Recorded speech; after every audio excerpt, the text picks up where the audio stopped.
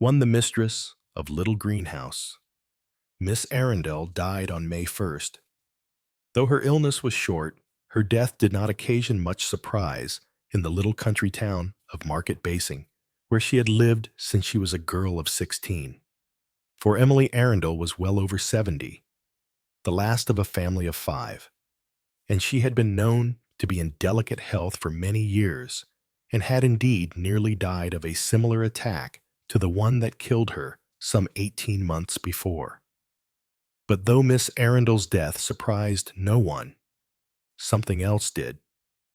The provisions of her will gave rise to varying emotions: astonishment, pleasurable excitement, deep condemnation, fury, despair, anger, and general gossip. For weeks and even months, Market Basing was to talk of nothing else. Everyone had their own contribution to make to the subject, from Mr. Jones the grocer, who held that blood was thicker than water, to Mrs. Lamprey at the post office, who repeated ad nauseum that there's something behind it. Depend upon it. You mark my words. What added zest to the speculations on the subject was the fact that the will had been made as lately as April 21st.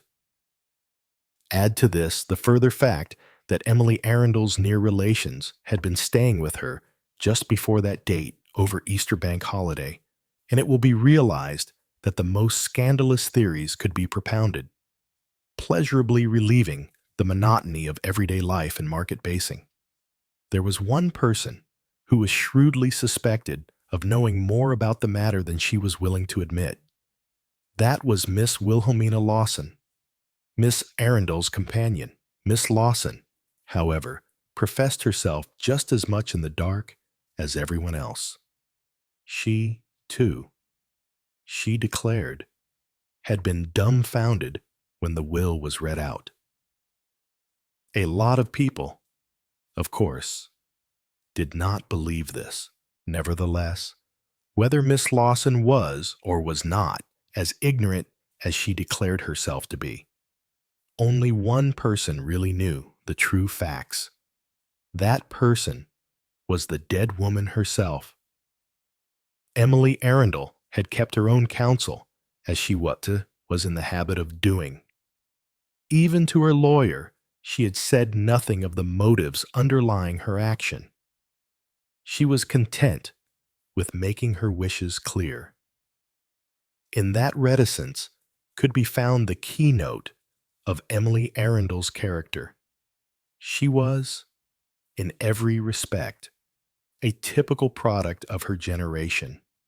She had both its virtues and its vices. She was autocratic and often overbearing, but she was also intensely warm-hearted. Her tongue was sharp, but her actions were kind. She was outwardly sentimental, but inwardly shrewd. She had a succession of companions whom she bullied unmercifully, but treated with great generosity. She had a great sense of family obligation. On the Friday before Easter, Emily Arundel was standing in the hall of Little Green House giving various directions to Miss Lawson. Emily Arundel had been a handsome girl, and she was now a well-preserved, handsome old lady with a straight back and a brisk manner. A faint yellowness in her skin was a warning that she could not eat rich food with impunity. Miss Arundel was saying, "Now then, Minnie, where have you put them all?" "Well, I hope I've done right, Dr. and Mrs. Tanios in the oak room, and Teresa in the blue room, and Mr. Charles in the old nursery, Miss R." Arundel interrupted. "Teresa can have the old nursery, and Charles will have the blue room." "Oh, yes. I'm sorry. I thought the old nursery being rather more inconvenient. It will do very nicely for Teresa." In Miss Arundel's day, women took second place. Men were the important members of society. I'm so sorry the dear little children aren't coming, murmured Miss Lawson. Sentimentally, she loved children and was quite incapable of managing them. 4 visitors will be quite enough, said Miss Arundel. In any case, Bella spoils her children abominably. They never dream of doing what they are told. Minnie Lawson murmured. Mrs. Tanyos is a very devoted mother.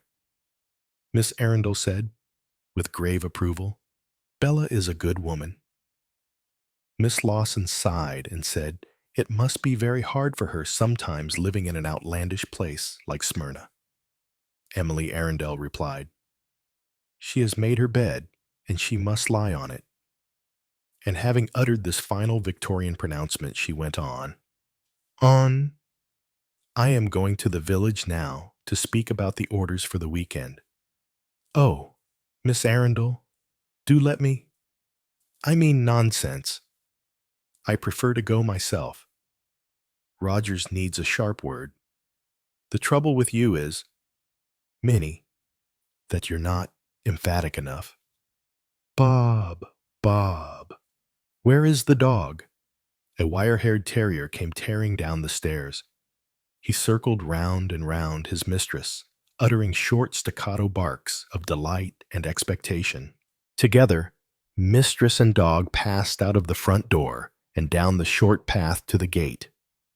Miss Lawson stood in the doorway, smiling rather foolishly after them, her mouth a little open. Behind her, a voice said tartly, them pillowcases you gave me, miss, isn't a pair.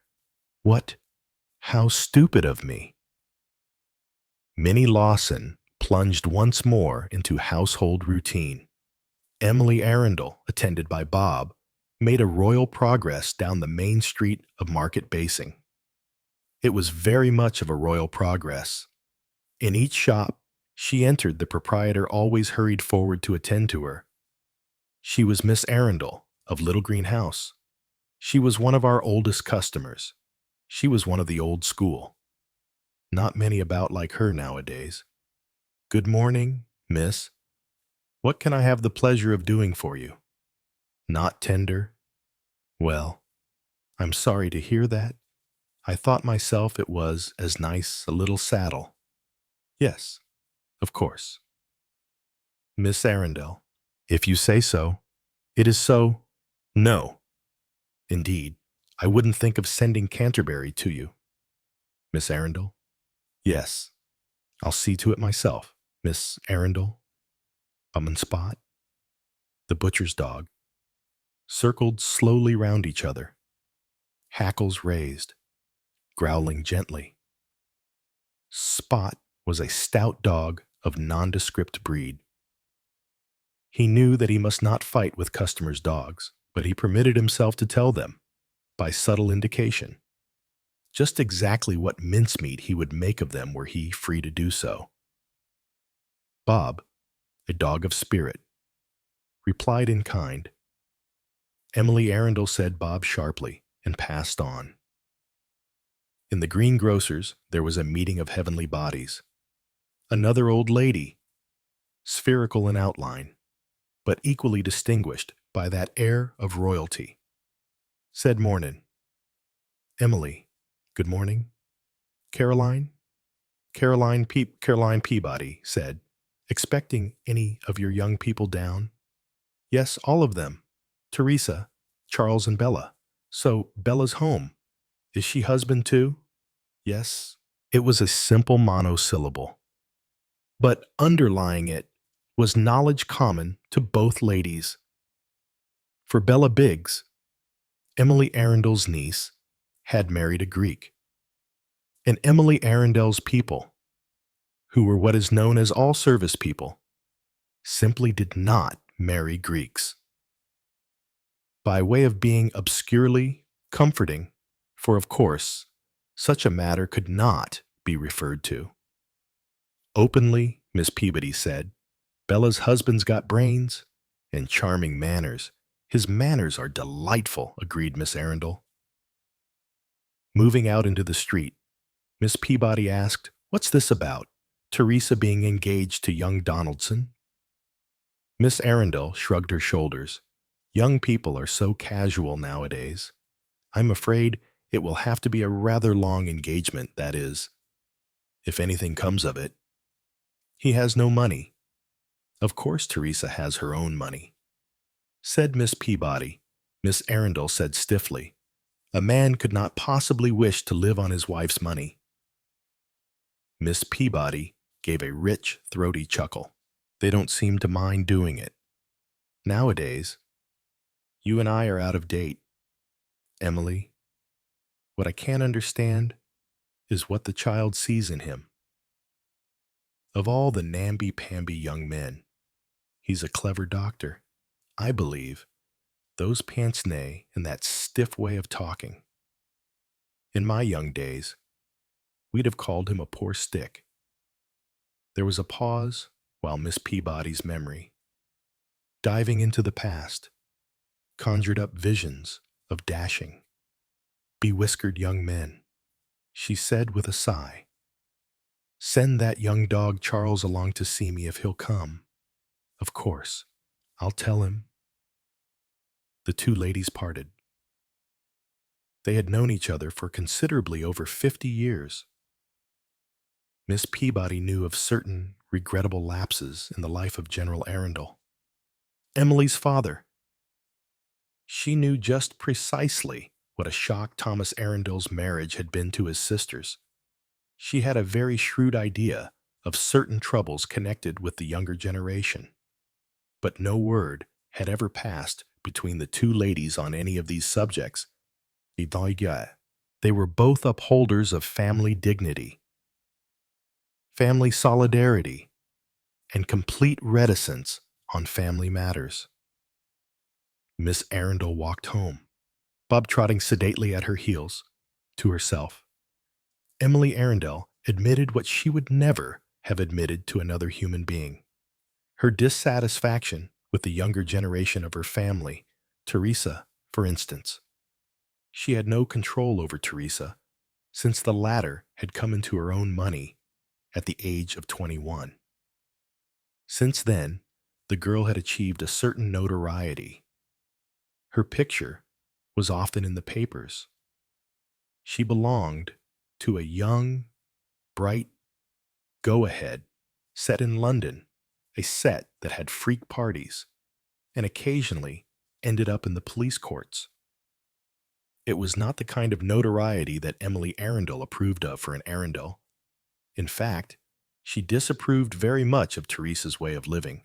As regards the girl's engagement, her feelings were slightly confused. On the one hand, she did not consider an upstart Dr.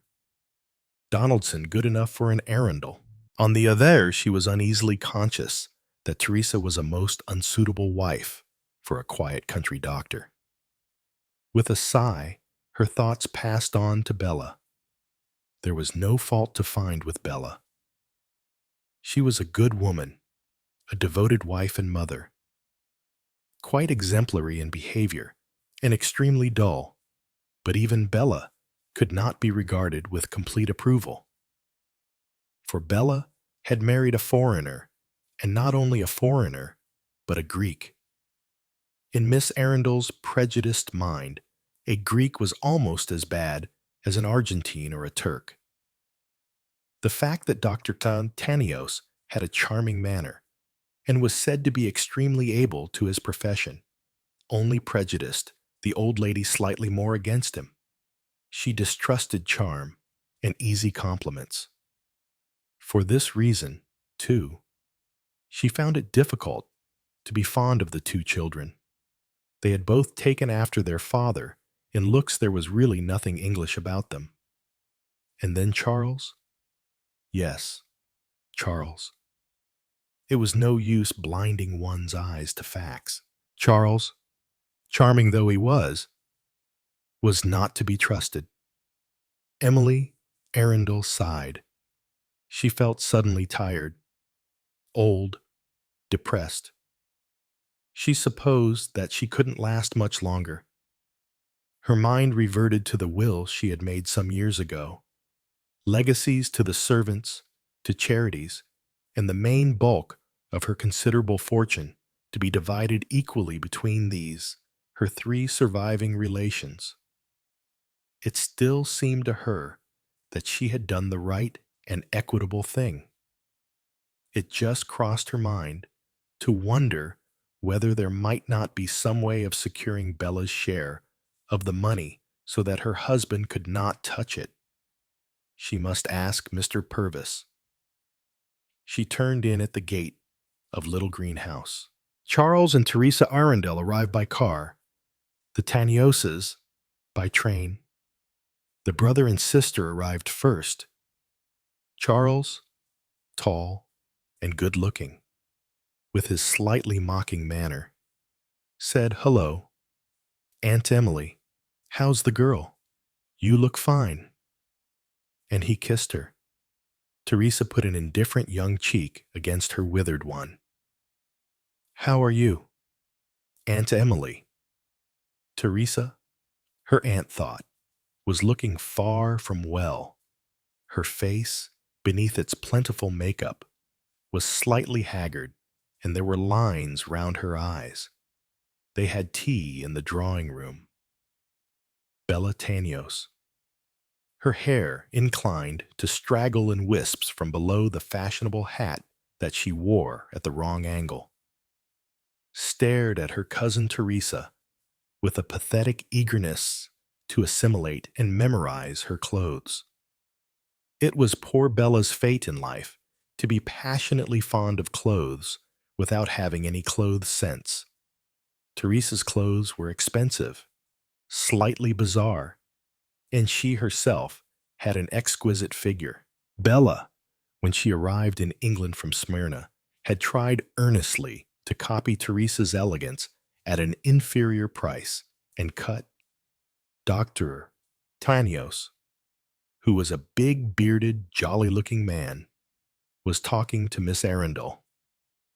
His voice was warm and full, an attractive voice that charmed a listener almost against his or her will, almost in spite of herself. It charmed Miss Arundel. Miss Lawson was fidgeting a good deal. She jumped up and down, handing plates, fussing over the tea table. Charles, whose manners were excellent, rose more than once to help her, but she expressed no gratitude when, after tea, the party went out to make a tour of the garden. Charles murmured to his sister, Lawson doesn't like me. Odd, isn't it? Teresa said, mockingly. Very odd. So there is one person who can withstand your fatal fascination. Charles grinned an engaging grin and said, Lucky it's only Lawson. In the garden, Miss Lawson walked with Mrs. Tanios and asked her questions about the children. Bella Tanios' rather drab face lighted up. She forgot to watch Teresa. She talked eagerly and animatedly. Mary had said such a quaint thing on the boat. She found Minnie Lawson a most sympathetic listener. Presently, a fair-haired young man with a solemn face and pince-nez was shown into the garden from the house. He looked rather embarrassed. Miss Arundel greeted him politely. Teresa said, Hello. Rex. She slipped an arm through his. They wandered away. Charles made a face. He slipped away to have a word with the gardener, an ally of his from old days. When Miss Arundel re-entered the house, Charles was playing with Bob. The dog stood at the top of the stairs, his ball in his mouth, his tail gently wagging. Come on, old man, said Charles. Bob sank down on his haunches, nosed his ball slowly and slowly nearer the edge. As he finally bunted it over, he sprang to his feet in great excitement. The ball bumped slowly down the stairs. Charles caught it and tossed it up to him. Bob caught it neatly in his mouth. The performance was repeated. "Regular game of his," said Charles. Emily Arundel smiled. "He'll go on for hours," she said. She turned into the drawing room, and Charles followed her. Bob gave a disappointed bark. Glancing through the window, Charles said, "Look at Teresa and her young man. They are an odd couple. You think Teresa is really serious over this?" "Oh, she's crazy about him," said Charles with confidence. Odd taste. But there it is. I think it must be the way he looks at her, as though she were a scientific specimen and not a live woman. That's rather a novelty for Teresa. Pity the fellow's so poor. "Teresa's got expensive tastes," Miss Arundel said dryly. "I've no doubt she can change her way of living if she wants to. And after all, she has her own income." "Eh? Oh, yes. Yes, of course." Charles shot an almost guilty look at her. That evening, as the others were assembled in the drawing room waiting to go into dinner, there was a scurry and a burst of profanity on the stairs. Charles entered with his face rather red. "Sorry. Aunt Emily, am I late? That dog of yours nearly made me take the most frightful toss. He'd left that ball of his on the top of the stairs." "Careless little doggy," cried Miss Lawson, bending down to Bob. Bob looked at her contemptuously and turned his head away. "I know," said Miss Arundel. "It's most dangerous. Minnie, fetch the ball and put it away." Miss Lawson hurried out. "Doctor." Tanios monopolized the conversation at the dinner table most of the time. He told amusing stories of his life in Smyrna. The party went to bed early. Miss Lawson, carrying wool, spectacles, a large velvet bag, and a book, accompanied her employer to her bedroom, chattering happily. Really most amusing. Dr. Tanios. He is such good company. Not that I should care for that kind of life myself. One would have to boil the water, I expect. And goat's milk. Perhaps such a disagreeable taste. Miss Arundel snapped. "Don't be a fool." "Minnie." "You told Ellen to call me at 6:30. "Oh, yes. Miss Arundel." "I said no tea. But don't you think it might be wiser? You know, the vicar at Southbridge, a most conscientious man, told me distinctly that there was no obligation to come fasting." Once more, Miss Arundel cut her short. "I've never yet taken anything before early service, and I'm not going to begin now. You can do as you like." "Oh, no, I didn't mean I'm sure Miss Lawson was flustered and upset. Take Bob's collar off," said Miss Arundel. The slave hastened to obey. "Still trying to please," she said. "Such a pleasant evening. They all seem so pleased to be here." "Humph," said Emily Arundel. "All here for what they can get." "Oh, dear Miss Arundel. My good Minnie, I'm not a fool, whatever else I am. I just wonder which of them will open the subject first." She was not long left in doubt on that point. She and Miss Lawson returned from attending early service just after 9. Dr. and Mrs. Tanios were in the dining room, but there were no signs of the two Arundels. After breakfast, when the others had left, Miss Arundel sat on entering up some accounts in a little book. Charles entered the room about 10. Sorry I'm late. Aunt Emily. But Teresa's worse. She's not unclosed an eyelid yet. At 10:30, breakfast will be cleared away, said Miss Arundel. I know it is the fashion not to consider servants nowadays, but that is not the case in my house. Good. That's the true, die-hard spirit. Charles helped himself to kidneys and sat down beside her. His grin, as always, was very attractive. Emily Arundel soon found herself smiling indulgently at him, emboldened by this sign of favor.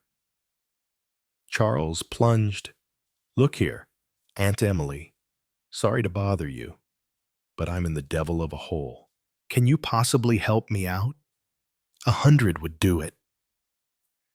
His aunt's face was not encouraging. A certain grimness showed itself in her expression. Emily Arundel was not afraid of speaking her mind. She spoke it. Miss Lawson, hustling across the hall, almost collided with Charles as he left the dining room.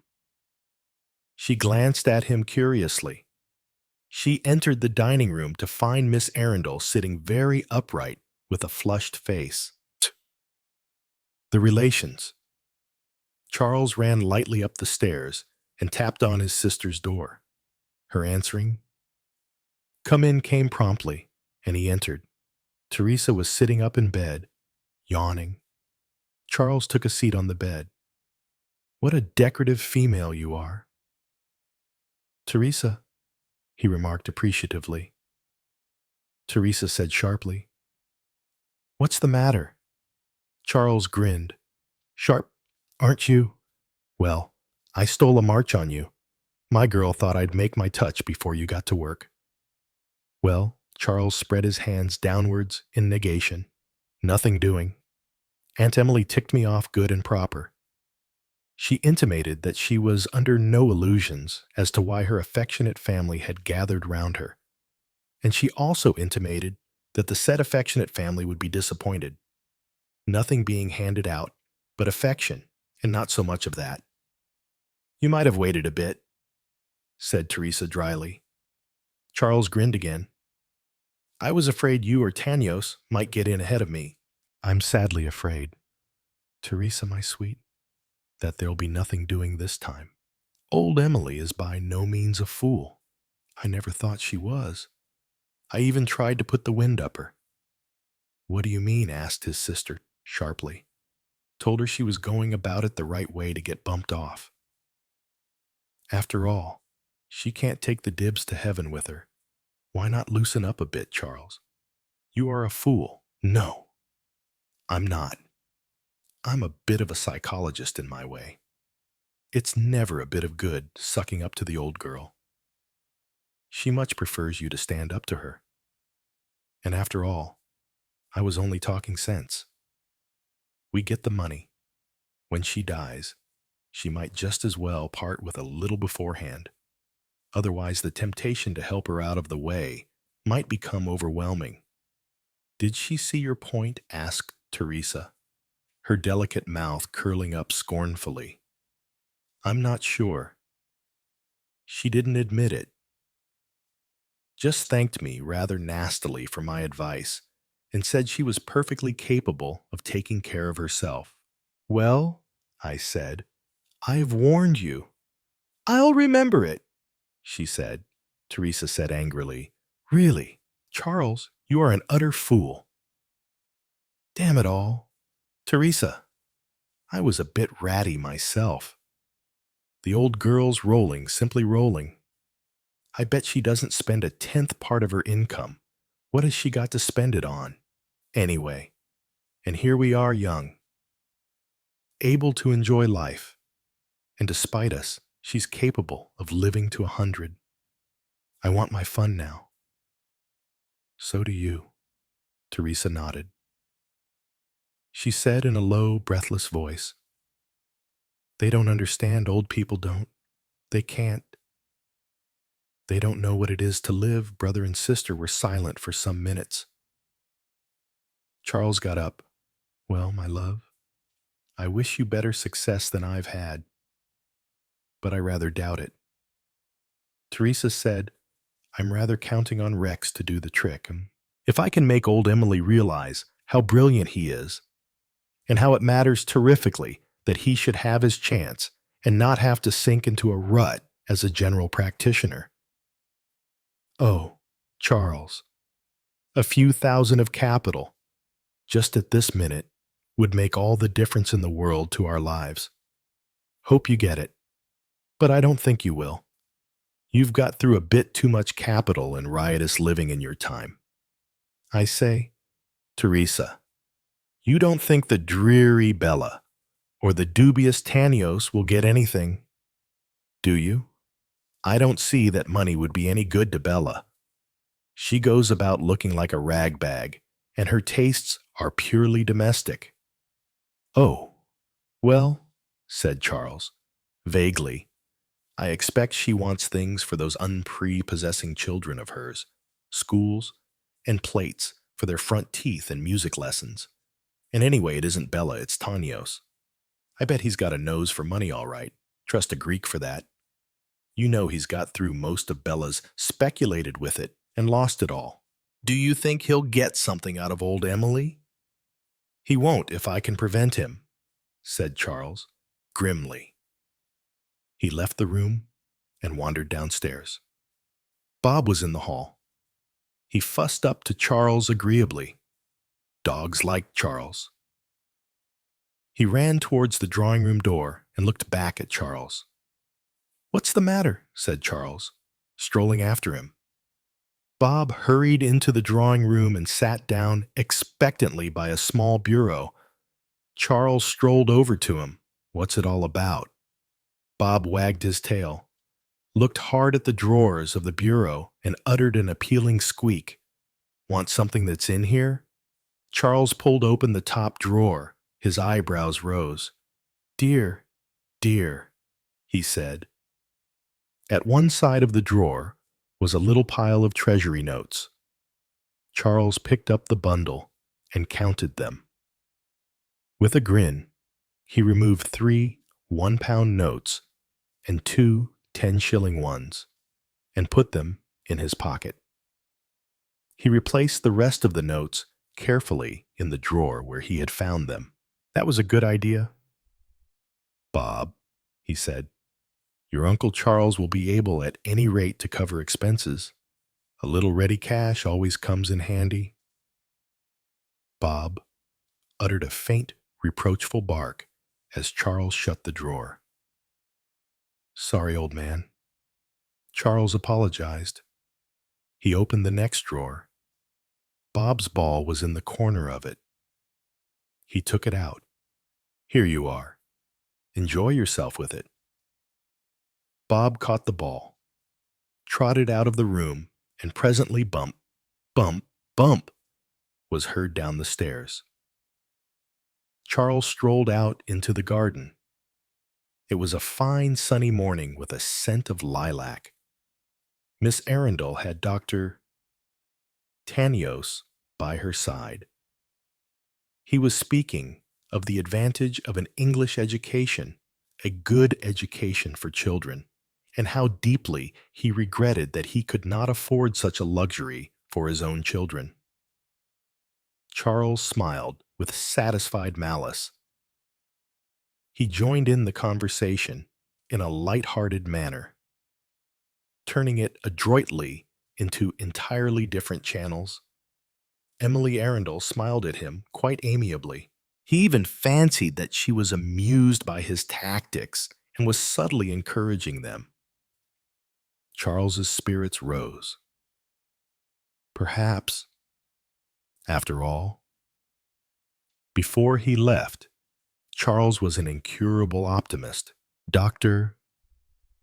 Donaldson called for Teresa in his car that afternoon and drove her to Wortham Abbey, one of the local beauty spots. They wandered away from the abbey itself into the woods. There, Rex Donaldson told Teresa at length about his theories and some of his recent experiments. She understood very little, but listened in a spellbound manner, thinking to herself, how clever Rex is and how absolutely adorable. Her fiancé paused once and said, rather doubtfully, "I'm afraid this is dull stuff for you." "Teresa, darling, it's too thrilling," said Teresa, firmly. "Go on. You take some of the blood of the infected rabbit." Presently, Teresa said with a sigh, "Your work means a terrible lot to you, my sweet." "Naturally," said Dr. Donaldson. It did not seem at all natural to Teresa. Very few of her friends did any work at all, and if they did, they made extremely heavy weather about it. She thought, as she had thought once or twice before, how singularly unsuitable it was that she should have fallen in love with Rex Donaldson. Why did these things, these ludicrous and amazing madnesses, happen to one a profitless question? This had happened to her. She frowned, wondered at herself. Her crowd had been so gay, so cynical. Love affairs were necessary to life, of course, but why take them seriously? One loved and passed on. But this feeling of hers for Rex Donaldson was different. It went deeper. She felt instinctively that here there would be no passing on. Her need of him was simple and profound. Everything about him fascinated her, his calmness and detachment. So different from her own hectic, grasping life. The clear, logical coldness of his scientific mind. And something else, imperfectly understood. A secret force in the man masked by his unassuming, slightly pedantic manner, but which she nevertheless felt and sensed instinctively. In Rex Donaldson, there was genius, and the fact that his profession was the main preoccupation of his life, and that she was only a part, though a necessary part of existence to him, only heightened his attraction for her.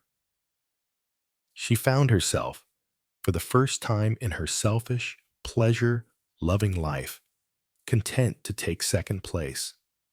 The prospect fascinated her. For Rex, she would do anything. Anything. "What a damn nuisance money is," she said, petulantly. "If only Aunt Emily were to die, we could get married at once. And you could come to London and have a laboratory full of test tubes and guinea pigs, and never bother any more about children with mumps and old ladies with livers." Donaldson said, "There's no reason why your aunt shouldn't live for many years to come if she's careful." Teresa said despondently, "I know that." In the big double-bedded room with the old-fashioned oak furniture, "Doctor," Tonio said to his wife, "I think that I have prepared the ground sufficiently. It is now your turn." "My dear." He was pouring water from the old-fashioned copper can into the rose-patterned china basin. Bellatano sat in front of the dressing table wondering why, when she combed her hair as Teresa did, it should not look like Teresa's. There was a moment before she replied. Then she said, "I don't think I want to ask Aunt Emily for money. It's not for yourself, Bella. It's for the sake of the children. Our investments have been so unlucky." His back was turned. He did not see the swift glance she gave him, a furtive, shrinking glance. She said with mild obstinacy, "All the same, I think I'd rather not. Aunt Emily is rather difficult. She can be generous, but she doesn't like being asked," drying his hands. Tanios came across from the washstand. "Really? Bella, it isn't like you to be so obstinate. After all, what have we come down here for?" she murmured. I didn't, I never meant, it wasn't to ask for money. Yet you agreed that the only hope if we are to educate the children properly is for your aunt to come to the rescue. Bella Tanios did not answer. She moved uneasily, but her face bore the mild, mulish look that many clever husbands of stupid wives know to their cost. She said, "Perhaps Aunt Emily herself may suggest. It is possible, but I've seen no signs of it so far." Bella said, "If we could have brought the children with us, Aunt Emily couldn't have helped loving Mary, and Edward is so intelligent," Tanios said, dryly. "I don't think your aunt is a great child lover. It is probably just as well the children aren't here." "Oh, Jacob."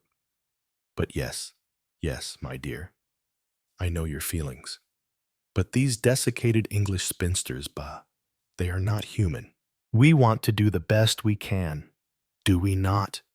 For our Mary and our Edward. To help us a little would involve no hardship to Miss Arundel." Mrs. Tanios turned. There was a flush in her cheeks. "Oh, please, Jacob. Not this time. I'm sure it would be unwise. I would so very, very much rather not." Tanios stood close behind her. His arm encircled her shoulders. She trembled a little, and then was still almost rigid. He said, and his voice was still pleasant, "All the same, Bella, I think you will do what I ask. You usually do. You know in the end. Yes, I think you will do what I say, boy." 3. The Accident. It was Tuesday afternoon. The side door to the garden was open. Miss Arundel stood on the threshold and threw Bob's ball the length of the garden path. The terrier rushed after it, just once more. "Bob," said Emily Arundel, "a good one." Once again, the ball sped along the ground, with Bob racing at full speed in pursuit. Miss Arundel stooped down, picked up the ball from where Bob laid it at her feet, and went into the house. Bob followed her closely. She shut the side door, went into the drawing room. Bob still at her heels, and put the ball away in the drawer. She glanced at the clock on the mantelpiece. It was 6:30. A little rest before dinner, I think. Bob. She ascended the stairs to her bedroom.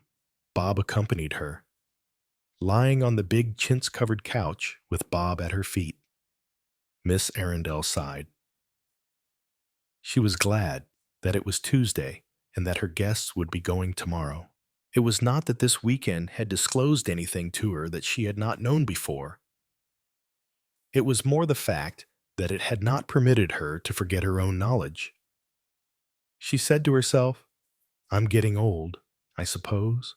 And then, with a little shock of surprise, "I am old." She lay with her eyes closed for half an hour.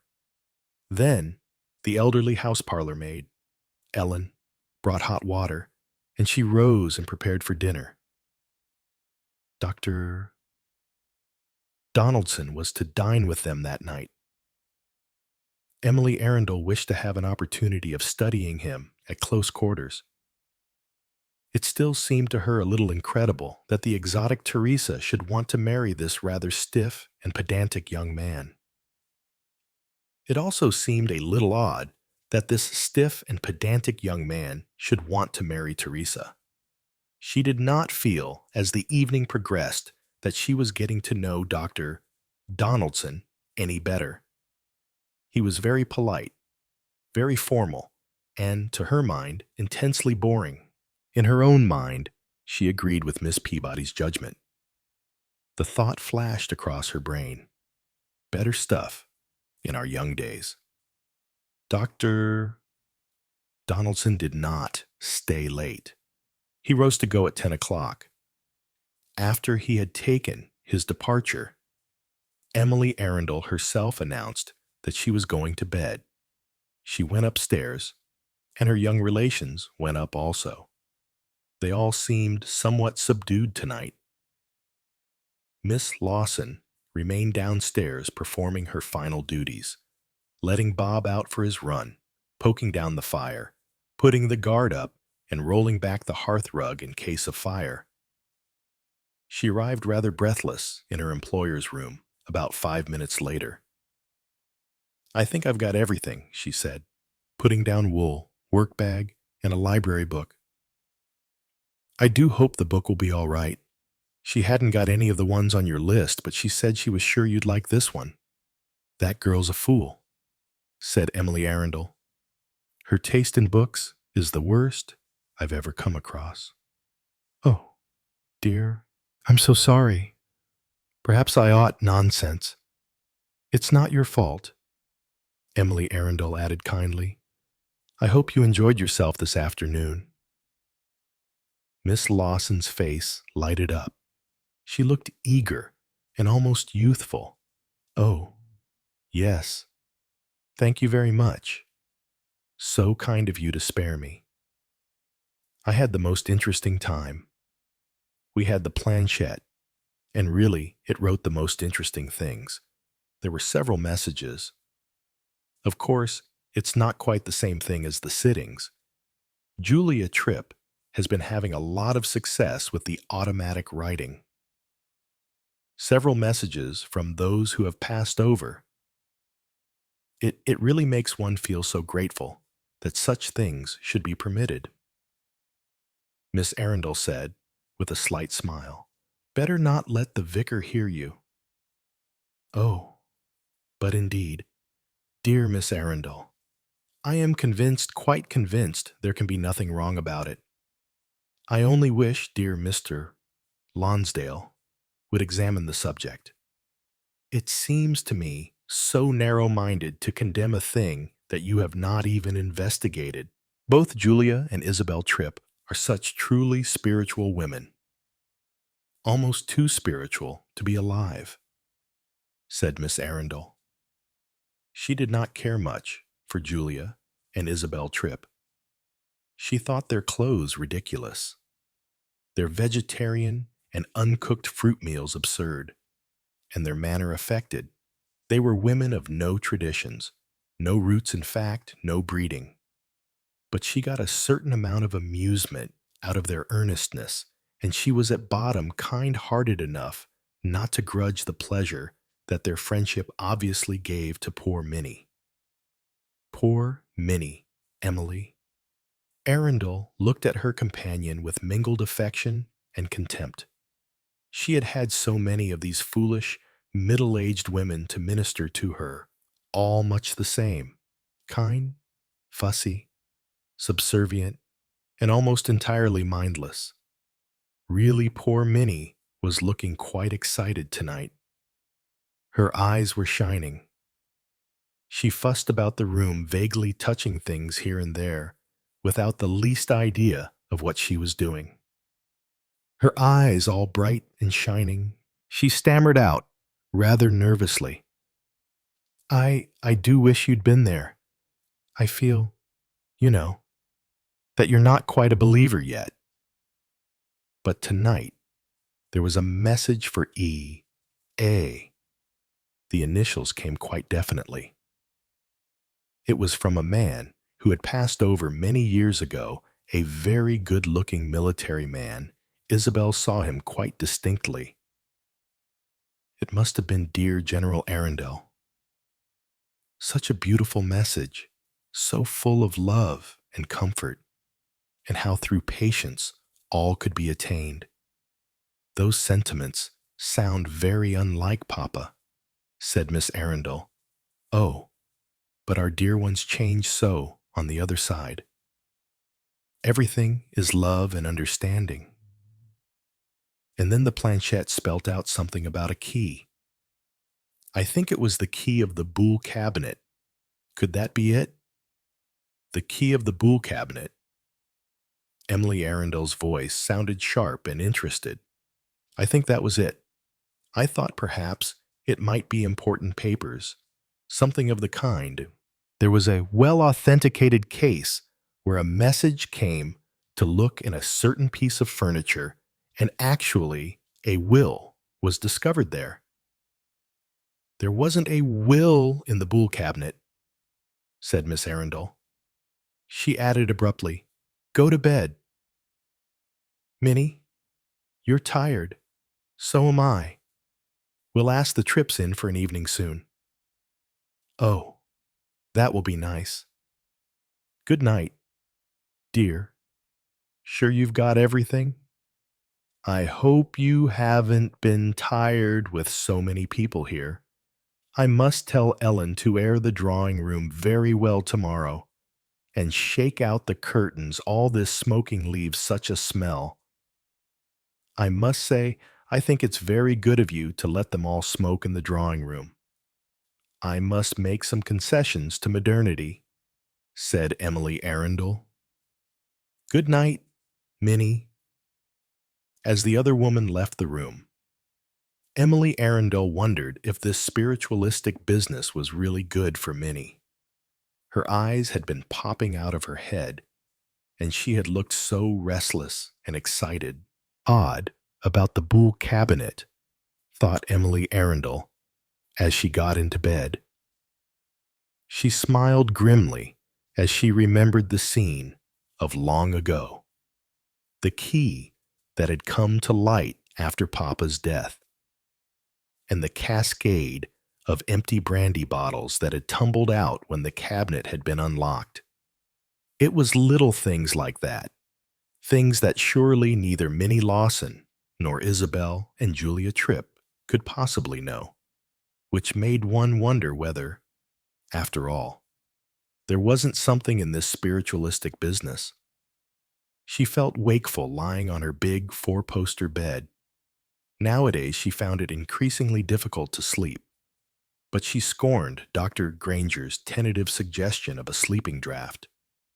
Sleeping draughts were for weaklings, for people who couldn't bear a finger ache, or a little toothache, or the tedium of a sleepless night.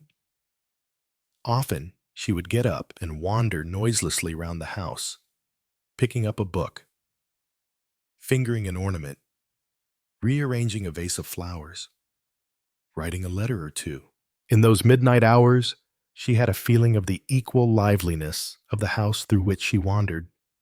They were not disagreeable, those nocturnal wanderings. It was as though ghosts walked beside her, the ghosts of her sisters, Arabella, Matilda, and Agnes, the ghost of her brother Thomas, the dear fellow as he was before. That woman got hold of him. Even the ghost of General Charles Laverton Arundel, that domestic tyrant with the charming manners who shouted and bullied his daughters, but who nevertheless was an object of pride to them with his experiences in the Indian Mutiny and his knowledge of the world. What if there were days when he was not quite so well, as his daughters put it evasively, her mind reverting to her niece's fiancé? Miss Arundel thought, "I don't suppose he'll ever take to drink. Calls himself a man and drank barley water this evening, barley water." And I opened Papa's special port. Charles had done justice to the port all right. Oh, if only Charles were to be trusted. If only one didn't know that with him. Her thoughts broke off. Her mind ranged over the events of the weekend. Everything seemed vaguely disquieting. She tried to put worrying thoughts out of her mind. It was no good. She raised herself on her elbow, and by the light of the nightlight that always burned in a little saucer, she looked at the time. 1 o'clock, and she had never felt less like sleep. She got out of bed and put on her slippers and her warm dressing gown.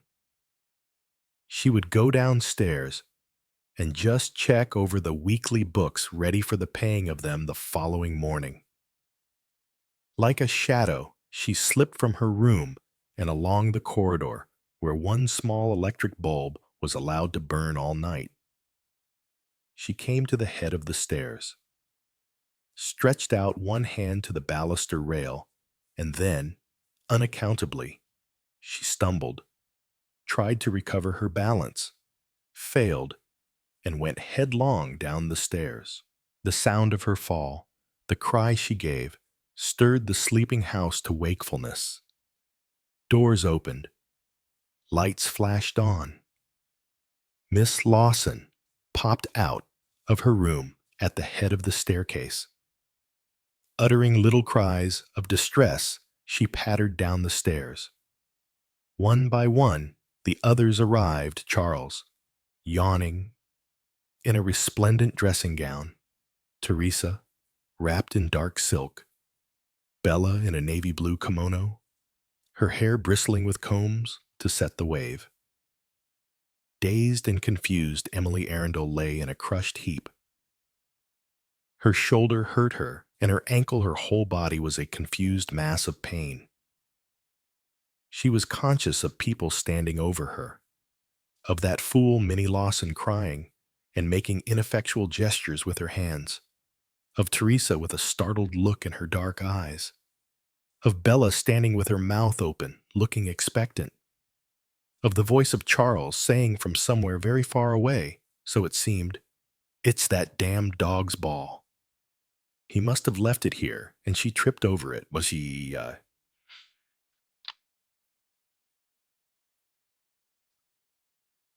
it is." And then she was conscious of authority, putting the others aside, kneeling beside her, touching her with hands that did not fumble but knew. A feeling of relief swept over her. It would be all right now.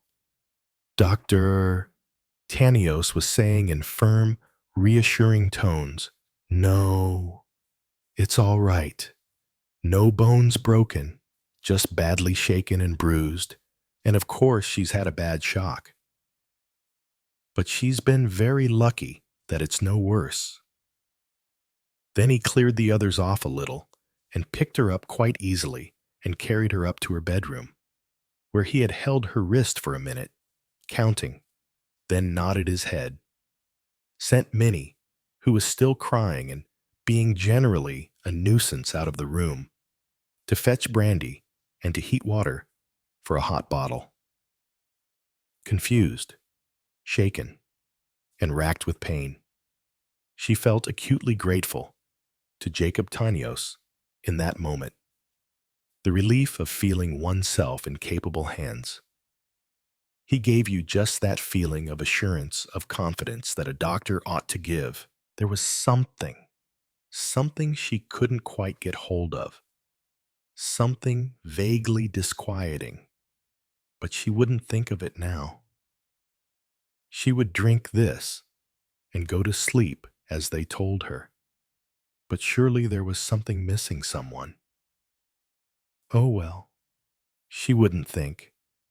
Her shoulder hurt her. She drank down what she was given.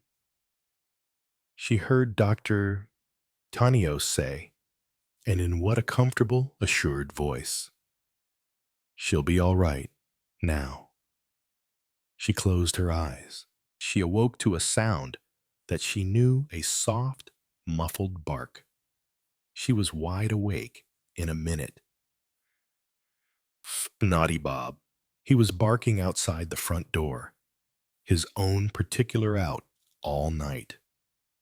Very ashamed of himself. Bark, pitched in a subdued key, but repeated hopefully. Miss Arundel strained her ears. Ah, yes, that was all right. She could hear Minnie going down to let him in. She heard the creak of the opening front door, a confused low murmur. Minnie's futile reproaches. "Oh, you naughty little doggy, a very naughty little Bobsy." She heard the pantry door open. Bob's bed was under the pantry table, and at that moment Emily realized what it was she had subconsciously missed at the moment of her accident. It was Bob.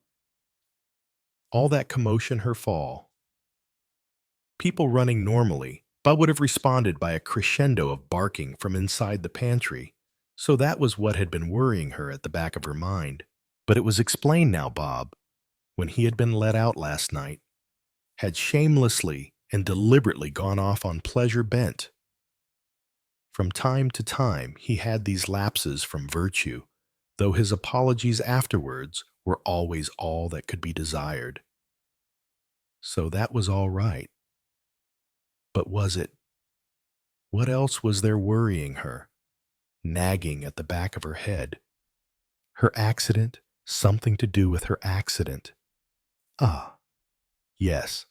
Somebody had said Charles that she had slipped on Bob's ball, which he had left on the top of the stairs. The ball had been there. He had held it up in his hand. Emily Arundel's head ached, her shoulder throbbed, her bruised body suffered. But in the midst of her suffering, her mind was clear and lucid. She was no longer confused by shock. Her memory was perfectly clear. She went over, in her mind, all the events from 6 o'clock yesterday evening.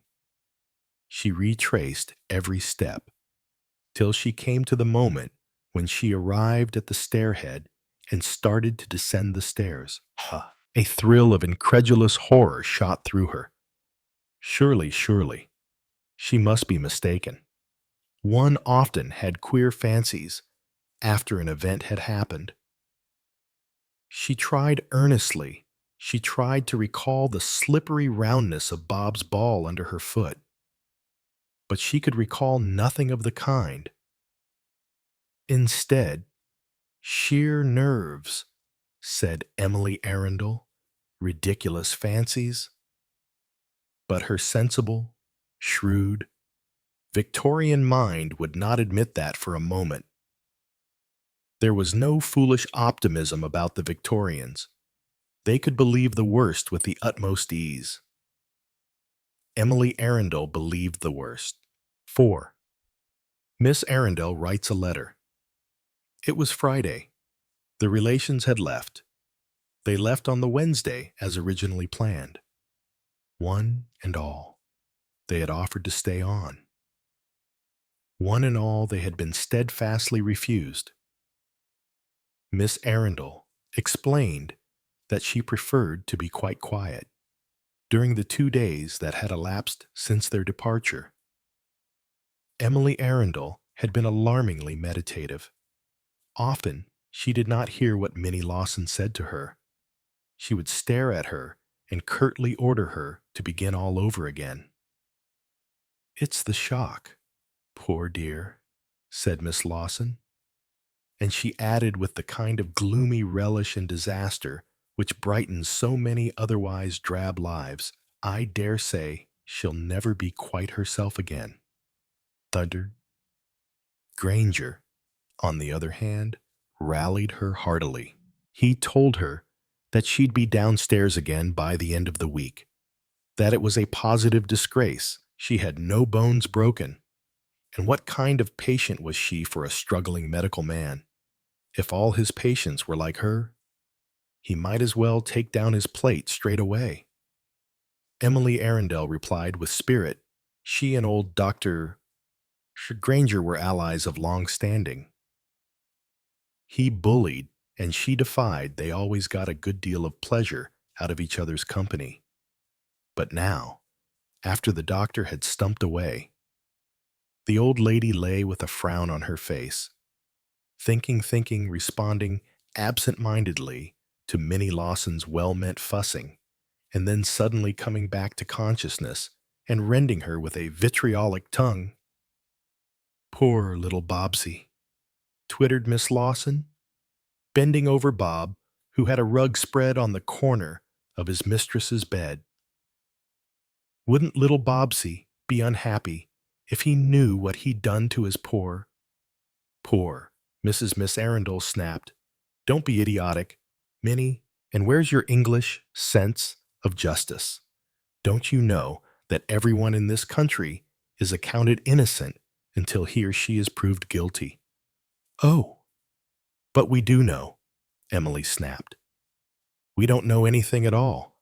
Do stop fidgeting. Minnie, pulling this and pulling that. Haven't you any idea how to behave in a sick room? Go away and send Ellen to me. Meekly, Miss Lawson crept away. Emily Arundel looked after her with a slight feeling of self-reproach. Maddening as Minnie was, she did her best. Then the frown settled down again on her face. She was desperately unhappy. She had all a vigorous, strong-minded old lady's dislike of inaction in any given situation. But in this particular situation, she could not decide upon her line of action. There were moments when she distrusted her own faculties, her own memory of events, and there was no one, absolutely no one, in whom she could confide. Half an hour later, when Miss Lawson tiptoed creakingly into the room, carrying a cup of beef tea, and then paused, irresolute, at the view of her employer lying with closed eyes. Emily Arundel suddenly spoke two words with such force and decision that Miss Lawson nearly dropped the cup. "Mary Fox," said Miss Arundel. "A box." "Dear," said Miss Lawson, "did you say you wanted a box? You're getting deaf." "Minnie, I didn't say anything about a box. I said Mary Fox, the woman I met at Cheltenham last year. She was the sister of one of the canons of Exeter Cathedral.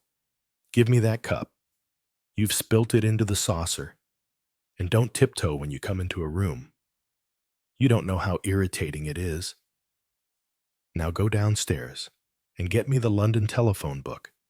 Can I find the number for you?" "Dear, or the address? If I'd wanted you to do that, I'd have told you so. Do what I tell you. Bring it here, and put my writing things by the bed." Miss Lawson obeyed orders. As she was going out of the room, after having done everything required of her, Emily Arundel said unexpectedly, "You're a good, faithful creature. Minnie, don't mind my bark. It's a good deal worse than my bite. You're very patient and good to me." Miss Lawson went out of the room with her face pink and incoherent words burbling from her lips. Sitting up in bed, Miss Arundel wrote a letter. She wrote it slowly and carefully, with numerous pauses for thought and copious underlining. She crossed and recrossed the page, for she had been brought up in a school that was taught never to waste notepaper. Finally, with a sigh of satisfaction, she signed her name and put it into an envelope. She wrote a name upon the envelope. Then she took a fresh sheet of paper. This time she made a rough draft, and after having reread it and made certain alterations and erasures, she wrote out a fair copy. She read the whole thing through very carefully. Then, satisfied that she had expressed her meaning, she enclosed it in an envelope and addressed it to William Purvis, Esq. Messrs. Purvis, Charlesworth and Purvis, Solicitors, Harchester. She took up the first envelope again, which was addressed to me, Hercule Poirot, and opened the telephone directory. Having found the address, she added it. A tap sounded at the door. Miss Arundel hastily thrust the letter she had just finished addressing the letter to Hercule Poirot inside the flap of her writing case. She had no intention of rousing Minnie's curiosity. Minnie was a great deal too inquisitive. She called, "Come in," and lay back on her pillows with a sigh of relief. She had taken steps to deal with the situation. 5. Hercule Poirot receives a letter. The events which I have just narrated were not, of course, known to me until a long time afterwards, but by questioning various members of the family in detail, I have, I think, set them down accurately enough. Poirot and I were only drawn into the affair when we received Miss Arundel's letter. I remember the day well.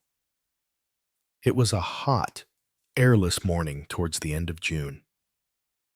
Poirot had a particular routine when opening his morning correspondence. He picked up each letter, scrutinized it carefully, and neatly slit the envelope open with his paper cutter. Its contents were perused and then placed in one of 4 piles beyond the chocolate pot. Poirot always drank chocolate, for breakfast a revolting habit. All this with a machine-like regularity.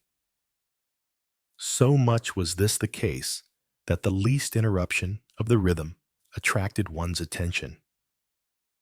I was sitting by the window, looking out at the passing traffic. I had recently returned from Argentina, and there was something particularly exciting to me in being once more in the roar of London. Turning my head, I said with a smile, "Poirot, I, the humble Watson, am going to hazard a deduction. Enchanted, my friend." "What is it?" I struck an attitude and said pompously, "You have received this morning one letter of particular interest. You are indeed the Sherlock Holmes?" "Yes." "You are perfectly right." I laughed. "You see, I know your methods. Poirot, if you read a letter through twice, it must mean that it is of special interest. You shall judge for yourself." Hastings, with a smile, my friend tendered me the letter in question. I took it with no little interest, but immediately made a slight grimace. It was written in one of those old-fashioned spidery handwritings, and it was, moreover, crossed on 2 pages. Must I read this? "Poirot." I complained.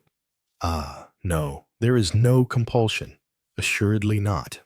Can't you tell me what it says? I would prefer you to form your own judgment. But do not trouble if it bores you. No, no. I want to know what it's all about." I protested. My friend remarked dryly, "You can hardly do that." In effect, the letter says nothing at all. Taking this as an exaggeration, I plunged without more ado into the letter. M. Hercule Poirot.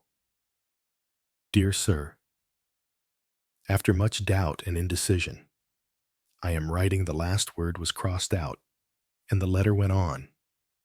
I am emboldened to write to you in the hope that you may be able to assist me in a matter of a strictly private nature. The words strictly private were underlined 3 times. I may say that your name is not unknown to me. It was mentioned to me by a Miss Fox of Exeter, and although Miss Fox was not herself acquainted with you, she mentioned that her brother-in-law's sister, whose name I am sorry to say, recall, had spoken of your kindness and discretion in the highest terms underlined once. I did not inquire, of course, as to the nature underlined, of the inquiry you had conducted on her behalf. But I understood from Miss Fox that it was of a painful and confidential nature, last 4 words underlined heavily. I broke off my difficult task of spelling out the spidery words. "Poirot," I said, "must I go on? Does she ever get to the point?" "Continue, my friend." "Patience, patience," I grumbled. It's exactly as though a spider had got into an inkpot and was walking over a sheet of notepaper. I remember my great-aunt Mary's writing used to be much the same. Once more, I plunged into the epistle. In my present dilemma, it occurs to me that you might undertake the necessary investigations on my behalf. The matter is such, as you will readily understand, as calls for the utmost discretion, and I may, in fact, and I need hardly say how sincerely, I hope and pray underline twice, that this may be the case. I may, in fact, be completely mistaken. One is apt sometimes to attribute too much significance to facts capable of a natural explanation. I haven't left out a sheet, I murmured in some perplexity. Poirot chuckled. No, no, because this doesn't seem to make sense. What is it she is talking about? Continue as toujours? The matter is such, as you will readily understand. No, I'd got past that. Oh, here we are. In the circumstances, as I am sure you will be the first to appreciate, it is quite impossible for me to consult anyone in market basing. I glanced back at the heading of the letter. Little Green House. Market basing. Burke's. But at the same time, you will naturally understand that I feel uneasy underlined. During the last few days, I have reproached myself with being unduly fanciful, underlined 3 times, but have only felt increasingly perturbed. I may be attaching undue importance to what is, after all, a trifle. Trifle underlined twice, but my uneasiness remains. I feel definitely that my mind must be set at rest on the matter. It is actually preying on my mind and affecting my health.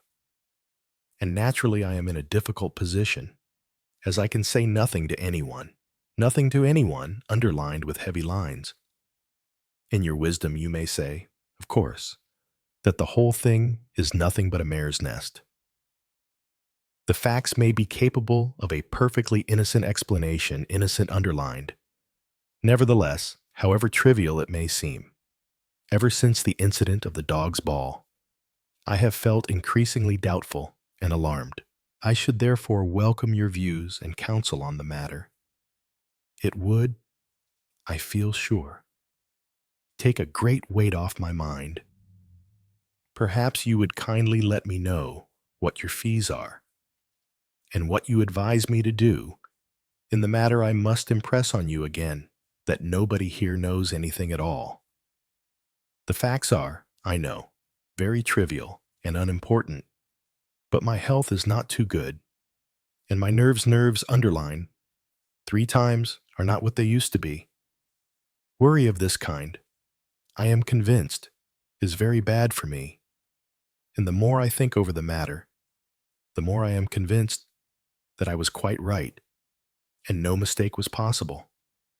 Of course, I shall not dream of saying anything underlined to anyone underlined.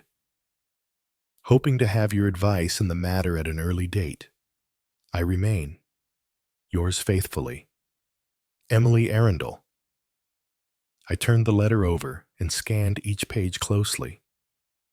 But, Poirot, I expostulated, what is it all about? My friend shrugged his shoulders. What indeed? I tapped the sheets with some impatience. What a woman! Why can't Mrs. or Miss Arundel I think it is typically the letter of a spinster. Yes, I said, a real fussy old maid. Why can't she say what she's talking about? Poirot sighed. As you say, a regrettable failure to employ order and method in the mental processes. And without order and method, Hastings. Quite so. I interrupted hastily. Little gray cells, practically non-existent. I would not say that, my friend. I would... What's the sense of writing a letter like that? Very little that is true, Poirot admitted. A long rigmarole, all about nothing. I went on. Probably some upset to her fat lapdog, an asthmatic pug, or a yapping Pekingese. I looked at my friend curiously, and yet you read that letter through twice. I do not understand you, Poirot. Poirot smiled. You Hastings, you would have put it straight in the wastepaper basket. I'm afraid I should. I frowned down on the letter. I suppose I'm being dense, as usual, but I can't see anything of interest in this letter. Yet there is one point in it of great interest, a point that struck me at once. Wait, I cried. Don't tell me. Let me see if I can't discover it for myself. It was childish of me. Perhaps. I examined the letter very thoroughly. Then I shook my head. No, I don't see it. The old lady's got the wind up. I realize that, but then, old ladies often do. It may be about nothing. It may conceivably be about something. But I don't see that you can tell that that is so. Unless your instinct, Poirot raised an offended hand. Instinct. You know how I dislike that word. Something seems to tell me that is what you infer. Jamais de la vie. Mais. I reason. I employ the little gray cells. There is one interesting point about that letter which you have overlooked utterly. Hastings. Oh, well, I said wearily, I'll buy it. Buy it? Buy what? An expression meaning that I will permit you to enjoy yourself by telling me just where I have been a fool. Not a fool. Hastings. Merely unobservant. Well, out with it. What's the interesting point, I suppose? Like the incident of the dog's ball? The point is that there is no interesting point. Poirot disregarded this sally on my part. He said quietly and calmly, the interesting point is the date. The date I picked up the letter. On the top left-hand corner was written, April 17th. Yes, I said slowly. That is odd. April 17th, and we are today, June 28th. C'est curieux. N'est-ce pas over 2 months ago? I shook my head doubtfully. It probably doesn't mean anything. A slip. She meant to put June and wrote April instead. Even then, it would be 10 or 11 days old, an odd fact. But actually, you are in error. Look at the color of the ink. That letter was written more than 10 or 11 days ago. No. April 17th is the date, assuredly. But why was the letter not sent? I shrugged my shoulders. That's easy. The old pussy changed her mind. Then why did she not destroy the letter? Why keep it over 2 months and post it now? I had to admit that that was harder to answer. In fact, I couldn't think of a really satisfactory answer. I merely shook my head and said nothing. Poirot nodded. You see, it is a point. Yes. Decidedly a curious point. You are answering the letter I asked. Oui, mon ami.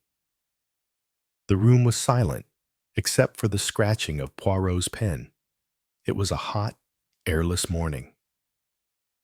A smell of dust and tar came in through the window. Poirot rose from his desk, the completed letter in his hand.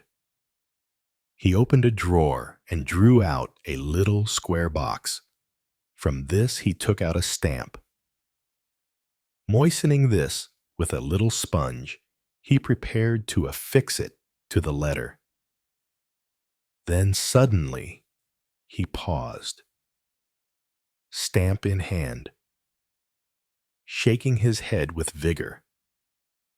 Non, he exclaimed. That is the wrong thing I do. He tore the letter across and threw it into the wastepaper basket. Not so must we tackle this matter. We will go, my friend. You mean to go down to market basing precisely. Why not? Does not one stifle in London today? Would not the country air be agreeable? Well, if you put it like that, I said, shall we go in the car? I had acquired a second-hand Austin. Excellent. A very pleasant day for motoring. One will hardly need the muffler, a light overcoat, a silk scarf.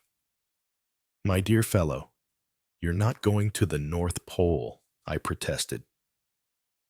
One must be careful of catching the chill, said Poirot sententiously. On a day like this, disregarding my protests, Poirot proceeded to don a fawn-colored overcoat and wrap his neck up with a white silk handkerchief. Having carefully placed the wetted stamp face downwards on the blotting paper to dry, we left the room together. 6. We go to Little Greenhouse. I don't know what Poirot felt like in his coat and muffler, but I myself felt roasted before we got out of London. An open car in traffic was far from being a refreshing place on a hot summer's day. Once we were outside London, however, and getting a bit of pace on the Great West Road, my spirits rose. Our drive took us about an hour and a half, and it was close upon 12 o'clock when we came into the little town of Market Basing. Originally on the main road, a modern bypass now left it some 3 miles to the north of the main stream of traffic, and in consequence, it had kept an air of old-fashioned dignity and quietude about it. Its one wide street and ample market square seemed to say, I was a place of importance once, and to any person of sense and breeding, I am still the same. Let this modern speeding world dash along their newfangled road. I was built to endure in a day when solidarity and beauty went hand in hand. There was a parking area in the middle of the big square, though there were only a few cars occupying it. I duly parked the Austin. Poirot divested himself of his superfluous garments, assured himself that his mustaches were in their proper condition of symmetrical flamboyance, and we were then ready to proceed. For once in a way, our first tentative inquiry did not meet with the usual response. Sorry, but I'm a stranger in these parts. It would seem indeed probable that there were no strangers in Market Basing. It had that effect. Already, I felt, Poirot and myself, and especially Poirot, were somewhat noticeable. We tended to stick out from the mellow background of an English market town, secure in its traditions. Little greenhouse that the man, a burly, ox-eyed fellow, looked us over thoughtfully. You go straight up the high street, and you can't miss it. On your left, there's no name on the gate, but it's the first big house after the bank. He repeated again. You can't miss it. His eyes followed us as we started on our course. Dear me, I complained. There is something about this place that makes me feel extremely conspicuous. As for you, Poirot, you look positively exotic. You think it is noticed that I'm a foreigner? Yes. The fact cries aloud to heaven. I assured him. And yet my clothes are made by an English tailor, mused Poirot. Clothes are not everything. I said, it cannot be denied. Poirot, that you have a noticeable personality. I have often wondered that it has not hindered you in your career. Poirot sighed. That is because you have the mistaken idea implanted in your head that a detective is necessarily a man who puts on a false beard and hides behind a pillar. The false beard, it is vieux jeu, and shadowing is only done by the lowest branch of my profession. The Hercule Poirot, my friend, need only to sit back in a chair and think, which explains why we are walking along this exceedingly hot street on an exceedingly hot morning. That is very neatly replied. Hastings, for once, I admit, you have made the score off me. We found Little Greenhouse easily enough, but a shock awaited us, a house agent's board. As we were staring at it, a dog's bark attracted my attention. The bushes were thin at that point, and the dog could be easily seen. He was a wire-haired terrier, somewhat shaggy as to coat. His feet were planted wide apart, slightly to one side, and he barked with an obvious enjoyment of his own performance that showed him to be actuated by the most amiable motives. Good watchdog. Aren't I? He seemed to be saying. Don't mind me. This is just my fun. My duty, too. Of course, just have to let him know there's a dog about the place. Deadly dull morning. Quite a blessing to have something to do. Coming into our place. Hope so. It's darn dull. I could do with a little conversation. Hello, old man, I said and shoved forward a fist. Craning his neck through the railings, he sniffed suspiciously, then gently wagged his tail, uttering a few short staccato barks. Not been properly introduced, of course. Have to keep this up, but I see you know the proper advances to make. Good old boy, I said. Woof, said the terrier amiably. Well, Poirot, I said, desisting from this conversation and turning to my friend. There was an odd expression on his face, one that I could not quite fathom. A kind of deliberately suppressed excitement seems to describe it best. The incident of the dog's ball, he murmured. Well, at least we have here a dog. Woof, observed our new friend. Then he sat down, yawned widely, and looked at us hopefully. What next? I asked. The dog seemed to be asking the same question. Parbleu, to Messrs. What is it, Messrs. Gabler and Stretcher? That does seem indicated. I agreed. We turned and retraced our steps, our canine acquaintance sending a few disgusted barks after us. The premises of Messrs. Gabler and Stretcher were situated in the market square.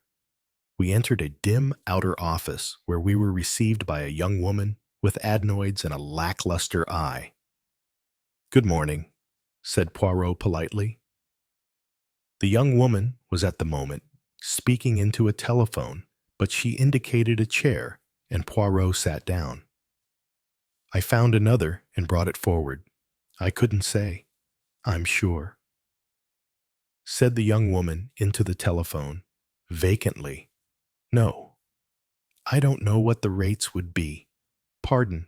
Oh, Maine water, I think. But, of course, I couldn't be certain. I'm very sorry. I'm sure. No, he's out. No, I couldn't say. Yes. Of course I'll ask him. Yes. 135. I'm afraid I haven't quite got it. Oh, 893539. Oh, 5135. Yes, I'll ask him to ring you. After 6. Oh, pardon. Before 6, and thank you so much. She replaced the receiver, scribbled 5319 on the blotting pad, and turned a mildly inquiring but uninterested gaze on Poirot. Poirot began briskly. I observe that there is a house to be sold just on the outskirts of this town. Little Green House, I think is the name. Pardon. A house to be let or sold, said Poirot, slowly and distinctly. Little Greenhouse. Oh, little greenhouse, said the young woman vaguely. Little greenhouse, did you say that is what I said? Little greenhouse, said the young woman, making a tremendous mental effort. Oh, well, I expect Mr. Gabler would know about that. Can I see Mr. Gabler? He's out, said the young woman with a kind of faint, anemic satisfaction, as of one who says, a point to me. Do you know when he will be in? I couldn't say, I'm sure, said the young woman. You comprehend. I am looking for a house in this neighborhood, said Poirot. Oh, yes, said the young woman, uninterested, and little greenhouse seems to me just what I am looking for. Can you give me particulars? Particulars? The young woman seemed startled. Particulars of little greenhouse. Unwillingly, she opened a drawer and took out an untidy file of papers. Then she called, John. A lanky youth sitting in a corner looked up. Yes, miss, have we got any particulars? Of what did you say? Little greenhouse, said Poirot distinctly. You've got a large bill of it here, I remarked. Pointing to the wall, she looked at me coldly. 2-1. She seemed to think was an unfair way of playing the game. She called up her own reinforcements. You don't know anything about Little Greenhouse, do you? John, no. Miss? Should be in the file. I'm sorry, said the young woman, without looking so in the least. I rather fancy we must have sent all the particulars out. C'est dommage. Pardon, a pity. We've a nice bungalow at Hemel End. 2 bed. 1 city. She spoke without enthusiasm, but with the air of one willing to do her duty by her employer. I thank you. No. And a semi-detached with small conservatory. I could give you particulars of that. No. Thank you. I desired to know what rent you were asking for Little Green House. It's not to be rented, said the young woman, abandoning her position of complete ignorance of anything to do with Little Green House in the pleasure of scoring a point. Only to be sold outright. The board says, to be let or sold. I couldn't say as to that, but it's for sale only. At this stage in the battle, the door opened and a gray-haired, middle-aged man entered with a rush. His eye, a militant one, swept over us with a gleam. His eyebrows asked a question of his employee. This is Mr. Gabler, said the young woman. Mr. Gabler opened the door of an inner sanctum with a flourish. Step in here, gentlemen. He ushered us in. An ample gesture swept us into chairs, and he himself was facing us across a flat-topped desk. And now what can I do for you? Poirot began again, perseveringly. I desired a few particulars of Little Green House. He got no further. Mr. Gabler took command. Ah, Little Green House, there's a property. An absolute bargain. Only just come into the market. I can tell you, gentlemen, we don't often get a house of that class going at the price. Taste swinging round.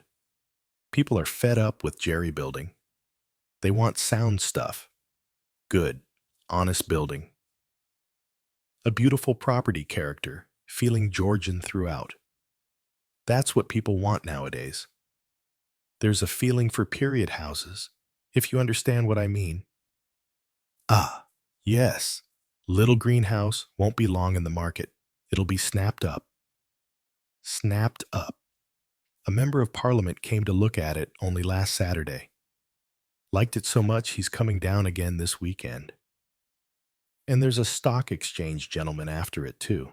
People want quiet nowadays when they come to the country, want to be well away from main roads.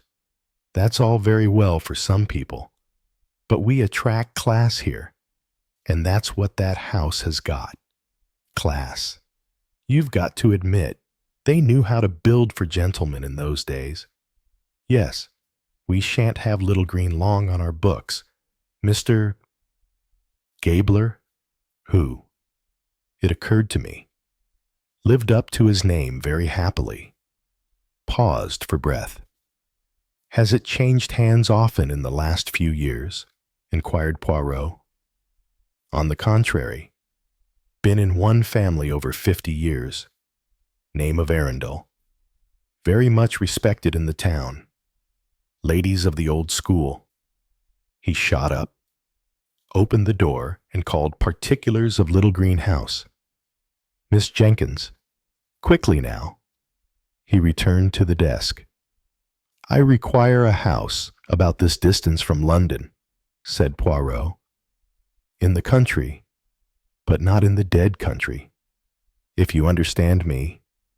Perfectly, perfectly. Too much in the country doesn't do. Servants don't like it for one thing. Here, you have the advantages of the country, but not the disadvantages. Miss Jenkins flitted in with a typewritten sheet of paper which she placed in front of her employer, who dismissed her with a nod. Here we are, said Mr. Gabler, reading with practiced rapidity. Period. House of character. 4. Recipe. 8 bed and dressing. Usual offices. Commodious kitchen premises. Ample outbuildings. Stables, etc. Main water. Old world gardens. Inexpensive upkeep. Amounting in all to 3 acres. 2 summer houses, etc. etc. Price £2,850 or near offer. You can give me an order to view. Certainly, my dear sir. Mr. Gabler began writing in a flourishing fashion, your name and address, slightly to my surprise. Poirot gave his name as Mr. Perotti. We have 1 or 2 other properties on our books, which might interest you. Mr. Gabler went on. Poirot allowed him to add 2 further additions. Little Green House can be viewed any time, he inquired. Certainly. My dear sir, there are servants in residence. I might perhaps ring up to make certain. You will be going there immediately or after lunch. Perhaps after lunch would be better. Certainly, certainly. I'll ring up and tell them to expect you about 2 o'clock, eh? Is that right? Thank you. Did you say the owner of the house, a Miss Arundel? I think you said Lawson. Miss Lawson?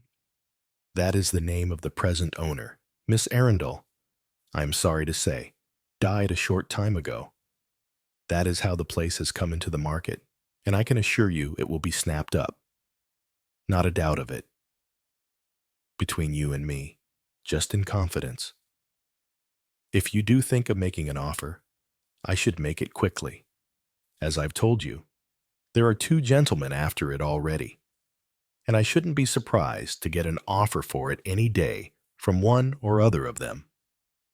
Each of them knows the others after it, you see, and there's no doubt that competition spurs a man on.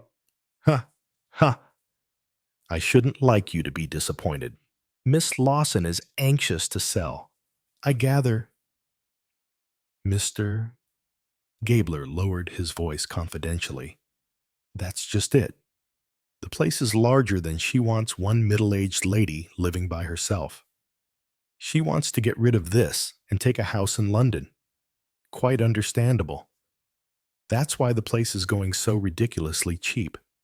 She would be open, perhaps, to an offer. That's the idea. Sir, make an offer and set the ball rolling, but you can take it from me that there will be no difficulty in getting a price very near the figure named. Why? It's ridiculous. To build a house like that nowadays would cost every penny of 6,000, let alone the land value and the valuable frontages. Miss Arundel died very suddenly, didn't she? Oh, I wouldn't say that. Anno Domini. Anno Domini. She had passed her 70 some time ago, and she'd been ailing for a long time. The last of her family. You know something about the family. Perhaps I know some people of the same name who have relations in this part of the world. I fancy it must be the same family. Very likely. 4 sisters there were. One married fairly late in life, and the other 3 lived on here. Ladies of the old school. Miss Emily was the last of them. Very highly thought of in the town. He leant forward and handed Poirot the orders. You'll drop in again and let me know what you think of it. Eh? Of course. It may need a little modernizing here and there. That's only to be expected. But I always say, what's a bathroom or two? That's easily done. We took our leave, and the last thing we heard was the vacant voice of Miss Jenkins saying Mrs. Samuels rang up. Sir, she'd like you to ring her Holland 5391. As far as I could remember, that was neither the number Miss Jenkins had scribbled on her pad, nor the number finally arrived at through the telephone. Through the I felt convinced that Miss Jenkins was having her revenge for having been forced to find the particulars of Little Greenhouse. 7 lunch at the George. As we emerged into the market square, I remarked that Mr. Gabler lived up to his name. Poirot assented with a smile. He'll be rather disappointed when you don't return, I said. I think he feels he has as good as sold you that house already. Indeed, yes. I fear there is a deception in store for him. I suppose we might as well have lunch here before returning to London. Or shall we lunch at some more likely spot on our way back? My dear Hastings, I am not proposing to leave Market Basing so quickly. We have not yet accomplished that which we came to do. I stared. Do you mean but, my dear fellow, that's all a washout. The old lady is dead. Exactly. The tone of that one word made me stare at him harder than ever. It was evident that he had some bee in his bonnet over this incoherent letter. But if she's dead, Poirot, I said gently, what's the use if she can't tell you anything now? Whatever the trouble was, it's over and finished with. How lightly and easily you put the matter aside. Let me tell you that no matter is finished with until Hercule Poirot ceases to concern himself with it. I should have known from experience that to argue with Poirot is quite useless. Unwarily, I proceeded. But since she is dead, exactly, Hastings, exactly. You keep repeating the significant point with a magnificently obtuse disregard of its significance. Do you not see the importance of the point Miss Arundel is dead? But my dear Poirot, her death was perfectly natural and ordinary. There wasn't anything odd or unexplained about it. We have old Gabler's word for that.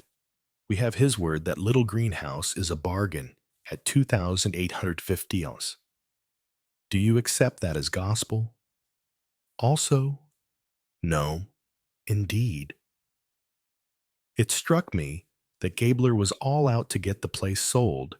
It probably needs modernizing from top to toe. I'd swear he or rather his client will be willing to accept a very much lower figure than that. These large Georgian houses, fronting right on the street, must be the devil to get rid of. Eh bien, Then, said Poirot, do not say, but Gabler says so, as though he were an inspired prophet who could not lie. I was about to protest further, but at this minute we passed the threshold of the George, and with an emphatic shoot Poirot put a damper on further conversation. We were directed to the coffee room, a room of fine proportions, tightly shut windows, and an odor of stale food. An elderly waiter attended to us, a slow, heavy-breathing man. We appeared to be the only lunchers. We had some excellent mutton, large slabs of watery cabbage, and some dispirited potatoes. Some rather tasteless stewed fruit and custard followed. After gorgonzola and biscuits, the waiter brought us 2 cups of a doubtful fluid called coffee. At this point, Poirot produced his orders to view and invited the waiter's aid. Yes, sir. I know where most of these are. Hemmeldown is 3 miles away on the Much Benham Road. Quite a little place. Naylor's farm is about a mile away. There's a kind of lane goes off to it, not long after the King's Head. Beesay Grangenum. I've never heard of that. Little Greenhouse is just close by. Not more than a few minutes' walk. Ah, I think I have already seen it from the outside. That is the most possible one. I think it is in good repair. Yes, oh. Yes, sir. It's in good condition. Roof and drains and all that. Old-fashioned, of course. It's never been modernized in any way. The gardens are a picture. Very fond of her garden. Miss Arundel was. It belongs, I see, to a Miss Lawson. That's right. Sir, Miss Lawson. She was Miss Arundel's companion, and when the old lady died, everything was left to her house and all. Indeed, I suppose she had no relations to whom to leave it. Well, it was not quite like that, sir. She had nieces and nephews living. But, of course, Miss Lawson was with her all the time. Of course, she was an old lady, and well, that's how it was. In any case, I suppose there was just the house, and not much money. I have often had occasion to notice how, where a direct question would fail to elicit a response, a false assumption brings instant information in the form of a contradiction. Very far from that, sir. Very far indeed. Everyone was surprised at the amount the old lady left. The will was in the paper and the amount and everything. It seems she hadn't lived up to her income for many a long year. Something like 300,000 or 400,000 pounds she left. You astonish me, cried Poirot. It is like a fairy tale, eh? The poor companion suddenly becomes unbelievably wealthy. Is she still young? This Miss Lawson? Can she enjoy her newfound wealth? Oh, no, sir. She's a middle-aged person. Sir. His enunciation of the word person was quite an artistic performance. It was clear that Miss Lawson, ex-companion, had cut no kind of a figure in market basing. It must have been disappointing for the nephews and nieces, mused Poirot. Yes, sir. I believe it came as somewhat of a shock to them. Very unexpected. There's been feeling over it here in market basing. There are those who hold it isn't right to leave things away from your own flesh and blood. But, of course, there's others as hold that everyone's got a right to do as they like with their own. There's something to be said for both points of view. Of course, Miss Arundel had lived for many years here. Had she not? Yes, sir. She and her sisters, and old General Arundel, their father, before them. Not that I remember him, naturally, but I believe he was quite a character. Was in the Indian Mutiny. There were several daughters, 3 of them that I remember, and I believe there was one that married. Yeah, Miss Matilda, Miss Agnes, and Miss Emily. Miss Matilda, she died first, and then Miss Agnes, and finally Miss Emily. That was quite recently, beginning of May, or it may have been the end of April. Had she been ill, sometime on and off, on and off. She was on the sickly side. Nearly went off a year ago with that there jaundice. Yellow as an orange she was for some time after. Yes, she'd had poor health for the last 5 years of her life. I suppose you have some good doctors down here. Well, there's Dr. Granger. Been here close on 40 years, he has, and folks mostly go to him.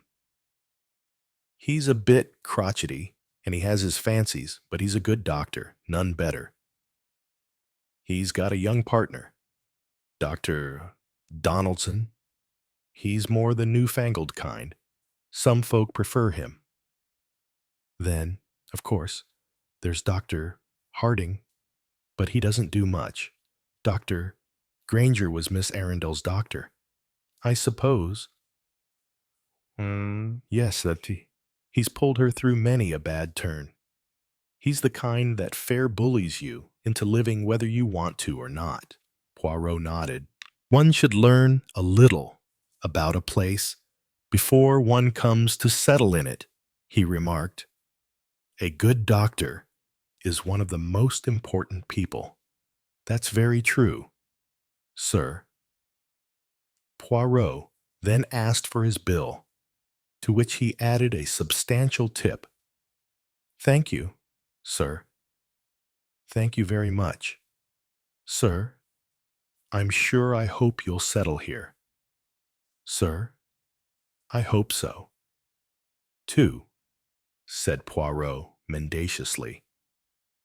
We set forth from the George. Satisfied yet? Poirot, I asked as we emerged into the street. Not in the least, my friend. He turned in an unexpected direction. Where are you off to now? Poirot. The church, my friend. It may be interesting. Some brasses and old monument. I shook my head doubtfully. Poirot's scrutiny of the interior of the church was brief, though an attractive specimen of what the guidebook calls early perp. It had been so conscientiously restored in Victorian Vandal days that little of interest remained.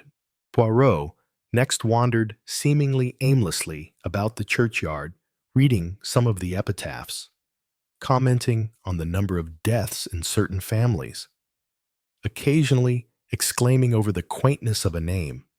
I was not surprised. However, when he finally halted before what I was pretty sure had been his objective from the beginning, an imposing marble slab bore a partly effaced inscription, sacred to the memory of John Laverton, Arundel General, 24th Sikhs who fell asleep in Christ May 19th, 1888, aged 69. Fight the good. Fight with all thy might also of Matilda. Anne Arundel died March 10th, 1912. I will arise and go to my father also of Agnes Georgina. Mary Arundel died November 20th, 1921. Ask and ye shall receive. Then came a brand new piece of lettering, evidently just done, also of Emily Harriet Laverton. Arundel died May 1st, 1936. Thy will be done. Poirot stood looking for some time. He murmured softly, May 1st, May 1st, and today, June 28th. I receive her letter.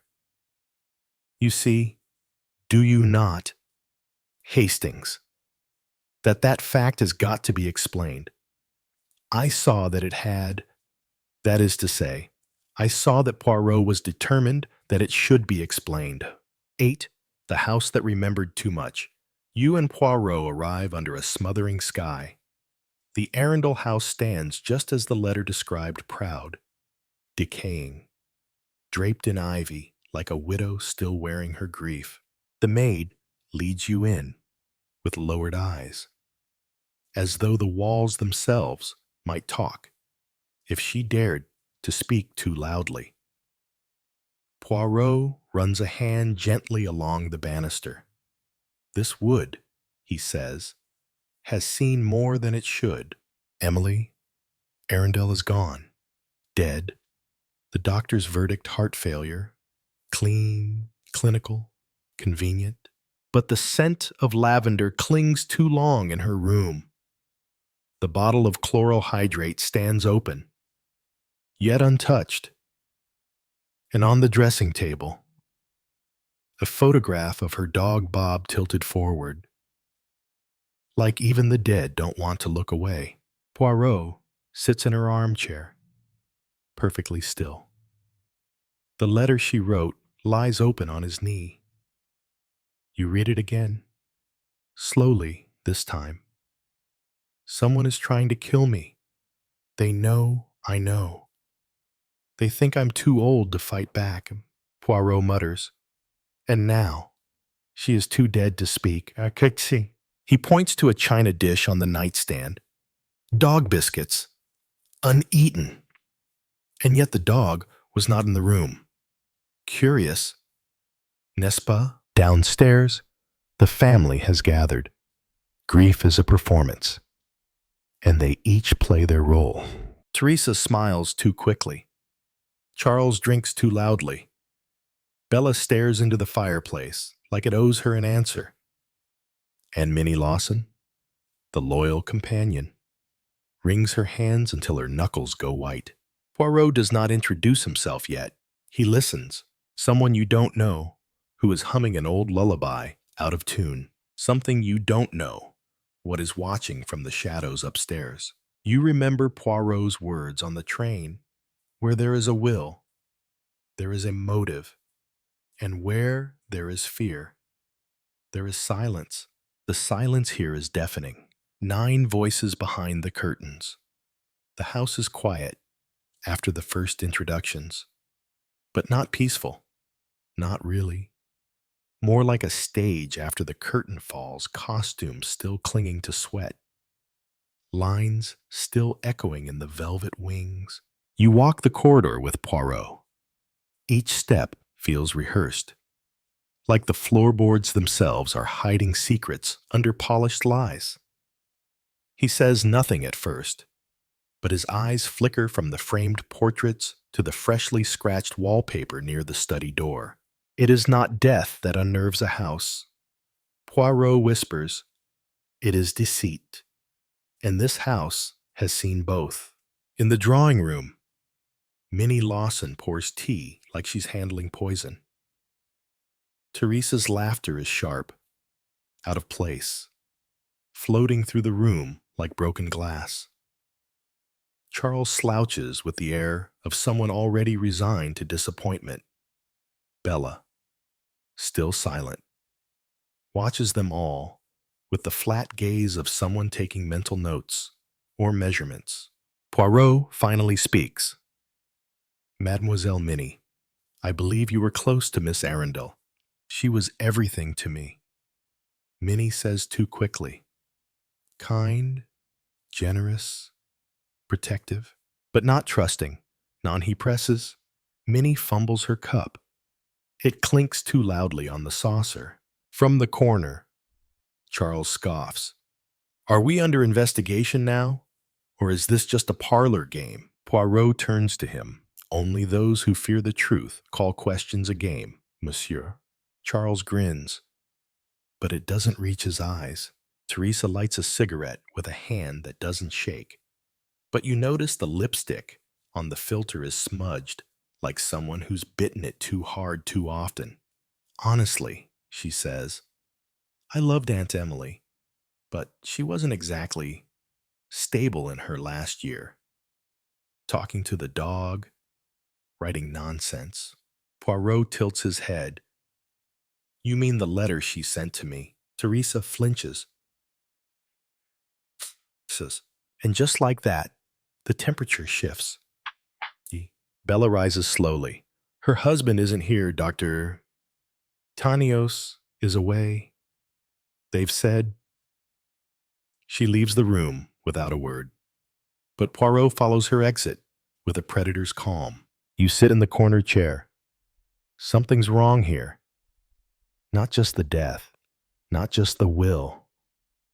It's the way they talk about Emily Arundel, like she's a problem that solved itself, like her death was a relief. Later, Poirot examines the staircase again. It is always the ordinary things. Mon ami. A broken spindle. A frayed rug. A biscuit missing from the dog's dish. You nod, but then something odd. You hear a faint scratching behind the sitting room wall. Poirot holds up a hand for silence. Then you both hear it. A whisper, just one word. Downstairs. 10. Below the floorboards. The basement is colder than it should be. Older, too.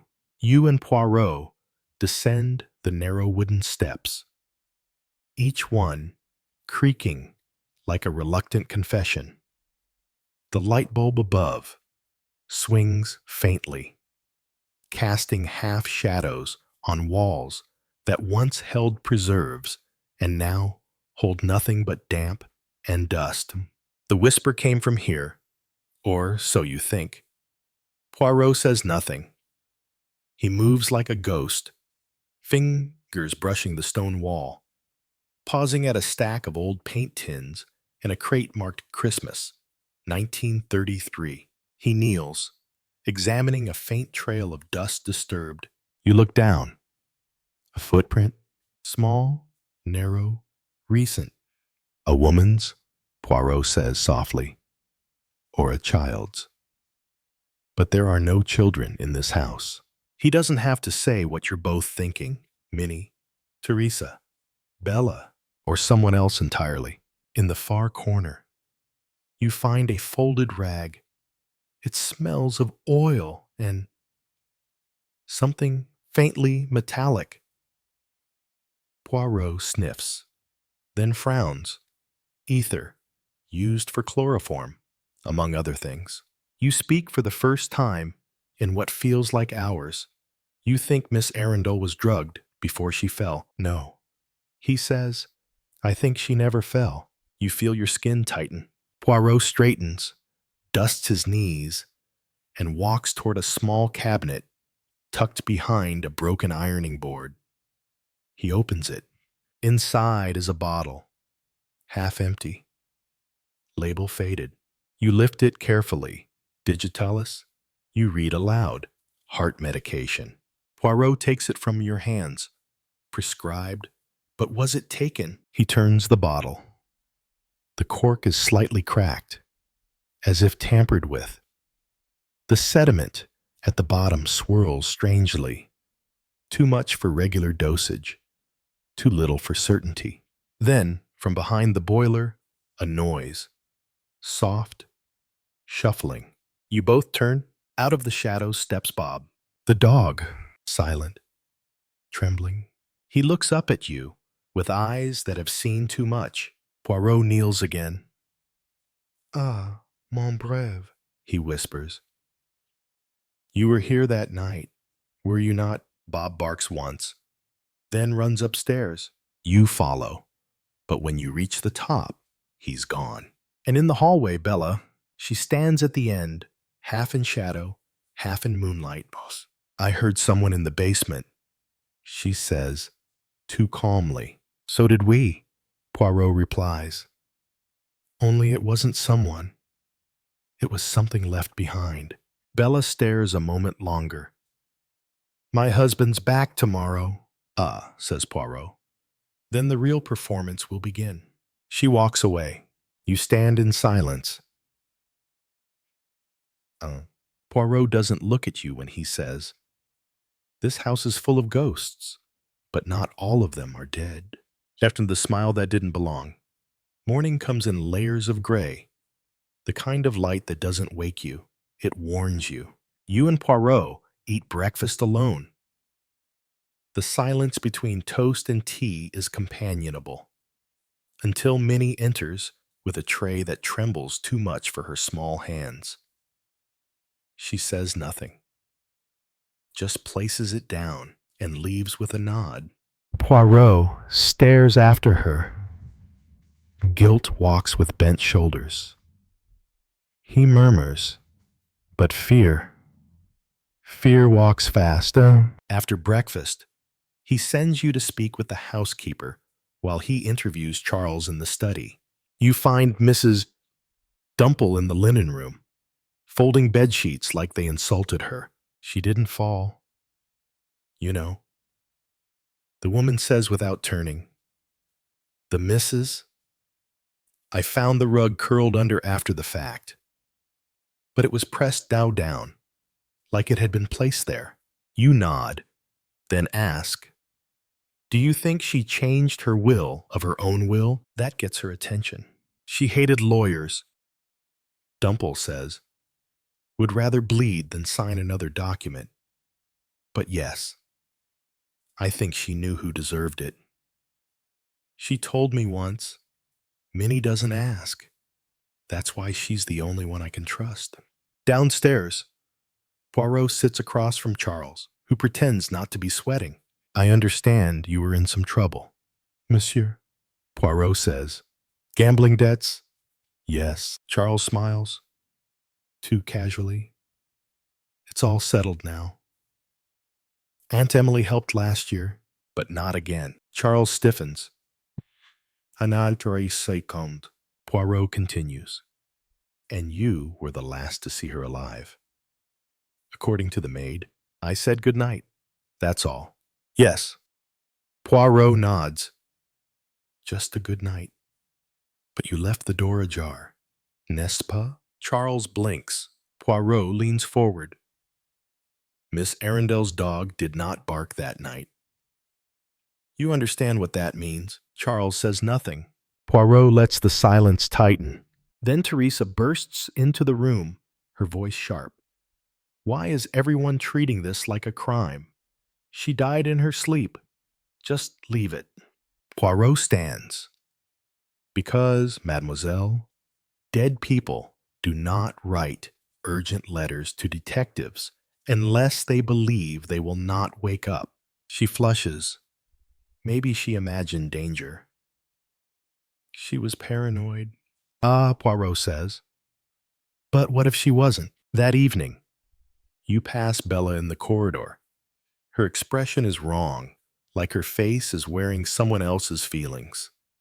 She smiles, but her eyes don't. They're watching something behind you. You turn. The hallway is empty. When you turn back, she's gone. 12 a handkerchief, folded twice. That night, Poirot sits in Emily Arundel's bedroom. No lights, only the faint glimmer from a single candle burning on the vanity, just enough to make the shadows dance. You sit in the hallway outside, notebook open, pen idle. There's something about this house that resists writing anything down, as if the walls know and disapprove. Poirot steps out. "Come," he says. "It is time." You follow him downstairs, where Bella Tanios waits alone in the drawing room. A shawl around her shoulders, despite the warmth. Her fingers twist at the fabric like she's trying to wring out memory. Poirot closes the door. "You know why we are here, madame." Bella doesn't reply. "Not yet." Poirot continues, voice soft. "You loved her. That much is certain. But love does not preclude despair, nor desperation." Still silence. Then she speaks. "It wasn't me." The words fall like broken teeth. "I didn't touch her medicine. I didn't do anything, but I knew. Poirot says nothing. She told me she'd changed the will, that she was giving it all to Minnie, said we didn't deserve it, any of us. Bella's eyes flare with something close to shame. She was right. We didn't, but I didn't kill her. Poirot nods once, slowly. You knew what your husband planned. Bella stares. You didn't help, he continues. But you didn't stop it either. That is your guilt. Tears now, he said. He said it wouldn't hurt her. Just make her sleep, just enough to scare her. Poirot reaches into his coat and removes something wrapped in cloth. A handkerchief, embroidered with the initial T, folded twice. We found this behind the bureau in the guest room. He says, stained with ether. Bella whispers, Teresa. Poirot says nothing. The door opens. Teresa stands there, one hand on the frame, face unreadable. You searched my room. Poirot smiles sadly. No, mademoiselle. Your dog did. She laughs. Once? Bitter. You think I, what?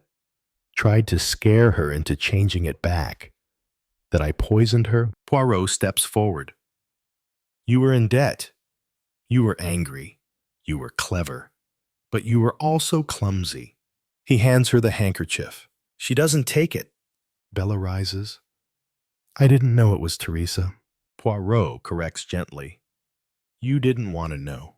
You step back as the tension between the two women thickens, sharpens. Then Bob the dog barks loud, shrill, from upstairs. Poirot turns. Now, he says, the truth arrives. 13 where the dog wouldn't go. Bob's bark echoes through the stairwell like a crack in stone. You and Poirot follow the sound. Up past the bedrooms, up past the unused guest wing, to the attic door. It's ajar. Dust breathes out like a warning. Bob sits just inside, still, staring at a wooden trunk in the far corner. Poirot kneels beside him. Good boy, he whispers. Now tell me what you saw. You approach the trunk. It's not locked. The hinges sigh open. Inside, a bottle, unlabeled, wrapped in cloth. A small notebook, bound in red leather. And at the bottom, a pair of gloves. Men's gloves. Poirot removes the notebook first. He flips through it. Chemical notations, measurements, precise, cold, clinical. You read over his shoulder, 0.5 cc drowsiness, 1.2 cc loss of consciousness, 2.4 cc cardiac risk. Poirot's voice is low. This is not the handwriting of Teresa, nor of Bella. He holds up the gloves. Inside, one a monogram. T. You frown. Teresa Tenos. Poirot shakes his head. Too obvious. He flips open the bottle stopper and sniffs. His expression hardens. Chloral. Mixed with laudanum. Very old. Very lethal. Bob growls once. Softly. Poirot turns to the dog. You knew who came up here. You refused to follow them after. Why? Then he looks at you. Someone Bob trusted. Until that night. You both return downstairs. In the drawing room. Charles is pouring himself brandy. Whistling under his breath. Too casually. Poirot enters silently. Places the gloves on the mantel. Charles pauses, then smirks. I've been hunting for those. You've been in the attic? Poirot doesn't answer. Instead, he picks up the notebook and reads aloud. A dose for trust. A dose for sleep. A dose to stop the heart before morning. Charles's smile falters. You studied medicine once. Did you not? Monsieur Poirot asks softly. Charles's eyes narrow, dropped out before the good stuff. Poirot steps forward, but not before you learned how to silence someone without leaving marks. Amaikimaes. Silence. Then Charles laughs. You can't prove anything. No. Poirot says, not yet. He picks up the bottle. But this is your mistake. You used too much. You meant to scare her. She died instead. And then you planted suspicion on Bella.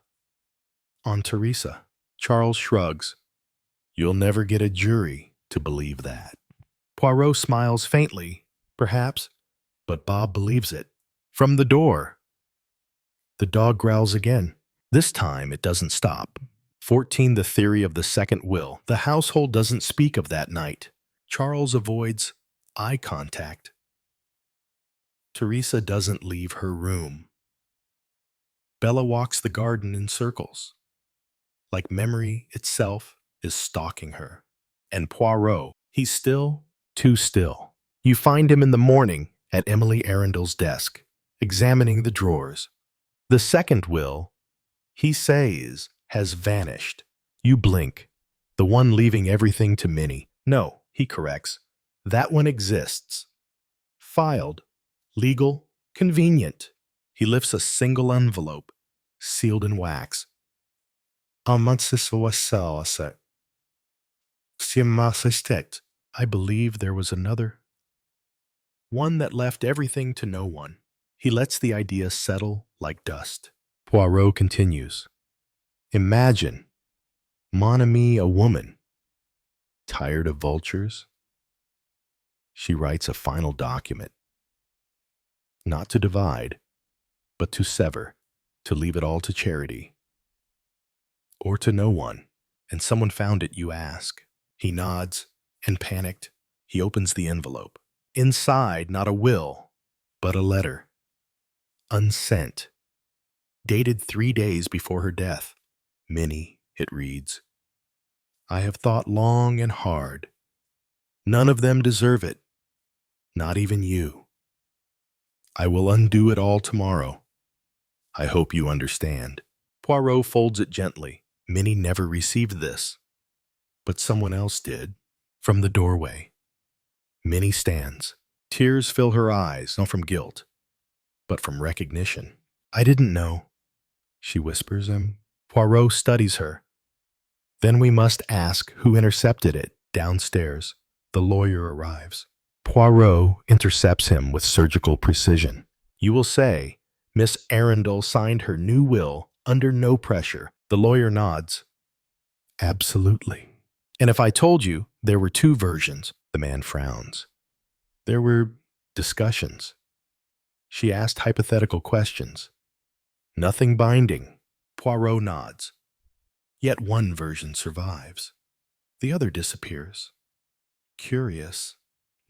He gestures for the lawyer to leave. Back in the drawing room, Poirot gathers them. All of them.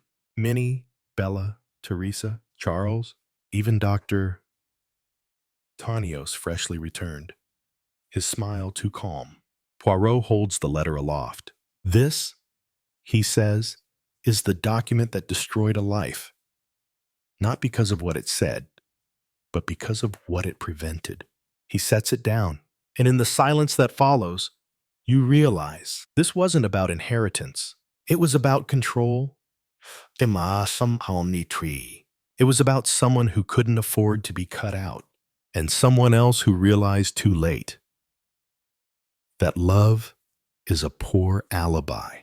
15. The signature that shouldn't exist. It begins with a smudge, just a faint one on the envelope containing Emily's last will.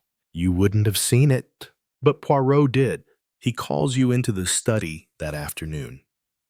His finger rests lightly on the wax seal. Tell me, he says, do you notice anything? You lean in. At first, nothing. Then a print. Not a fingerprint, exactly too blurred, but pressure. A left-handed seal, impressed unevenly. Poirot lifts a sheet of paper from below. A second envelope. Kanbasum, same seal, same date. But this one is different. He holds it up to the light. The paper is from the guest room desk. He says, the ink is wrong, and the signature is too neat. You read the name Emily Arundel. Oh, Poirot adds. She had arthritis in the last weeks. Her hand shook. This is too clean, too practiced. A forged signature, a forged will. Antique trousseau. He places both side by side, the original and the replacement. Then the final twist. The notary, he says, was never called. You stare. But the lawyer, Poirot cuts in, was shown a fake, a performance, complete with witnesses. He leans back. There were no witnesses. Silence. Then a voice from behind you. I saw her sign it. It's Dr. Tanios. He stands in the doorway, calm as marble. She asked me to witness. She trusted me. Poirot smiles without mirth. No, doctor. She tolerated you. But she never trusted you. Tanios folds his arms. You're accusing me now. Poirot shrugs. I accuse no one. I collect truths. They tend to point themselves. He holds up a photo of Emily, taken a week before her death. Her hand is visibly wrapped in bandage. Poirot whispers. She could not have signed anything. Tanios steps forward. You have no proof. Only ideas. Poirot nods. Ah, but ideas sharpen and dogs remember. At that moment, Bob enters the room. He stops, growls. Not at Charles, not at Teresa, but at Tanios. The growl rises into a bark deep. Warning. Poirot watches. So now, he says softly, we wait. Tanios backs away slowly, and Poirot, ever so gently, says, tomorrow, we test the ink. 16, the ink that dried too fast, you wake to silence, not peace, the kind of silence that holds its breath. Poirot is already dressed, pacing before the fireplace. On the table, the will, the photograph, and a magnifying glass. He doesn't look at you when he says, it dried too quickly. You blink. What did the ink? He reply. I tested it last night. It's modern, fast drying. Miss Arundel used fountain ink. Slow, messy, human. He points at the signature again. This was surgical, precise. Like someone had practiced it many times before. He places a sheet beside it, a practice page. You recognize the loops, the careful E, the way the D always dips too low. Poirot whispers, Doctor. Tanios was once a surgeon. His hand never trembled. Before you can speak, Minnie knocks. She enters pale, holding a note. Left under my door. She says, no name. Poirot takes it. Reads silently. Then he looks at you. We need to search the doctor's luggage. You hesitate. Without cause. Poirot smiles. Fear is always cause. In Tanios's room. The bag is locked. You find the key under his pillow. Odd. You think, hiding something in a place so obvious. Inside the case, medical supplies, passport, gloves, and a smaller envelope. Poirot opens it. Inside 10 pages of signature practice. The name Emily Arundel written again and again like a chant, like a curse. Poirot nods. Then, beneath the lining carefully sewn in a vial, same shape, same color, same scent, chloral and laudanum. Poirot pockets it, silent. In the hallway, Bella stands. She sees the bottle and collapses into the wall. I didn't know, she whispers. Poirot places a hand on her shoulder. You suspected. But suspicion is not guilt. They sit her down. Poirot's voice softens.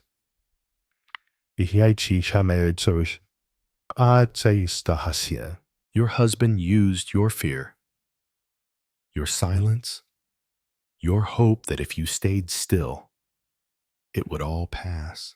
Bella sobs once, then looks up. He said it would just make her sick, just enough so she'd rewrite the will. Poirot sighs, but she already had. He leaves her there, crushed under the weight of truth. Downstairs, Doctor Tanios waits in the drawing room, pretending to read the paper. Poirot places the vial on the table. Tanios doesn't flinch, only says you've been busy. Poirot nods. Yes, and now so will the police. Tanios rises slowly. I didn't mean to kill her. No, Poirot says. You meant to erase her. The front door opens. 2 constables enter. Tanios closes the paper and says nothing more. 17 the chair by the window. The house empties slowly, like lungs exhaling for the first time in weeks.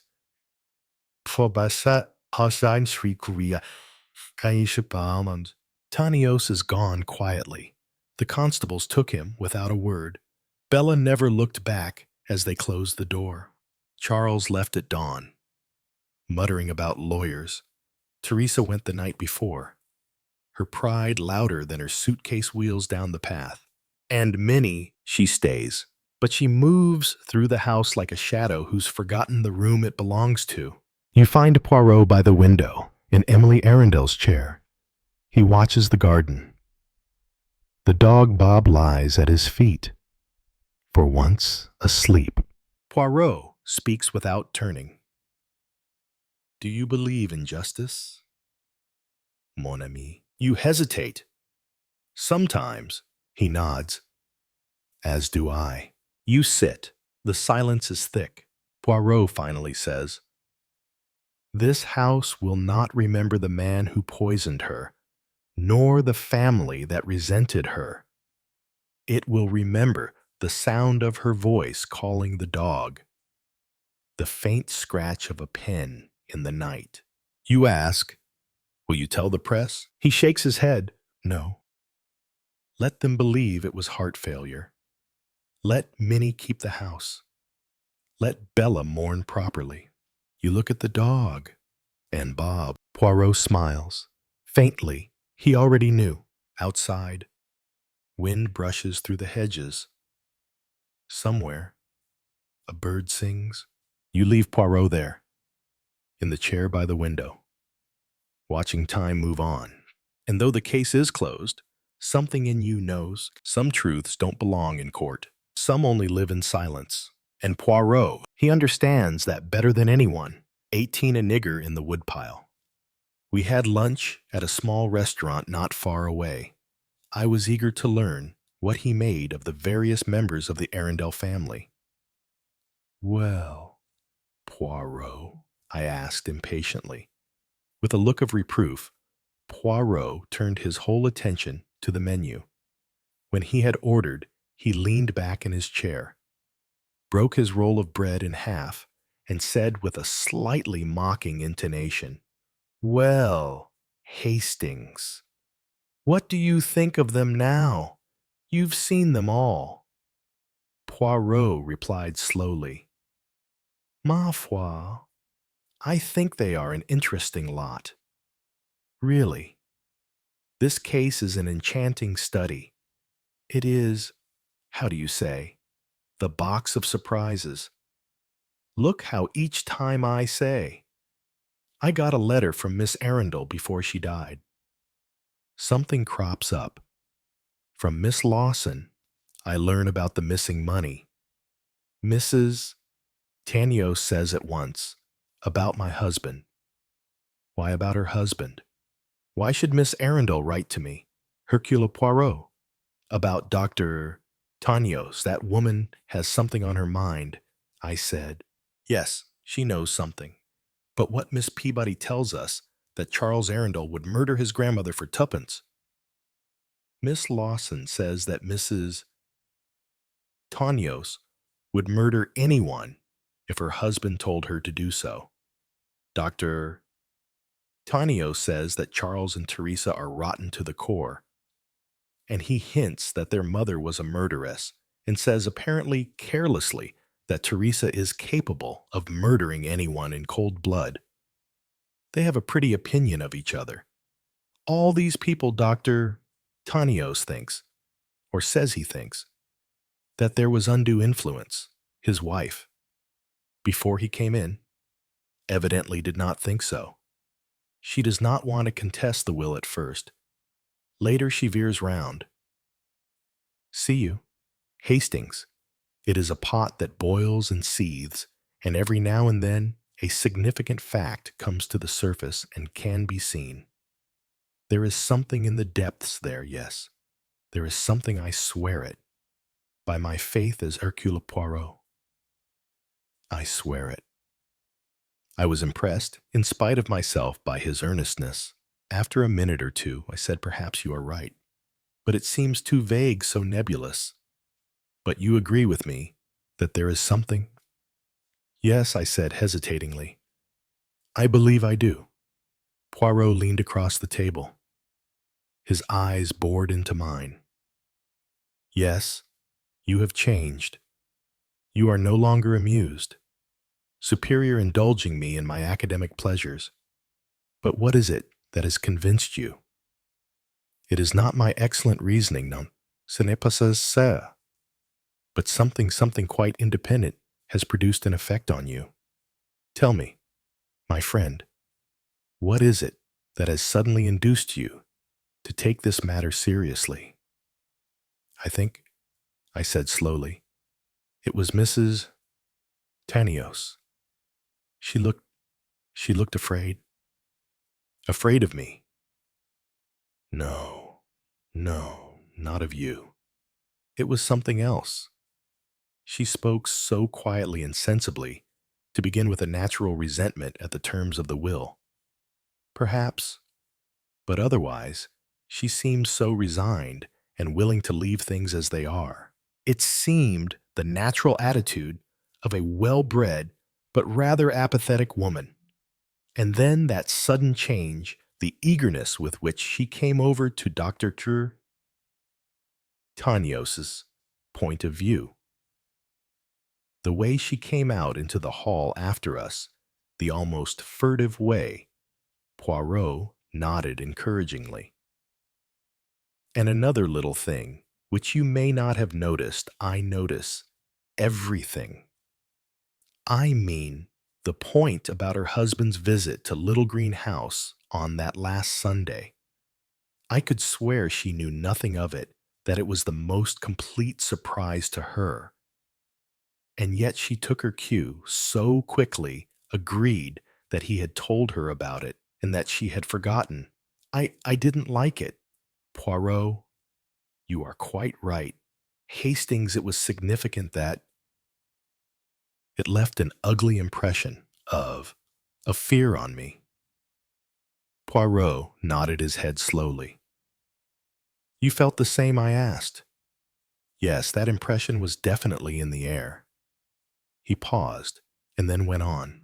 And yet you liked Tanios, did you not? You found him an agreeable man, open-hearted, good-natured, genial, attractive in spite of your insular prejudice against the Argentines, the Portuguese, and the Greeks, a thoroughly congenial personality. Yes, I admitted, I did. In the silence that ensued, I watched Poirot. Presently I said, What are you thinking of? Poirot, I am reflecting on various people. Handsome young Norman Gale, bluff, hardy Evelyn Howard, the pleasant Dr. Shepherd, the quiet, reliable Knighton. For a moment, I did not understand these references to people who had figured in past cases.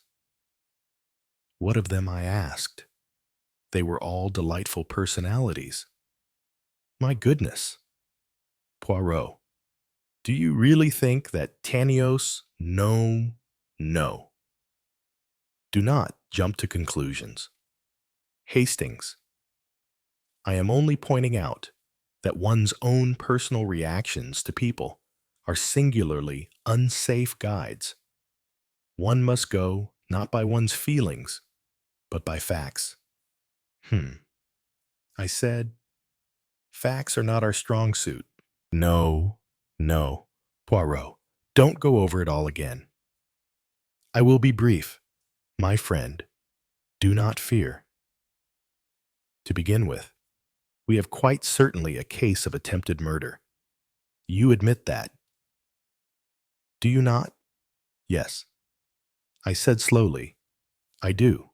I had, up to now, been a little skeptical over Poirot's, as I thought, somewhat fanciful reconstruction of the events on the night of Easter Tuesday. I was forced to admit, however, that his deductions were perfectly logical. Très bien. Now, one cannot have attempted murder without a murderer. One of the people present on that evening was a murderer, in intention if not in fact. Granted, then that is our starting point. A murderer. We make a few inquiries, we, as you would say, stir the mud. And what do we get? Several very interesting accusations, uttered apparently casually in the course of conversations. You think they were not casual? Impossible to tell at the moment. Miss Lawson's innocent-seeming way of bringing out the fact that Charles threatened his aunt may have been quite innocent, or it may not. Dr. Tanios's remarks about Teresa Arundel may have absolutely no malice behind them, but be merely a physician's genuine opinion. Miss Peabody, on the other hand, is probably quite genuine in her opinion of Charles Arundel's proclivities, but it is, after all, merely an opinion. So it goes on. There is a saying, is there not? A nigger in the woodpile. Eh bien, that is just what I find here. There is not a nigger, but a murderer in our woodpile. What I'd like to know is what you yourself really think. Poirot, Hastings, I do not permit myself to think not. That is, in the sense that you are using the word. At the moment, I only make certain reflections, such as I consider the question of motive. What are the likely motives for Miss Arundel's death? Clearly, the most obvious one is gain. Who would have gained by Miss Arundel's death if she had died on Easter Tuesday? Everyone with the exception of Miss Lawson. Precisely. Well, at any rate, one person is automatically cleared. Yes, said Poirot thoughtfully. It would seem so. But the interesting thing is that the person who would have gained nothing if death had occurred on Easter Tuesday gains everything when death occurs 2 weeks later. What are you getting at? Poirot, I said, slightly puzzled. Cause and effect. My friend. Cause and effect. I looked at him doubtfully. He went on. Proceed logically. What exactly happened after the accident? I hate Poirot in this mood. Whatever one says is bound to be wrong. I proceeded with intense caution.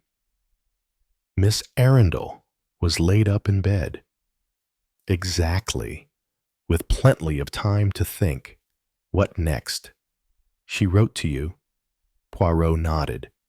Yes, she wrote to me. And the letter was not posted. 1,000 pities. That. Do you suspect that there was something fishy about that letter not being posted? Poirot frowned. There, Hastings. I have to confess that I do not know. I think in view of everything, I am almost sure that the letter was genuinely mislaid. I believe, but I cannot be sure, that the fact that such a letter was written was unsuspected by anybody. Continue what happened next. I reflected. The lawyer's visit. I suggested. Yes, she sent for her lawyer, and in due course he arrived. And she made a new will. I continued. Precisely.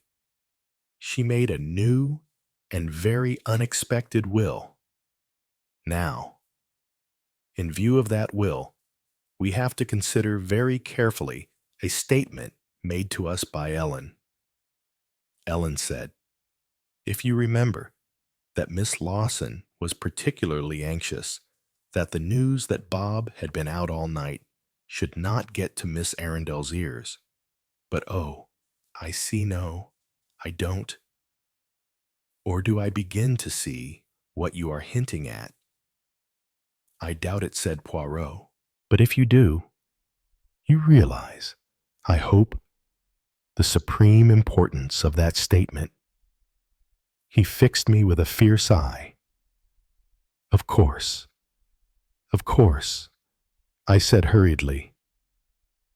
"And then," continued Poirot, "various other things happen. Charles and Teresa come for the weekend, and Miss Arundel shows the new will to Charles, or so he says. Don't you believe him? I only believe statements that are checked. Miss Arundel does not show it to Teresa, because she thought Charles would tell her, but he doesn't. Why doesn't he? According to Charles himself, he did tell her. Teresa said, quite positively, that he did in a very interesting and suggestive little clash. And when we depart, she calls him a fool. I'm getting fogged. Poirot, I said plaintively, let us return to the sequence of events. Dr. Tanios comes down on Sunday, possibly without the knowledge of his wife. I should say, certainly without her knowledge. Let us say, probably, to proceed. Charles and Teresa leave on the Monday. Miss Arundel is in good health and spirits. She eats a good dinner and sits in the dark with the Tripps and the Lawson. Towards the end of the séance, she is taken ill. She retires to bed and dies 4 days later, and Miss Lawson inherits all her money. And Captain Hastings says she died a natural death, whereas Hercule Poirot says she was given poison in her dinner on no evidence at all. I have some evidence. Hastings, think over our conversation with the Mrs. Tripp. And also one statement that stood out from Miss Lawson's somewhat rambling conversation. Do you mean the fact that she had curry for dinner?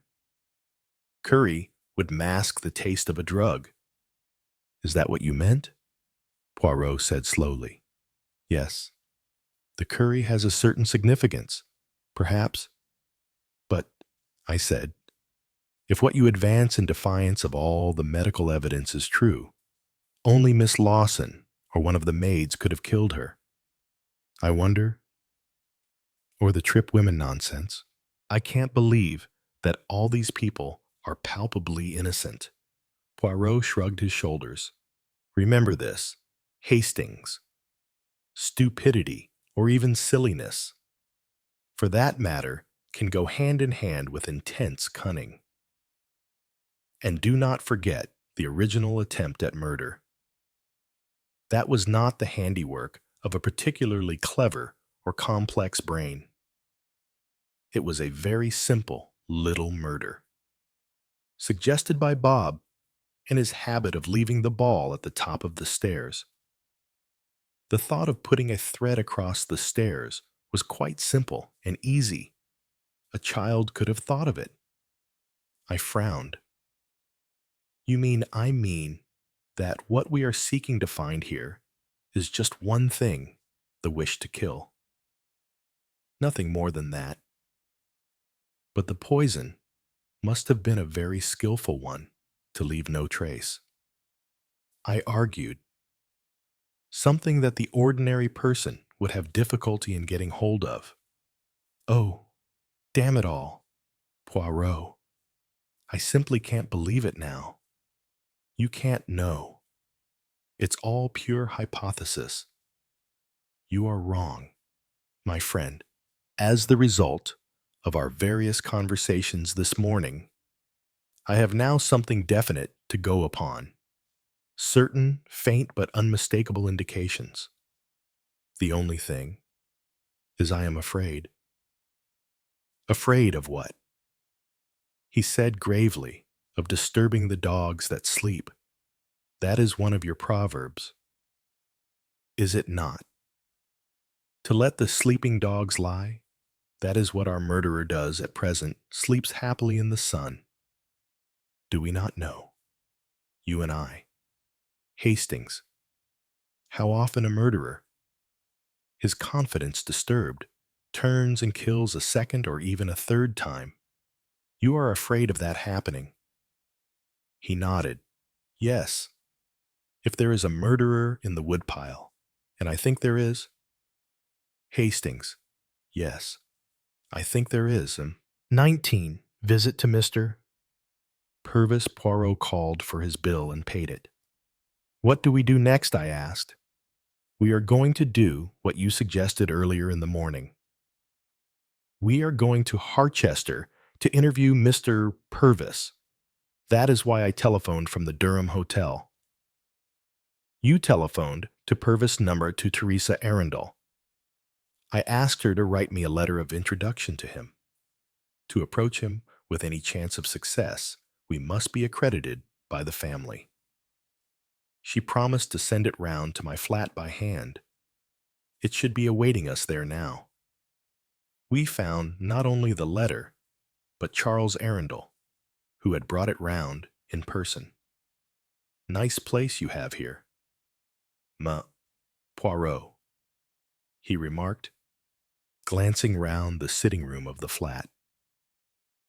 At that moment, my eye was caught by an imperfectly shut drawer in the desk.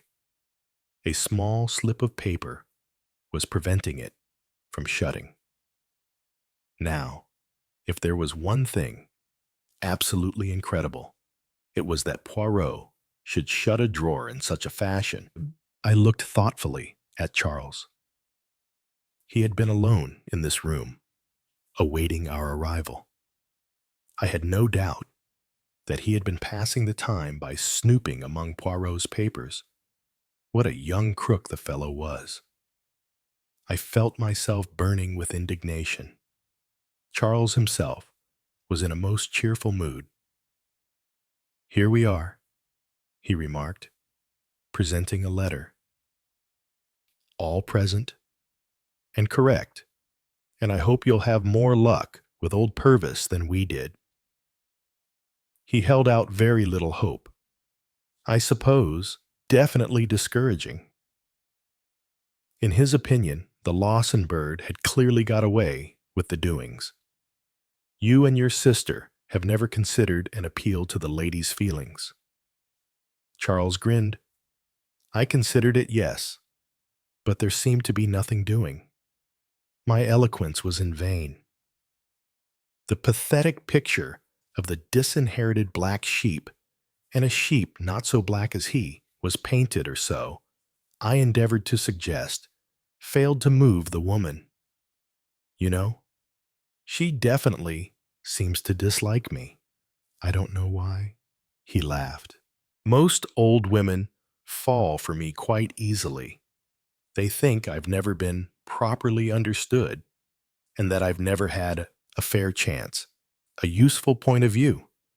Oh, it's been extremely useful before now. But, as I say, with the Lawson, nothing doing. I think she's rather anti-man. Probably used to chain herself to railings and wave a suffragette flag in good old pre-war days.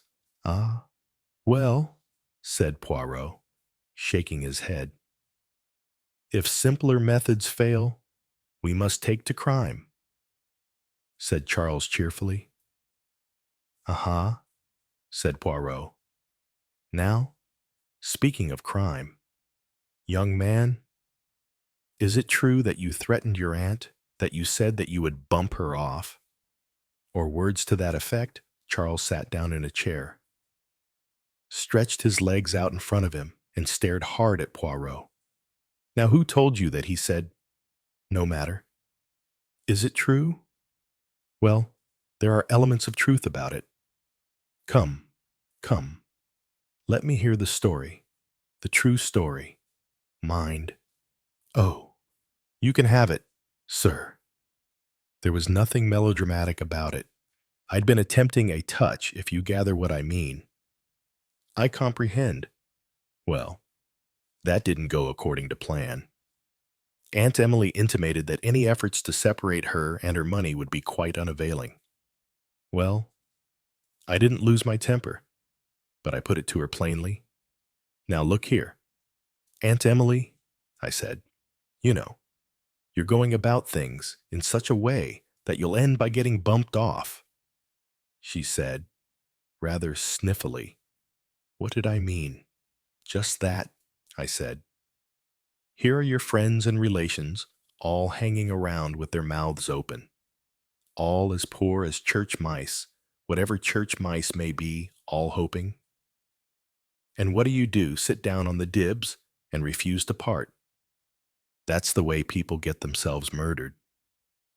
Take it from me. If you're bumped off, you'll only have yourself to blame. She looked at me then, over the top of her spectacles in a way she had, looked at me rather nastily. Oh, she said dryly enough. So that's your opinion, is it? It is, I said. You loosen up a bit. That's my advice to you. Thank you, Charles, she said, for your well-meant advice. But I think you'll find I'm well able to take care of myself. Please yourself, Aunt Emily, I said. I was grinning all over my face, and I fancy she wasn't as grim as she tried to look. Don't say I didn't warn you.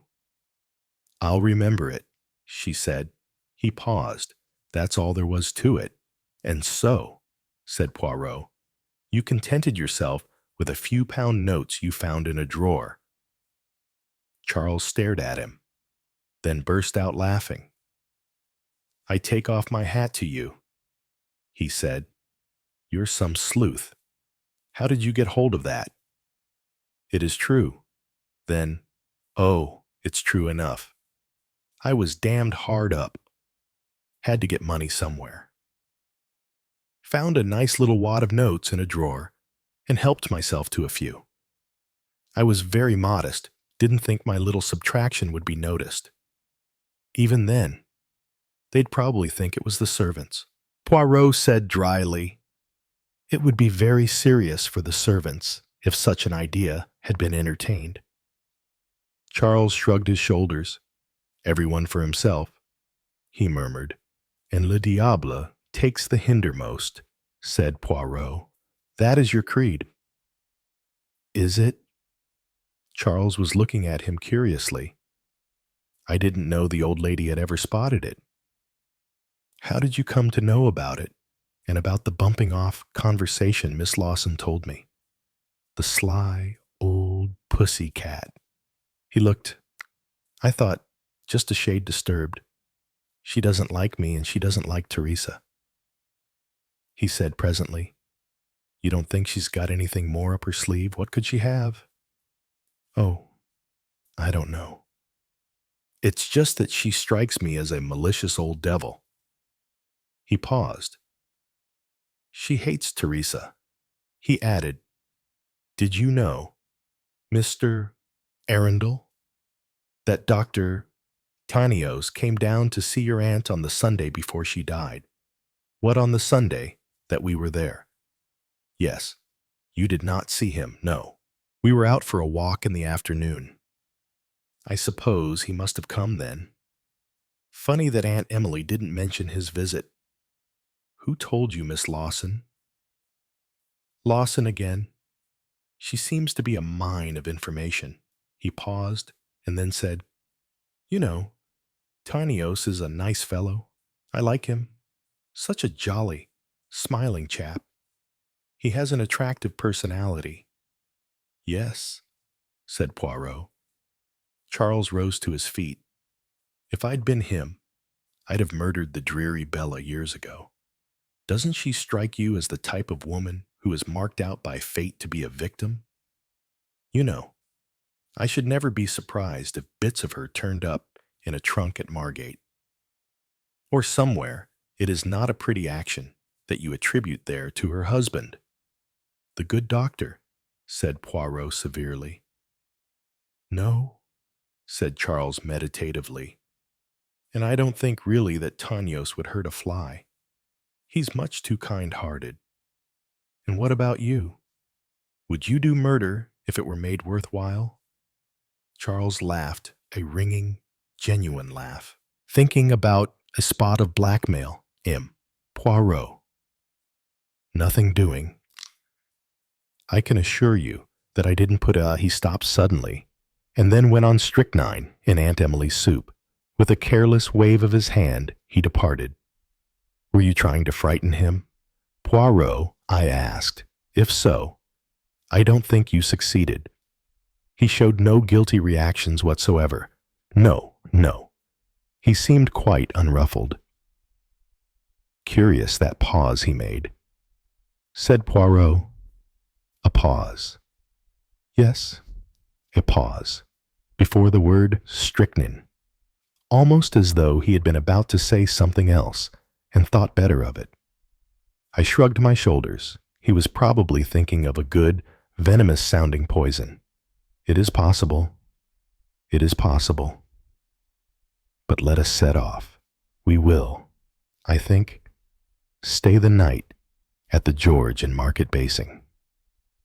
10 minutes later saw us speeding through London, bound once more for the country. We arrived in Harchester about 4 o'clock and made our way straight to the offices of Purvis, Charlesworth, and Purvis. Mr. Purvis was a big, solidly built man with white hair and a rosy complexion. He had a little the look of a country squire. His manner was courteous but reserved. He read the letter we had brought and then looked at us across the top of his desk. It was a shrewd look and a somewhat searching one. "I know you by name, of course. Poirot," he said politely. "Miss Arundel and her brother have, I gather, engaged your services in this matter, but exactly in what capacity you propose to be of use to them, I am at a loss to imagine. Shall we say, Mr. Purvis, a fuller investigation of all the circumstances?" The lawyer said dryly, "Miss Arundel and her brother have already had my opinion as to the legal position. The circumstances were perfectly clear and admit of no misrepresentation." Perfectly, said Poirot quickly. "But you will not, I am sure, object to just repeating them so that I can envisage the situation clearly." The lawyer bowed his head. "I am at your service." Poirot began. "Miss Arundel wrote to you giving you instructions on the 17th of April. I believe Mr. Purvis consulted some papers on the table before him." "Yes, that is correct. Can you tell me what she said?" "She asked me to draw up a will. There were to be legacies to 2 servants and to 3 or 4 charities. The rest of her estate was to pass to Wilhelmina Lawson absolutely." "You will pardon me, Mr. Purvis, but you were surprised. I will admit that, yes, I was surprised." "Miss Arundel had made a will previously." "Yes, she had made a will 5 years ago. That will, after certain small legacies, left her property to her nephew and nieces." The bulk of her estate was to be divided equally between the children of her brother Thomas and the daughter of Arabella Biggs, her sister. What has happened to that will? At Miss Arundel's request, I brought it with me when I visited her at Little Green House on April 21st. I should be much obliged to you, Mr. Purvis, if you would give me a full description of everything that occurred on that occasion. The lawyer paused for a minute or two. Then he said, very precisely. I arrived at Little Green House at 3 o'clock in the afternoon. One of my clerks accompanied me. Miss Arundel received me in the drawing room. How did she look to you? She seemed to me in good health in spite of the fact that she was walking with a stick. That, I understand, was on account of a fall she had had recently. Her general health, as I say, seemed good. She struck me as slightly nervous and overexcited in manner. Was Miss Lawson with her? She was with her when I arrived, but she left us immediately. And then Miss Arundel asked me if I had done what she had asked me to do, and if I had brought the new will with me for her to sign. I said I had done so. He hesitated for a minute or two, then went on stiffly. I may as well say that, as far as it was proper for me to do so. I remonstrated with Miss Arundel. I pointed out to her that this new will might be regarded as grossly unfair to her family, who were, after all, her own flesh and blood. And her answer. She asked me if the money was or was not her own to do with as she liked. I replied that certainly that was the case. Very well, then, she said. I reminded her that she had known this Miss Lawson a very short time, and I asked her if she was quite sure that the injustice she was doing her own family was legitimate. Her reply was, my dear friend, I know perfectly what I am doing.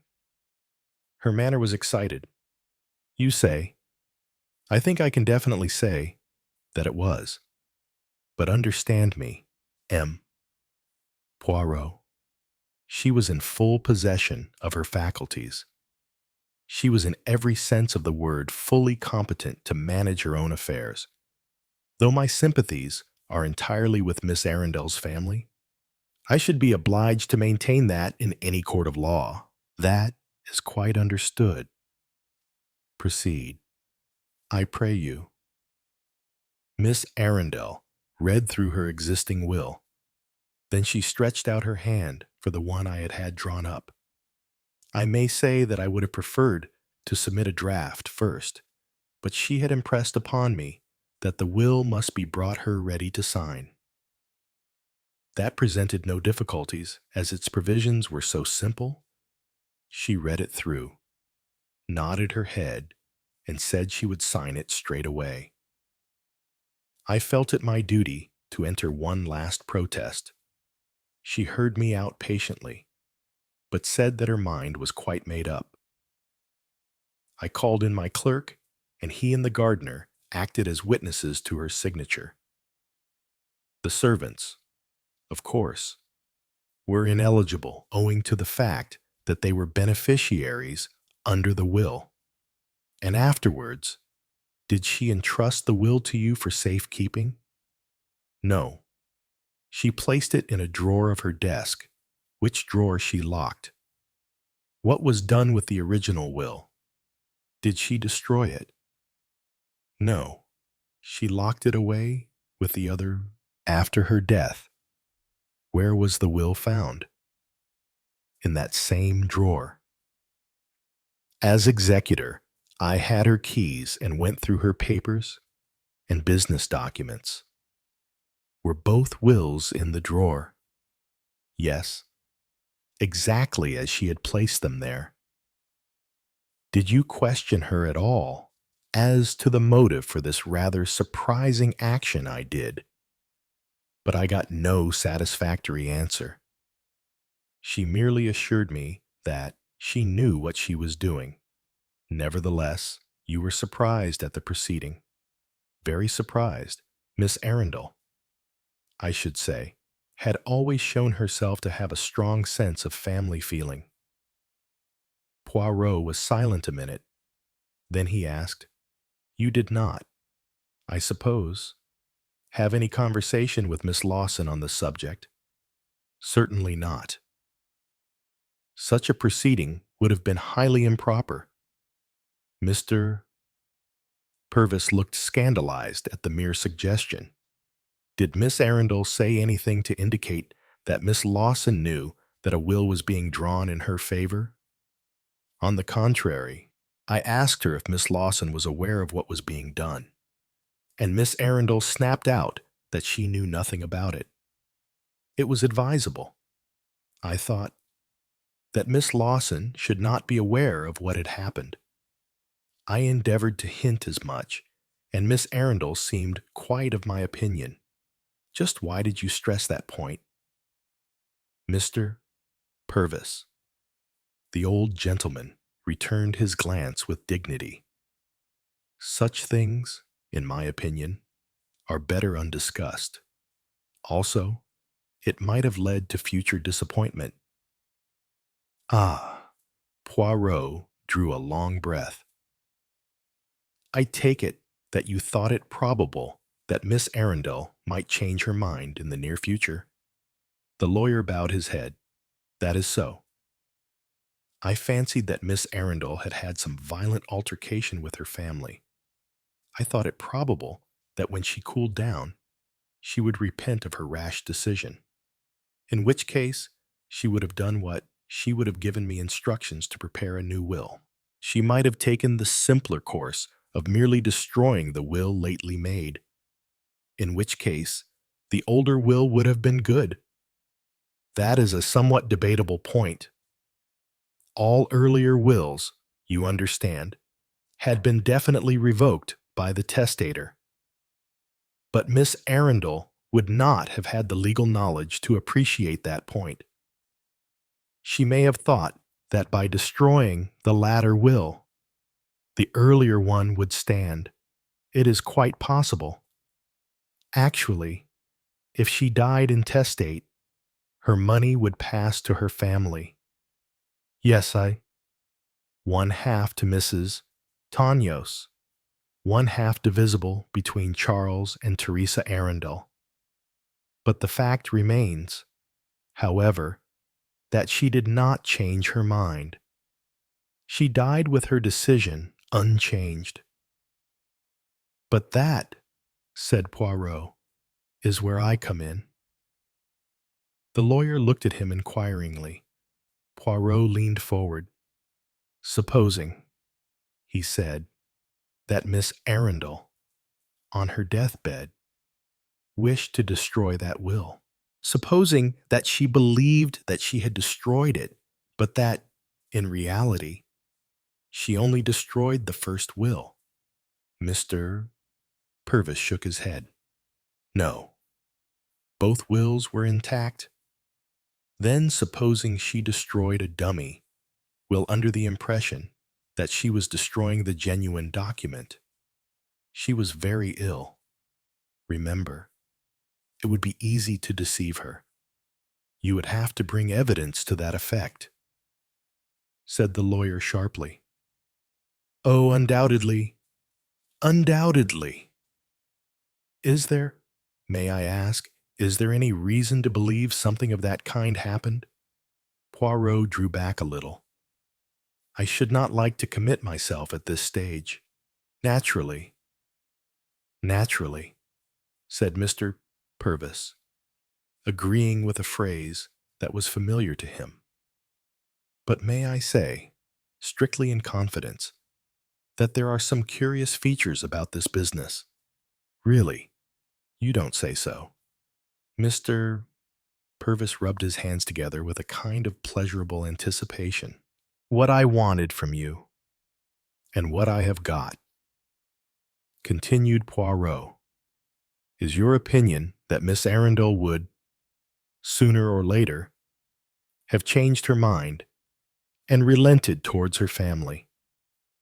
That is only my personal opinion. Of course.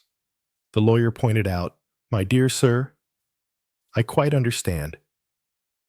You do not, I believe, act for Miss Lawson. I advised Miss Lawson to consult an independent solicitor, said Mr.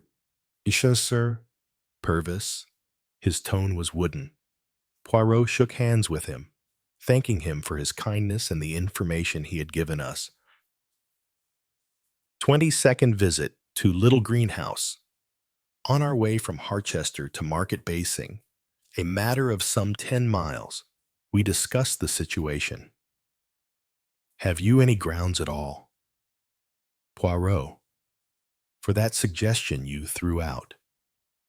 You mean that Miss Arundel may have believed that that particular will was destroyed?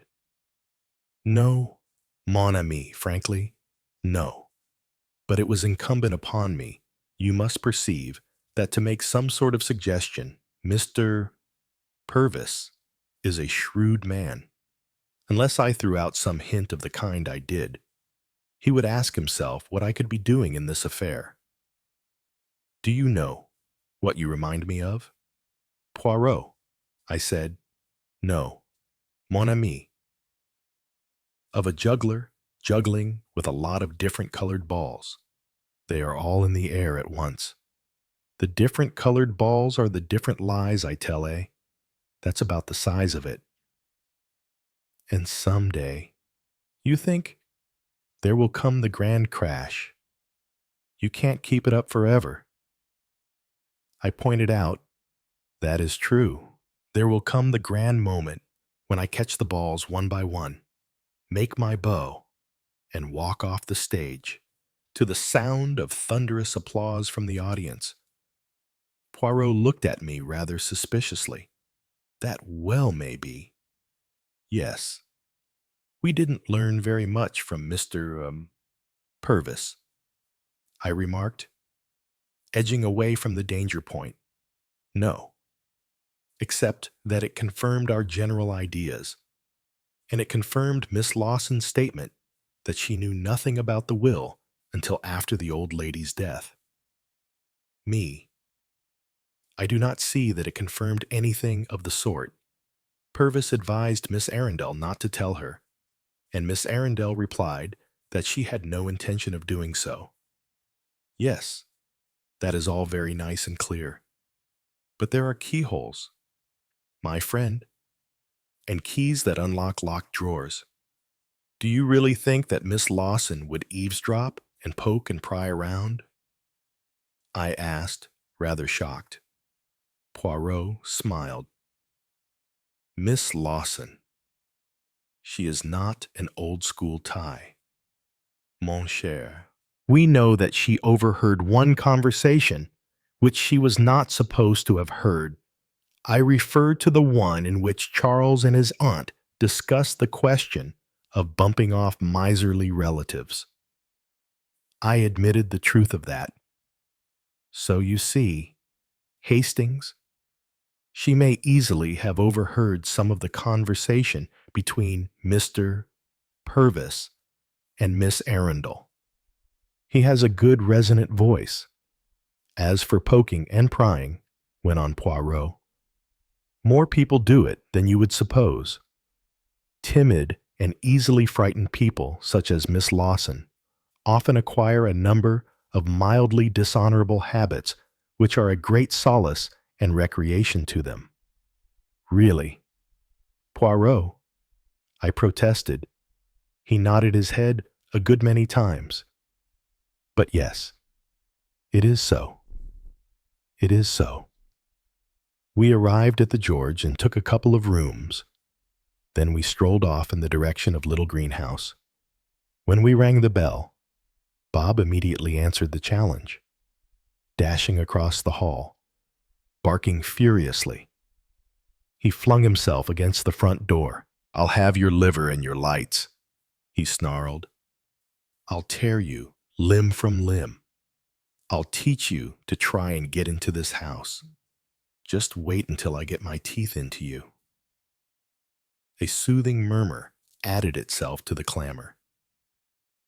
Now then, boy, now then, there's a good doggy. Come in here. Bob, dragged by the collar, was immured in the morning room much against his will. Always spoiling a fellow's sport, he grumbled. First chance I've had of giving anyone a really good fright for ever so long. Just aching to get my teeth into a trouser leg. You be careful of yourself without me to protect you. The door of the morning room was shut on him, and Ellen drew back bolts and bars and opened the front door. "Oh, it's you, sir," she exclaimed. She drew the door right back. A look of highly pleasurable excitement spread over her face. "Come in, sir, if you please." "Sir." We entered the hall. From beneath the door on the left, loud snuffling sounds proceeded, interspersed with growls. Bob was endeavoring to place us correctly. "You can let him out," I suggested. "I will, sir. He's quite all right. Really. But he makes such a noise and rushes at people so it frightens them. He's a splendid watchdog, though." She opened the morning room door, and Bob shot through like a suddenly projected cannonball. "Who is it? Where are they? Oh, there you are. Dear me, don't I seem to remember sniff, sniff, sniff, prolonged snort. Of course, we have met, hello. Old man," I said, "how goes it?" Bob wagged his tail perfunctorily. "Nicely. Thank you. Let me just see." He resumed his researches. "Been talking to a spaniel lately. I smell. Foolish dogs, I think. What's this? A cat that is interesting. Wish we had her here. We'd have rare sport. Not a bad bull terrier?" Having correctly diagnosed a visit I had lately paid to some doggy friends, he transferred his attention to Poirot, inhaled a noseful of benzene, and walked away reproachfully. "Bob," I called. He threw me a look over his shoulder. "It's all right. I know what I'm doing. I'll be back in a jiffy. The house is all shut up. I hope you'll excuse." Ellen hurried into the morning room and began to unfasten the shutters. "Excellent. This is excellent," said Poirot, following her in and sitting down. As I was about to join him, Bob reappeared from some mysterious region, ball in mouth. He dashed up the stairs and sprawled himself on the top step, his ball between his paws. His tail wagged slowly. "Come on," he said. "Come on, let's have a game." My interest in detection momentarily eclipsed. We played for some minutes. Then, with a feeling of guilt, I hurried into the morning room. Poirot and Ellen seemed to be well away on the subject of illness and medicines. Some little white pills. "Sir, that's all she used to take. 2 or 3 after every meal. That was Dr. Granger's orders." "Oh, yes." She was very good about it. Tiny little things they were. And then there was some stuff Miss Lawson swore by. Capsules. They were Dr. Loftbarrow's liver capsules. You can see advertisements of them on all the hoardings. She took those too. Yet, Miss Lawson got her them to begin with, and she thought they did her good. Did Dr. Granger know? Oh, sir, he didn't mind.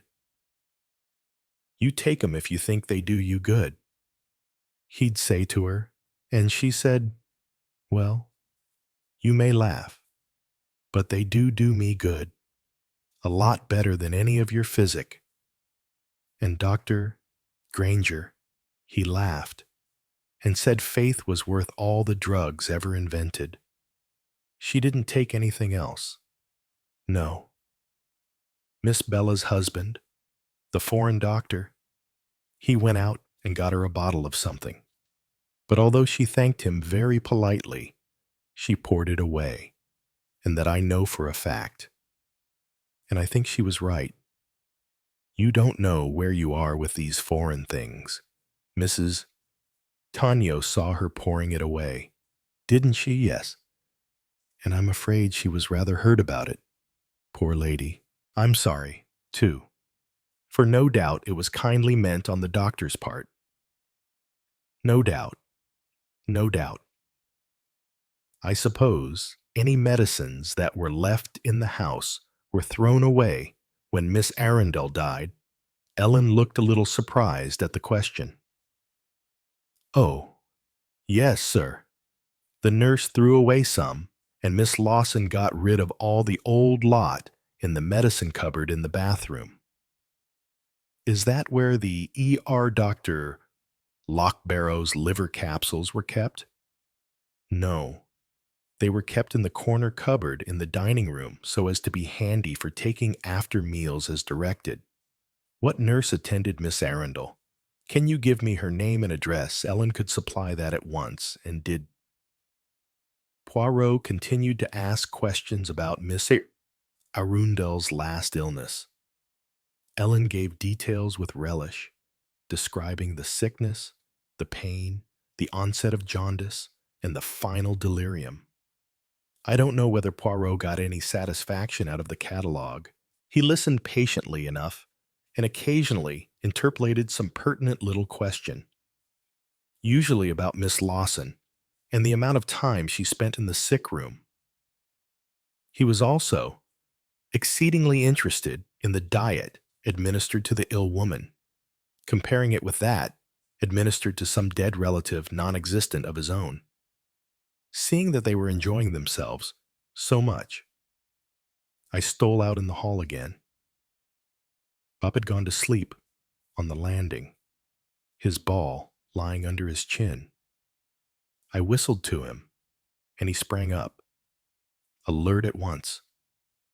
This time, however, doubtless out of offended dignity, he made a protracted business of dispatching the ball down to me, several times catching it back at the last minute.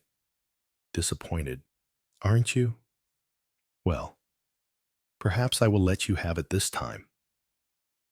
When I next went back to the morning room, Poirot was talking about Dr. Tanyo's surprise visit on the Sunday before the old lady's death. Yes, sir. Mr. Charles and Miss Teresa were out for a walk. Dr. Tanios wasn't expected. I know. The mistress was lying down, and she was very surprised when I told her who it was. Dr. Tanios, she said. Is Mrs. Tanios with him? I told her no. The gentleman had come alone. So she said to tell him she'd be down in a minute. Did he stay long? Not above an hour, sir. He didn't look too pleased when he went away. Have you any idea of the ER purpose of his visit? I couldn't say. I'm sure. Sir, you did not happen to hear anything. Ellen's face flushed suddenly. No, I did not.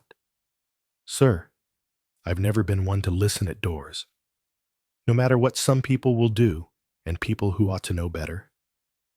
Oh, but you misunderstand me. Poirot was eager, apologetic.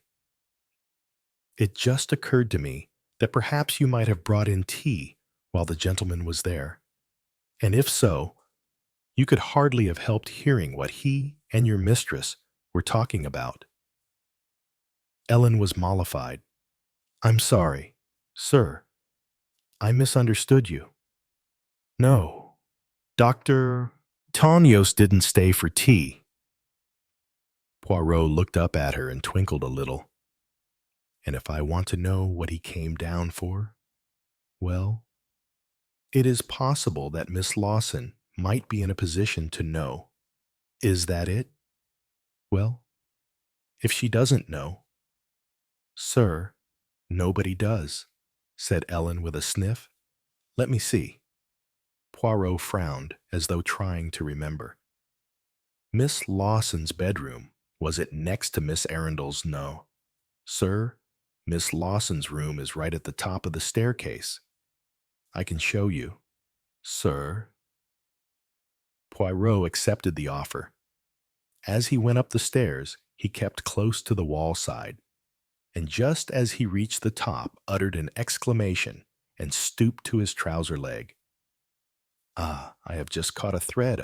Ah. Yes, there is a nail here in the skirting board. Yes, there is, sir. I think it must have worked loose or something.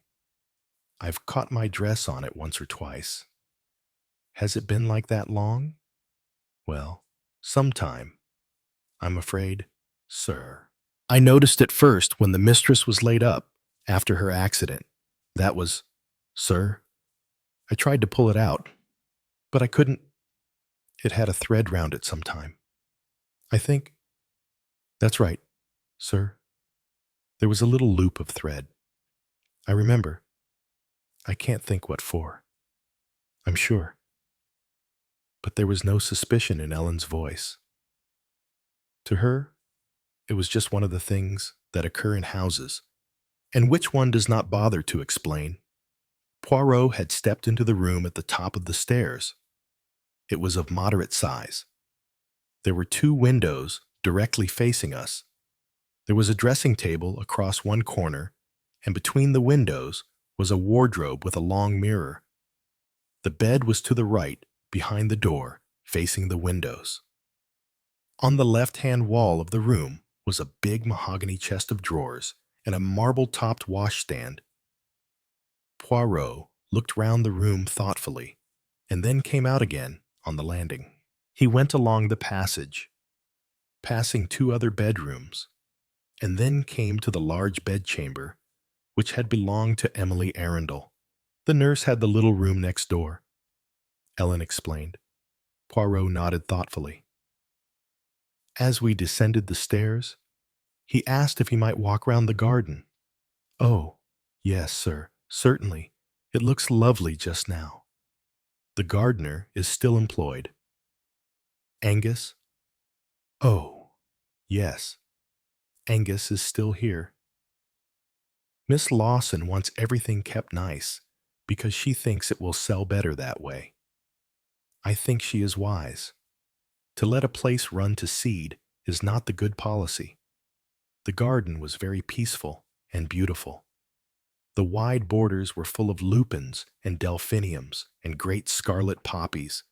The peonies were in bud.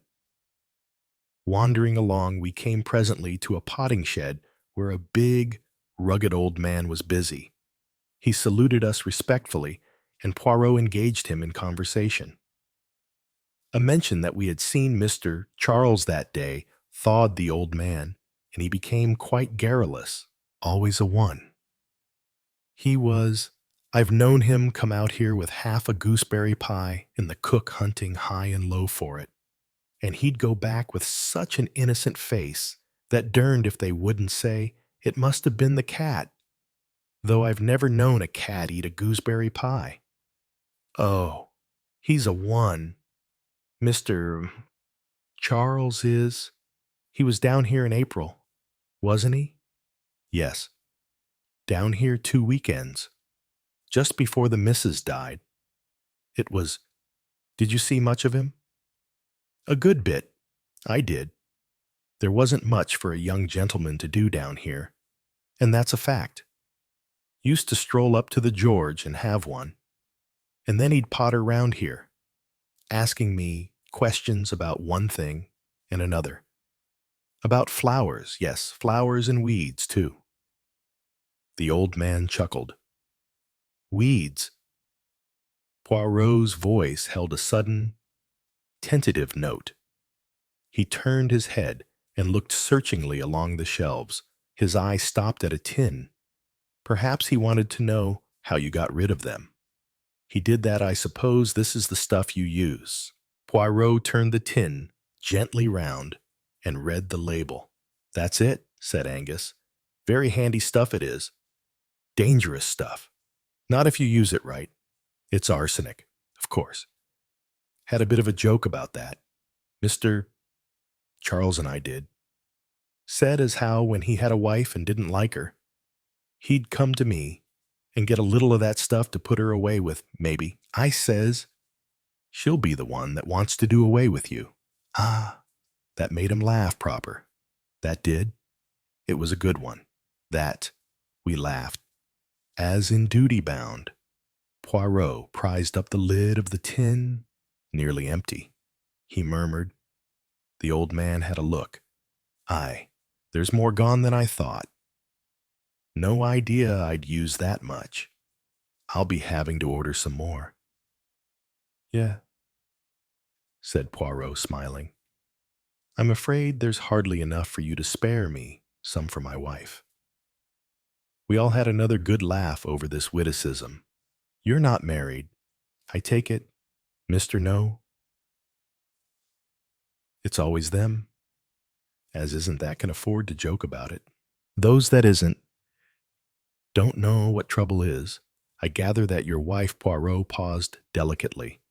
She's alive, all right, very much so. Angus seemed a little depressed about it, complimenting him on his garden. We bade him farewell. Again to the chemist, the nurse, the doctor. The tin of weed killer had started a new train of thought in my mind. It was the first definite suspicious circumstance that I'd encountered. Charles's interest in it. The old gardener's obvious surprise at finding the tin almost empty. It all seemed to point in the right direction.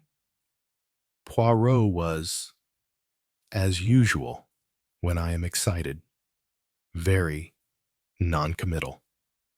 Even if some of the weed killer has been taken, there is as yet no evidence that Charles was the person to take it.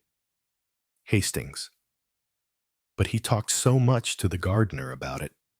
Not a very wise procedure if he was going to help himself to some. Then he went on. What is the first and simplest poison to come into your mind if you were asked to name one quickly? Arsenic, I suppose. Yes. You understand then? That very marked pause before the word strychnine when Charles was talking to us today. You mean that he was about to say arsenic in the soup and stopped himself. Yes. And why did he stop himself? Exactly. Why, I may say, Hastings, that it was to find the answer to that particular why, which made me go out into the garden in search of any likely source of weed killer. And you found it. And I found it. I shook my head. It begins to look rather bad for young Charles. You had a good talk with Ellen over the old lady's illness. Did her symptoms resemble those of arsenic poisoning? Poirot rubbed his nose. It is difficult to say. There was abdominal pain sickness. Of course that's it. I am not so sure. What poison did it resemble? Eh bien, my friend. It resembled not so much poison as disease of the liver and death from that cause. Oh, Poirot, I cried. It can't be natural death. It's got to be murder. Oh, la. We seem to have changed places. You and I. He turned abruptly into a chemist's shop. After a long discussion of Poirot's particular internal troubles, he purchased a small box of indigestion lozenges. Then, when his purchase was wrapped up and he was about to leave the shop, his attention was taken by an attractively wrapped package of Dr. Lochbarrow's liver capsules. Yes, sir. A very good preparation. The chemist was a middle-aged man of a chatty disposition. You'll find them very efficacious. Miss Arundel used to take them, I remember. Miss Emily Arundel. Indeed she did, sir. Miss Arundel of Little Green House, a fine old lady, one of the old school. I used to serve her. Did she take many patent medicines? Not really, sir. Not so many as some elderly ladies I could name. Miss Lawson, now, her companion, the one that's come into all the money. Poirot nodded. She was a one for this, that, and the other. Pills, lozenges, dyspepsia tablets, digestive mixtures, blood mixtures. Really enjoyed herself among the bottles. He smiled ruefully. I wish there were more like her. People nowadays don't take to medicines as they used. Still, we sell a lot of toilet preparations to make up for it. Did Miss Arundel take these liver capsules regularly? Yep, she'd been taking them for 3 months. I think, before she died, a relative of hers, a Dr. Tanios, came in to have a mixture made up one day. Didn't he? Yes, of course. The Greek gentleman that married Miss Arundel's niece? Yes, a very interesting mixture it was, one I've not previously become acquainted with. The man spoke as of a rare botanical trophy. It makes a change, sir, when you get something new. Very interesting combination of drugs. I remember, of course. The gentleman is a doctor. Very nice. He was a pleasant way with him. Did his wife do any shopping here? Did she now? I don't recall. Oh, yes. Came in for a sleeping draught. Chloral it was. I remember. A double quantity the prescription was for. It's always a little difficult for us with hypnotic drugs. You see, most doctors don't prescribe much at a time. Whose prescription was it? Her husband's, I think. Oh, of course. It was quite all right. But, you know, we have to be careful nowadays. Perhaps you don't know the fact. But if a doctor makes a mistake in a prescription, and we make it up in all good faith, and anything goes wrong, it's we who have to have the blame, not the doctor. That seems very unfair. It's worrying, I'll admit. Ah, well, I can't complain. No trouble has come my way. Touching wood, he rapped the counter sharply with his knuckles. Poirot decided to buy a package of Dr. Lothbarrow's liver capsules. Thank you, sir. Which size? 25. 50 is 100. I suppose the larger ones are better value, but still. Have the 50 vice, sir. That's the size Miss Arundel had. 8 and 6. Poirot agreed. Paid over 8 and 6 and received the parcel. Then we left the shop. So Mrs. Tanios bought a sleeping draught, I exclaimed as we got out into the street. An overdose of that would kill anyone, wouldn't it? With the greatest of ease. Do you think old Miss Arundel? I was remembering Miss Lawson's words. I dare say she'd murder someone if he told her to. Poirot shook his head. Chloral is a narcotic and a hypnotic, used to alleviate pain and as a sleeping draught. It can also become a habit. Do you think Mrs. Tanios had acquired the habit? Poirot shook his head perplexedly. No, I hardly think so.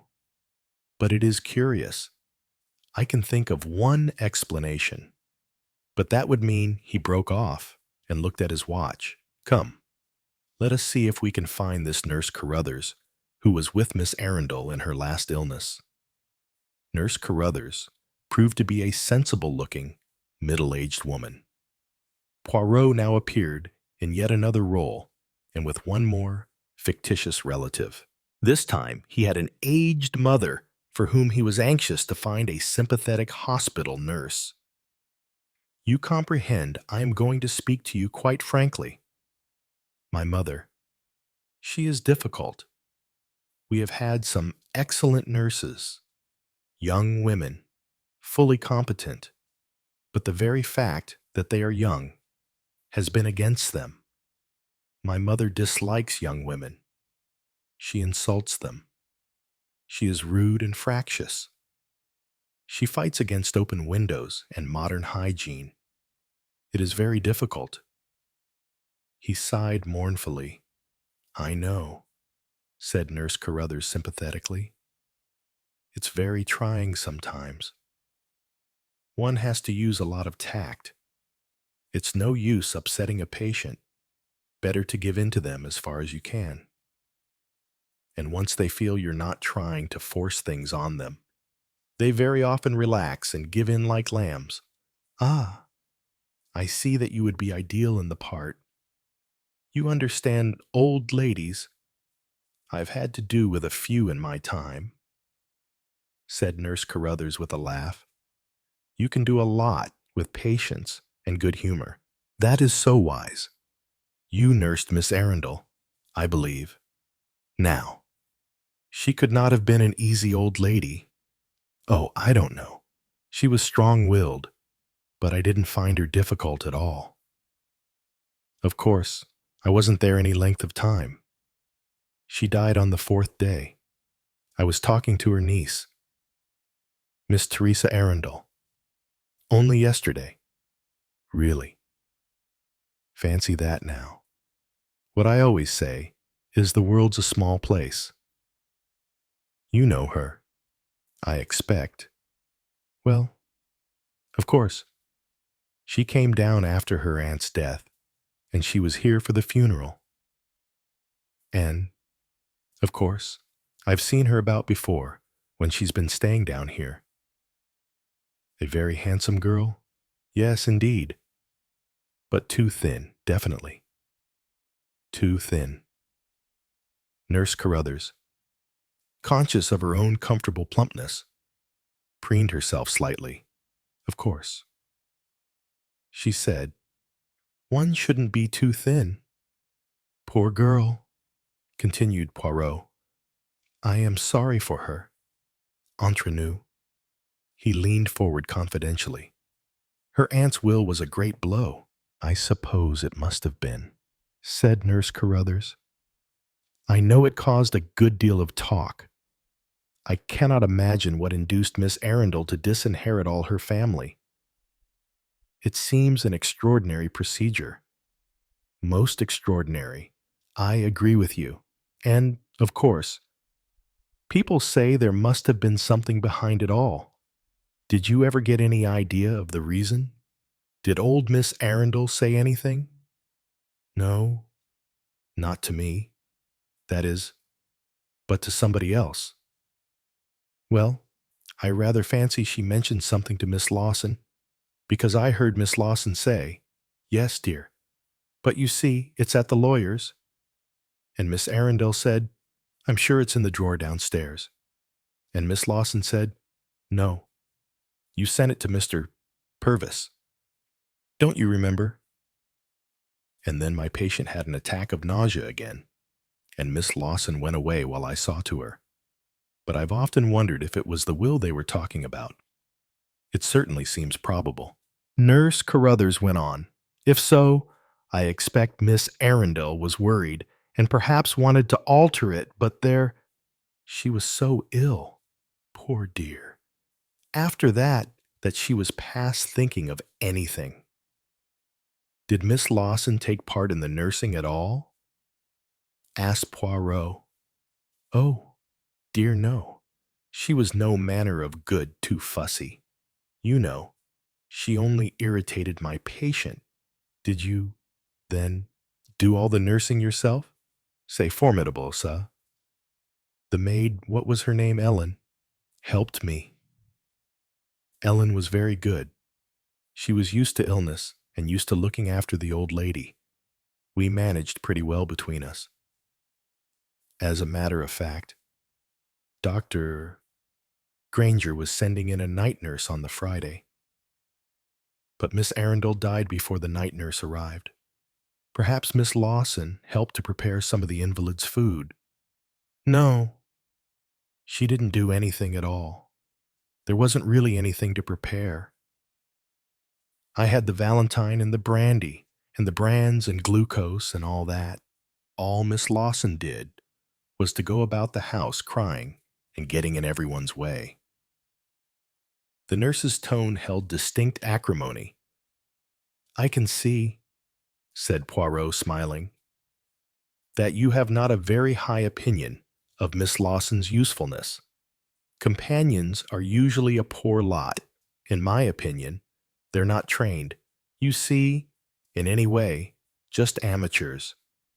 And usually they're women who wouldn't be any good at anything else. Do you think Miss Lawson was very attached to Miss Arundel? She seemed to be very upset and took on terribly when the old lady died. More than the relatives did, in my opinion. Nurse Carruthers finished with a sniff. Perhaps, then, said Poirot, nodding his head sagely. Miss Arundel knew what she was doing when she left her money as she did. She was a very shrewd old lady, said the nurse. There wasn't much she didn't take in and know about. I must say, did she mention the dog, Bob, at all? It's funny you should say that. She talked about him a lot when she was delirious. Something about his ball and a fall she'd had. A nice dog. Bob was, I'm very fond of dogs. Poor fellow. He was very miserable when she died. Wonderful, aren't they? Quite human. And on the note of the humanity of dogs, we parted. There is one who had clearly no suspicions, remarked Poirot after we had left. He sounded slightly discouraged. We had a bad dinner at the George Poirot, groaning a good deal, especially over the soup. And it is so easy. Hastings to make good soup. Le pot au feu. I avoided a disquisition on cookery with some difficulty. After dinner, we had a surprise. We were sitting in the lounge, which we had to ourselves. There had been one other man at dinner, a commercial traveler by his appearance, but he had gone out. I was just idly turning over the pages of an antiquated stock breeder's gazette, or some such periodical, when I suddenly heard Poirot's name being mentioned. The voice in question was somewhere outside. Where is he? In here, right, I can find him. The door was flung violently open, and Dr. Granger, his face rather red, his eyebrows working irritably, strode into the room. He paused to close the door, and then advanced upon us in no uncertain fashion. Oh, here you are. Now then, Hercule Poirot, what the devil do you mean by coming round to see me and telling me a pack of lies? One of the juggler's balls, I murmured maliciously. Poirot said in his oiliest voice.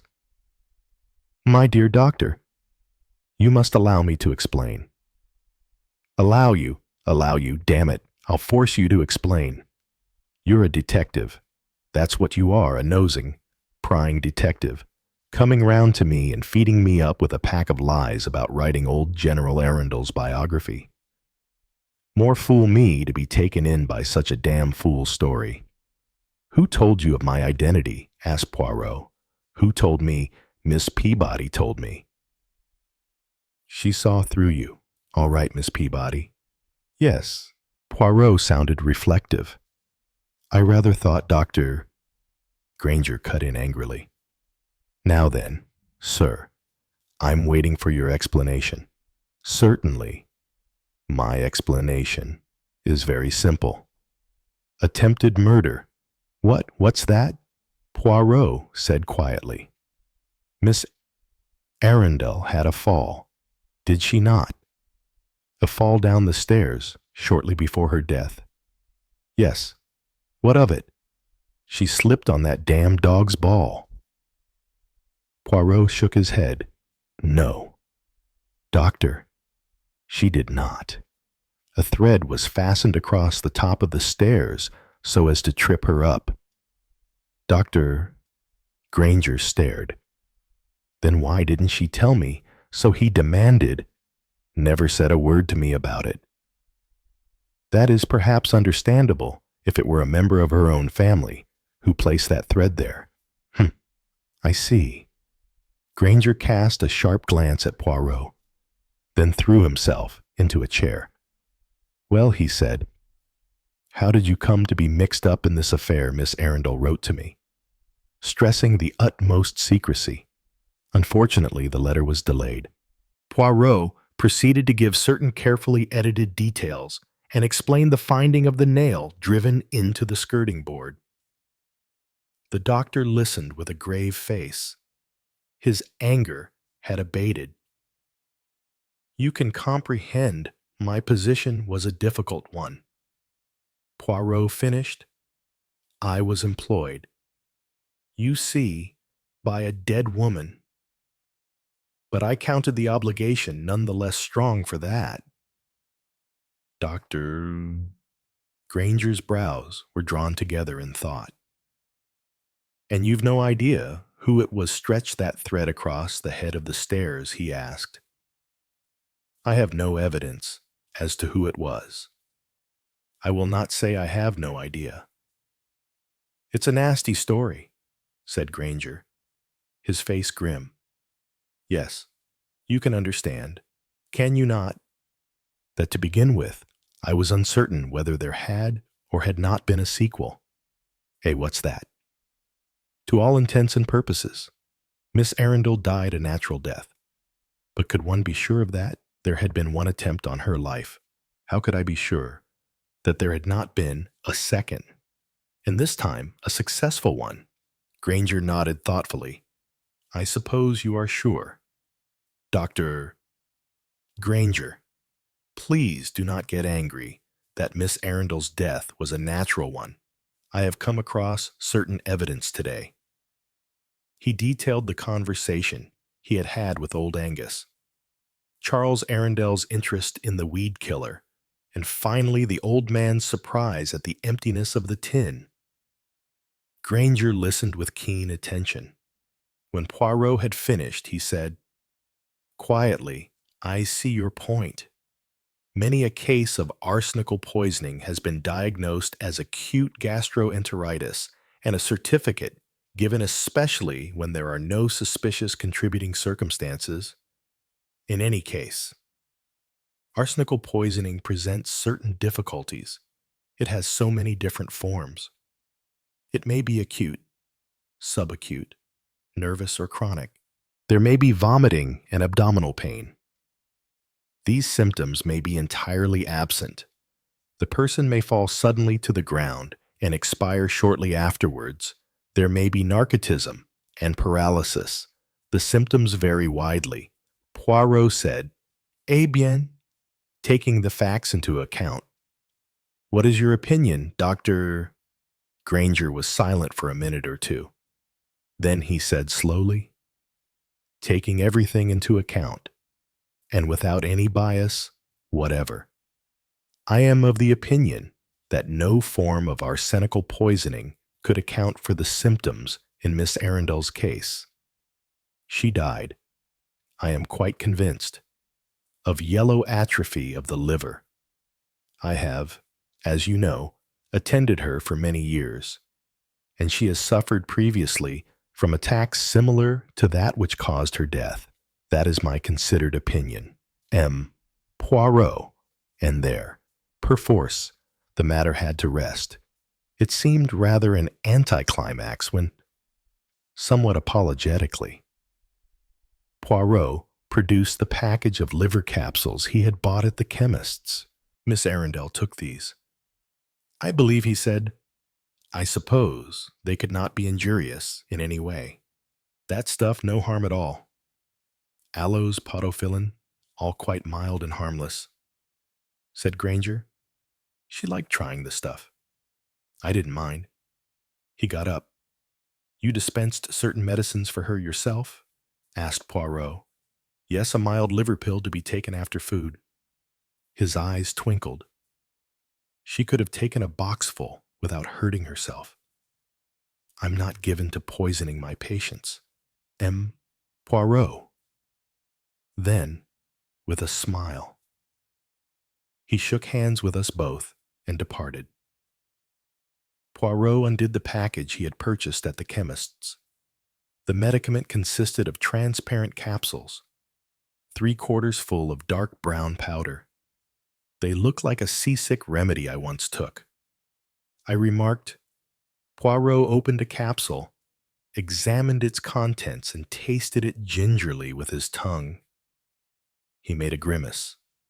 "Well," I said, throwing myself back in my chair and yawning. "Everything seems harmless enough. Dr. Loftbarrow's specialities, and Dr. Granger's pills, and Dr. Granger seems definitely to negative the arsenic theory. Are you convinced at last, my stubborn Poirot? It is true that I am pig-headed, that is your expression. I think, definitely I have the head of the pig," said my friend, meditatively. "Then, in spite of having the chemist, the nurse, and the doctor against you, you still think that Miss Arundel was murdered?" Poirot said, quietly, "That is what I believe, no more than believe. I am sure of it. Hastings, there's one way of proving it.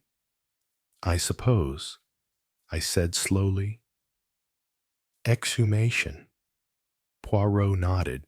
"Is that the next step?" "My friend, I have to go carefully." "Why?" "Because," his voice dropped, "I am afraid of a second tragedy." "You mean I am afraid?" "Hastings, I am afraid." Let us leave it at that. 22. The Woman on the Stairs. On the following morning, a note arrived by hand. It was in a rather weak, uncertain handwriting slanting very much uphill. "Dear M. Poirot, I hear from Ellen that you were at Little Green House yesterday. I shall be much obliged if you would call and see me sometime today. Yours truly, Wilhelmina Lawson."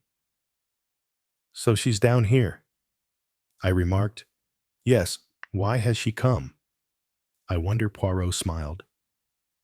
"I do not suppose there is any sinister reason. After all, the house belongs to her."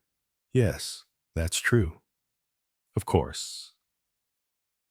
You know, Poirot, that's the worst of this game of ours. Every single little thing that anyone does is open to the most sinister constructions. It is true that I myself have enjoined upon you the motto, 'Suspect everyone.' Are you still in that state yourself?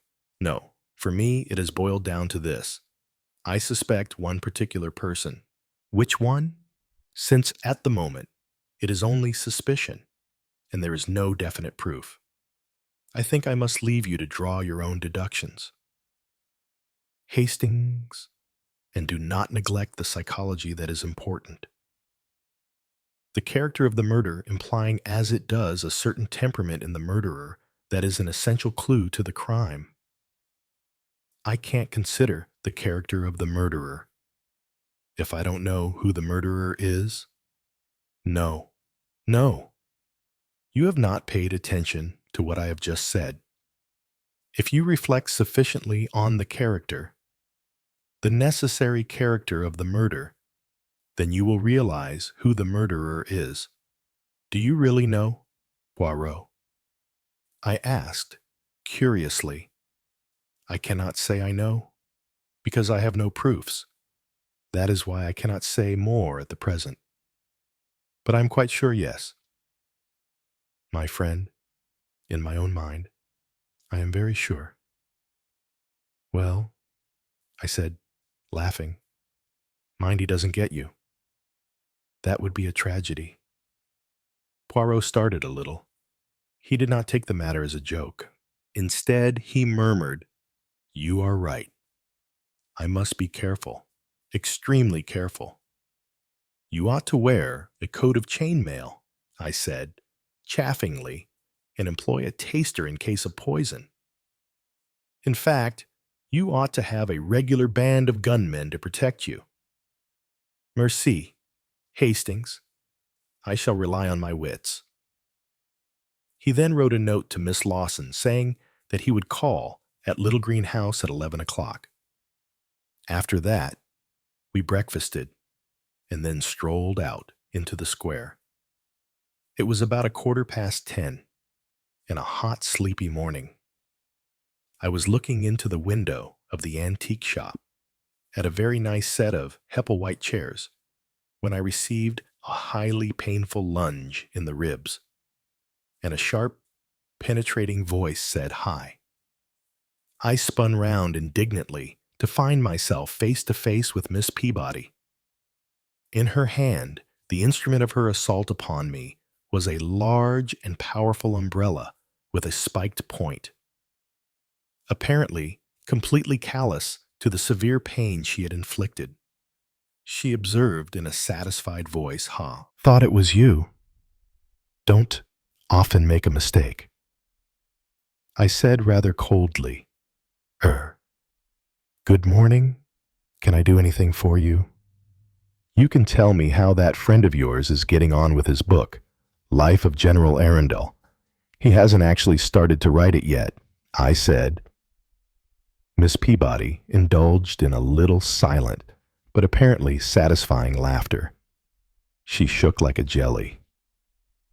Recovering from that attack, she remarked, "No, I don't suppose he will be starting to write it," I said, smiling. "So you saw through our little fiction?"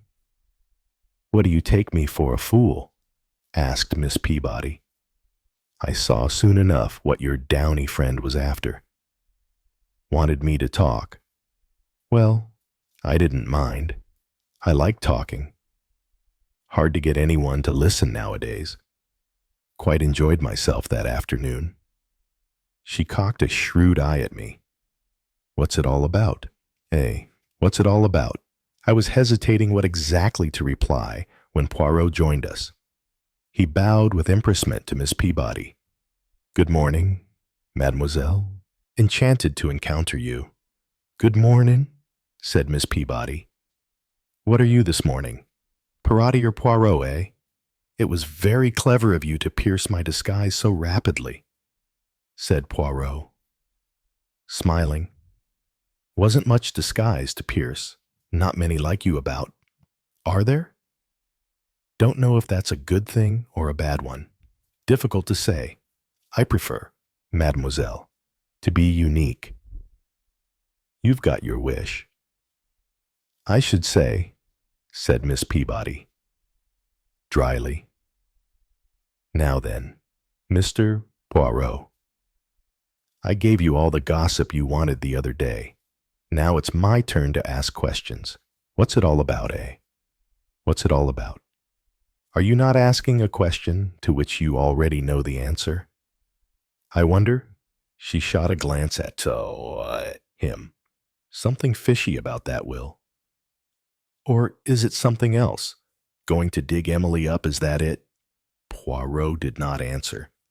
Miss Peabody nodded her head slowly and thoughtfully, as though she had received a reply. "Often wondered," she said inconsequently, "what it would feel like. Read in the papers. Wondered if anyone would ever be dug up in market basing. Didn't think it would be Emily Arundel." She gave him a sudden, piercing look. She wouldn't have liked it. I suppose you've thought of that. Hey, yes, I have thought of it. I suppose you would do. You're not a fool. Don't think you're particularly officious either." Poirot bowed. "Thank you, mademoiselle. And that's more than most people would say. Looking at your mustache, Why do you have a mustache like that? Do you like it?" I turned away, convulsed with laughter. "In England, the cult of the mustache is lamentably neglected," said Poirot. His hand surreptitiously caressed the hirsute adornment. "Oh, I see funny," said Miss Peabody. "Knew a woman who once had a goitre and was proud of it. Wouldn't believe that. But it's true. Well, what I say is, it's lucky when you're pleased with what the Lord has given you. It's usually the other way about." She shook her head and sighed. Never thought there would be a murder in this out-of-the-world spot. Again, she shot a sudden, piercing look at Poirot. "Which of 'em did it?" "Am I to shout that to you here in the street?" "Probably means you don't know. Or do you?" "Oh, well, bad blood, bad blood. I'd like to know whether that Varley woman poisoned her husband or not." "Makes a difference." "You believe in heredity," Miss Peabody said. "Suddenly, I'd rather it was Tanyos, an outsider. But wishes ain't horses. Worse luck. Well, I'll be getting along. I can see you're not going to tell me anything. Who are you actin' for?" "By the way," Poirot said, gravely, "I am acting for the dead, mademoiselle." I am sorry to say that Miss Peabody received this remark with a sudden shriek of laughter. Quickly, subduing her mind, she said, "Excuse me. It sounded like Isabel Tripp, that's all." "What an awful woman." "Julia's worse, I think, so painfully girlish. Never did like mutton-dressed lamb fashion." "Well, goodbye." "Seen Dr. Granger at all, mademoiselle?" "I have the bone to pick with you. You betrayed my secret." Miss Peabody indulged in her peculiar, throaty chuckle. "Men are simple. He'd swallowed that preposterous tissue of lies you told him. Wasn't he mad when I told him? Went away snorting with rage. He's looking for you. He found me last night. Oh, I wish I'd been there. I wish you had." "Mademoiselle," said Poirot gallantly. Miss Peabody laughed and prepared to waddle away. She addressed me over her shoulder. "Goodbye, young man. Don't go buying those chairs. They're a fake." She moved off, chuckling. "That," said Poirot, "is a very clever old woman, even although she did not admire your mustaches." "Taste is one thing," said Poirot coldly. "Brains are another." We passed into the shop and spent a pleasant 20 minutes looking round. We emerged unscathed in pocket and proceeded in the direction of Little Greenhouse. Ellen, rather redder in the face than usual, admitted us and showed us into the drawing room. Presently, footsteps were heard descending the stairs, and Miss Lawson came in. She seemed somewhat out of breath and flustered. Her hair was pinned up in a silk handkerchief. "I hope you'll excuse my coming in like this. Poirot. I've been going through some locked-up cupboards, so many things old people are inclined to hoard a little. I'm afraid dear Miss Arundel was no exception, and one gets so much dust in one's hair astonishing. You know, the things people collect. If you can believe me. 24 needle books, actually. 24.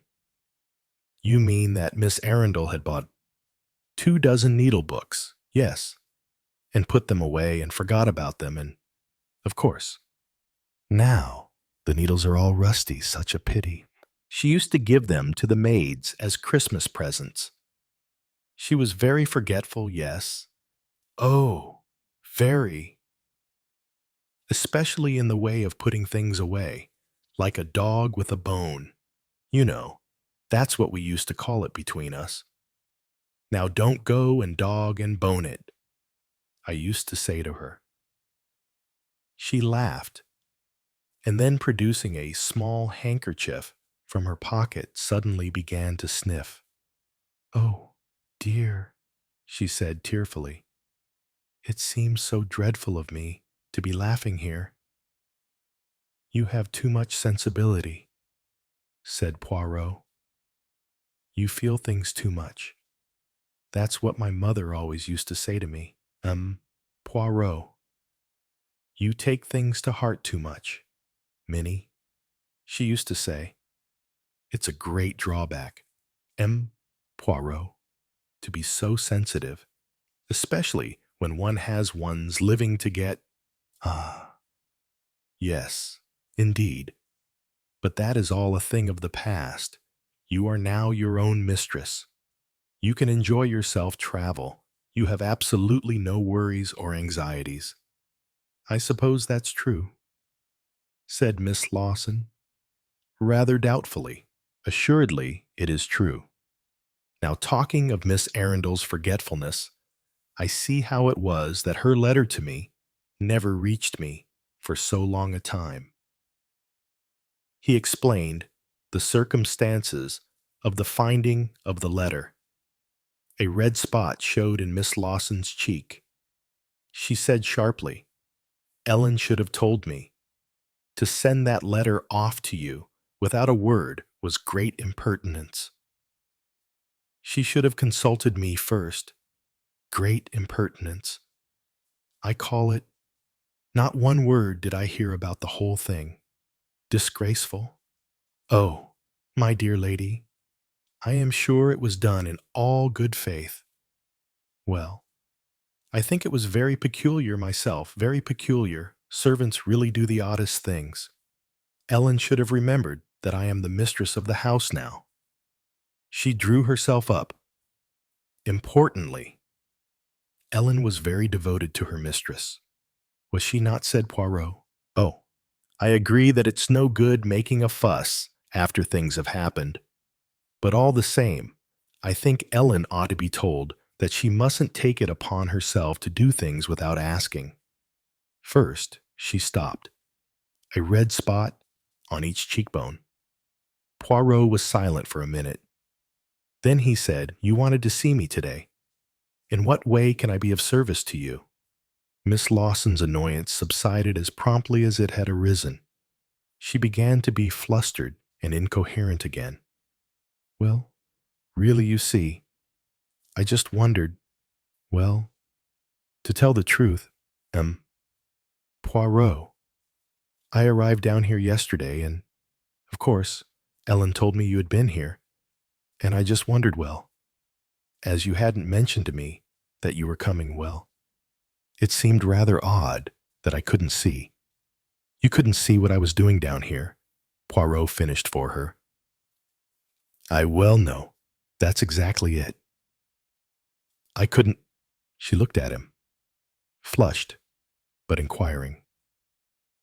I must make a little confession to you, said Poirot. I have permitted you to remain under a misapprehension. I am afraid you assumed that the letter I received from Miss Arundel concerned itself with the question of a small sum of money, abstracted by, in all possibility, Mr. Charles Arundel. Miss Lawson nodded, but that, you see, was not the case. In fact, the first I heard of the stolen money was from you. Miss Arundel wrote to me on the subject of her accident. Her accident. Yes. She had a fall down the stairs. I understand. Oh, quite. Miss Lawson looked bewildered. She stared vacantly at Poirot. She went on. But I'm sorry. I'm sure it's very stupid of me. But why should she write to you, I understand, in fact? I think you said so, that you're a detective. You're not a doctor, too, or a faith healer. Perhaps no. I am not a doctor, nor a faith healer. But, like the doctor, I concern myself sometimes with so-called accidental deaths. With accidental deaths. With so-called accidental deaths. I said, "It is true that Miss Arundel did not die, but she might have died." "Oh, dear me. Yes, the doctor said so. But I don't understand." Miss Lawson sounded still bewildered. The cause of the accident was supposed to be the ball of the little Bob, was it not? Yes, yes, that was it. It was Bob's ball. Oh, no. It was not Bob's ball, but, excuse me, Poirot. I saw it there myself, as we all ran down. You saw it? Yes, perhaps, but it was not the cause of the accident. The cause of the accident. Miss Lawson was a dark-colored thread stretched about a foot above the top of the stairs. But a dog couldn't exactly, said Poirot quickly. A dog could not do that. He is not sufficiently intelligent, or, if you like, he is not sufficiently evil. A human being put that thread in position. Miss Lawson's face had gone deadly white. She raised a shaking hand to her face. "Oh, Poirot, I can't believe it. You don't mean... But that is awful, really awful." "You mean it was done on purpose?" "Yes, it was done on purpose. But that's dreadful. It's almost like killing a person. If it had succeeded, it would have been killing a person. In other words, it would have been murder." Miss Lawson gave a little shrill cry. Poirot went on in the same grave tone. A nail was driven into the skirting board so that the thread could be attached. That nail was varnished so as not to show. Tell me, do you ever remember a smell of varnish that you could not account for? Miss Lawson gave a cry. "Oh, how extraordinary! To think of that! Why, of course. And to think I never thought, never dreamed, but then, how could I? And yet it did seem odd to me at the time." Poirot leant forward. "So you can help us?" "Mademoiselle, once again, you can help us. C'est épatant. To think that was it. Oh, well, it all fits in. Tell me, I pray of you." "You smelt varnish, yes, yes." "Of course. I didn't know what it was. I thought, dear me, is it paint? No. It's more like floor stain. And then, of course, I thought I must have imagined it. When was this? Now let me see, when was it? Was it during that Easter weekend when the house was full of guests? Yes. That was the time, but I'm trying to recall just which day it was. Now, let me see. It wasn't Sunday. No. And it wasn't on Tuesday. That was the night Dr. Donaldson came to dinner. And on the Wednesday, they had all left. No, of course. It was the Monday bank holiday. I'd been lying awake rather worried. You know, I always think bank holiday is such a worrying day. There had been only just enough cold beef to go round at supper, and I was afraid Miss Arundel might be annoyed about it. You see, I'd ordered the joint on the Saturday, and of course I ought to have said £7, but I thought £5 would do nicely. But Miss Arundel was always so vexed if there was any shortage. She was so hospitable, Miss Lawson paused to draw a deep breath and then rushed on. And so I was lying awake and wondering whether she'd say anything about it tomorrow. And what with one thing and another, I was a long time dropping off. And then just as I was going off, something seemed to wake me up, a sort of rap or tap, and I sat up in bed, and then I sniffed. Of course, I'm always terrified of fire. Sometimes I think I smell fire, 2 or 3 times a night. So awful wouldn't it be if one were trapped? Anyway, there was a smell, and I sniffed hard, but it wasn't smoke or anything like that. And I said to myself, it's more like paint or floor stain. But of course, one wouldn't smell that in the middle of the night. But it was quite strong, and I sat up sniffing and sniffing, and then I saw her in the glass. Saw whom in my looking glass. You know, it's really most convenient. I left my door open a little always, so as to hear Miss Arundel if she were to call, and if she went up and down stairs I could see her. The one light was always left switched on in the passage. That's how I came to see her kneeling on the stair.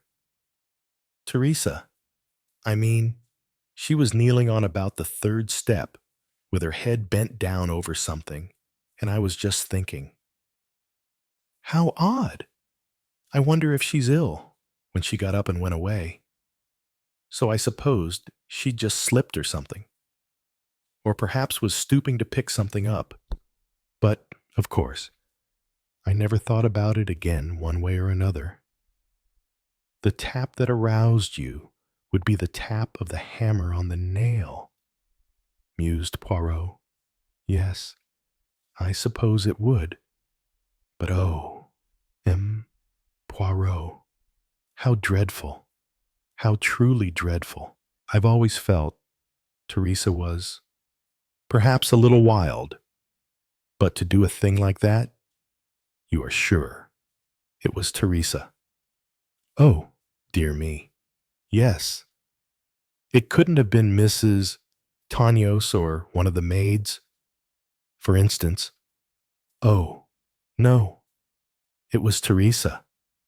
Miss Lawson shook her head and murmured to herself, oh dear, several times. Poirot was staring at her in a way I found it hard to understand. Permit me, he said suddenly, to make an experiment. Let us go upstairs and endeavor to reconstruct this little scene. Reconstruction. Oh, really, I don't know. I mean, I don't quite see. I will show you, said Poirot, cutting in upon these doubts in an authoritative manner. Somewhat flustered, Miss Lawson led the way upstairs. I hope the room's tidy. So much to do, what with one thing and another she tailed off incoherently. The room was indeed somewhat heavily littered with miscellaneous articles, obviously the result of Miss Lawson's turning out of cupboards. With her usual incoherence, Miss Lawson managed to indicate her own position, and Poirot was able to verify for himself the fact that a portion of the staircase was reflected in the wall mirror. And now, Mademoiselle, he suggested, if you will be so good as to go out and reproduce the actions that you saw. Miss Lawson, still murmuring, oh, dear, bustled out to fulfill her part. Poirot acted the part of the observer. The performance concluded. He went out on the landing and asked which electric light had been left switched on. This one along here, just outside Miss Arundel's door. Poirot reached up, detached the bulb, and examined it. A 40-watt lamp, I see. Not very powerful. No, it was just so that the passage shouldn't be quite dark. Poirot retraced his steps to the top of the stairs. You will pardon me, mademoiselle, but with the light being fairly dim, and the way that shadow falls, it is hardly possible that you can have seen very clearly. Can you be positive it was Miss Teresa Arundel, and not just an indeterminate female figure in a dressing gown? Miss Lawson was indignant. No, indeed. Poirot. I'm perfectly sure I know Teresa well enough. I should hope, oh, it was her all right. Her dark dressing gown, and that big shining brooch she wears with the initials, I saw that plainly. So that there is no possible doubt. You saw the initials. Yes, T.A. I know the brooch. Teresa often wore it. Oh, yes. I could swear to its being. Teresa and I will swear to it, if necessary. There was a firmness and decision in those last two sentences that was quite at variance with her usual manner. Poirot looked at her. Again, there was something curious in his glance. It was aloof, appraising, and had also a queer appearance of finality about it. You would swear to that. Yes, he said, if it's necessary. But I suppose it be necessary. Again, Poirot turned that appraising glance upon her. That will depend on the result of the exhumation, he said. Exhumation. Poirot put out a restraining hand. In her excitement, Miss Lawson very nearly went headlong down the stairs. It may possibly be a question of exhumation, he said. Oh, but surely how very unpleasant.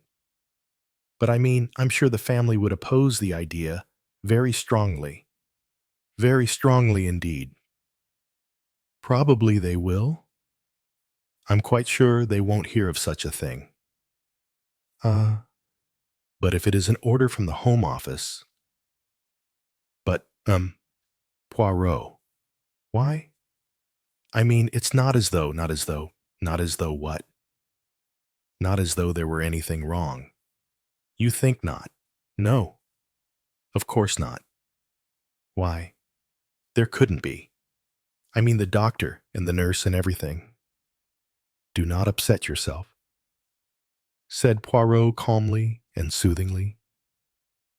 Oh, but I can't help it. Poor dear Miss Arundel. It's not even as though Teresa had been here in the house when she died. No. She left on the Monday before she was taken ill. Did she not? Quite early in the morning? So you see, she can't have had anything to do with it. Let us hope not, said Poirot. Oh, dear. Miss Lawson clasped her hands together.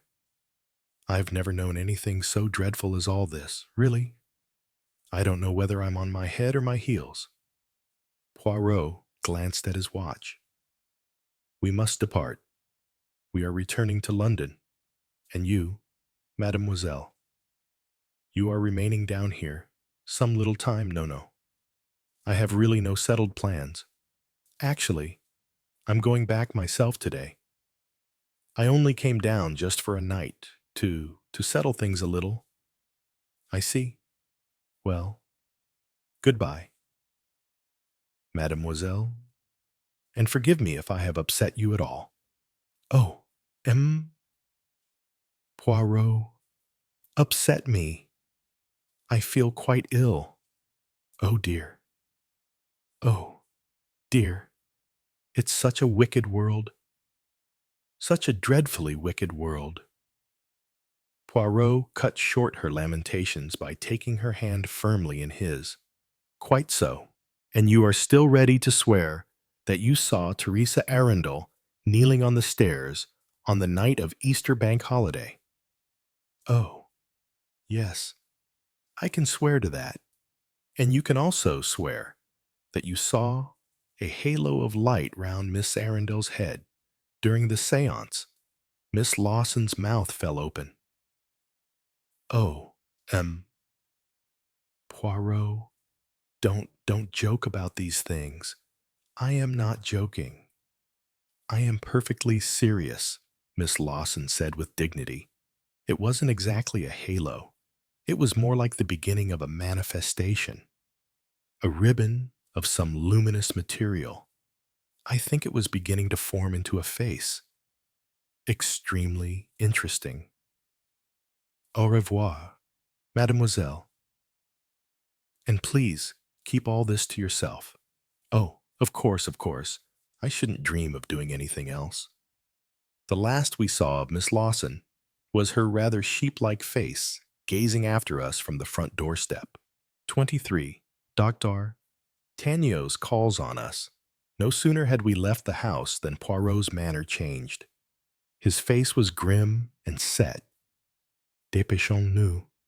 Hastings, he said. We must get back to London as soon as possible. I'm willing.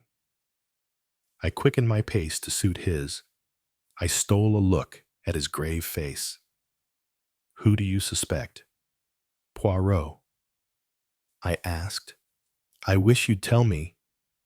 Do you believe it was Teresa Arundel on the stairs or not? Poirot did not reply to my questions. Instead, he asked a question of his own. Did it strike you? Reflect before you answer. Did it strike you that there was something wrong with that statement of Miss Lawson's? How do you mean wrong with it? If I knew, that I should not be asking you. Yes, but wrong in what way?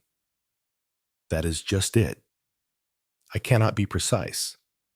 But as she was talking, I had, somehow, a feeling of unreality, as though there was something, some small point, that was wrong, yes, that was the feeling, something that was impossible.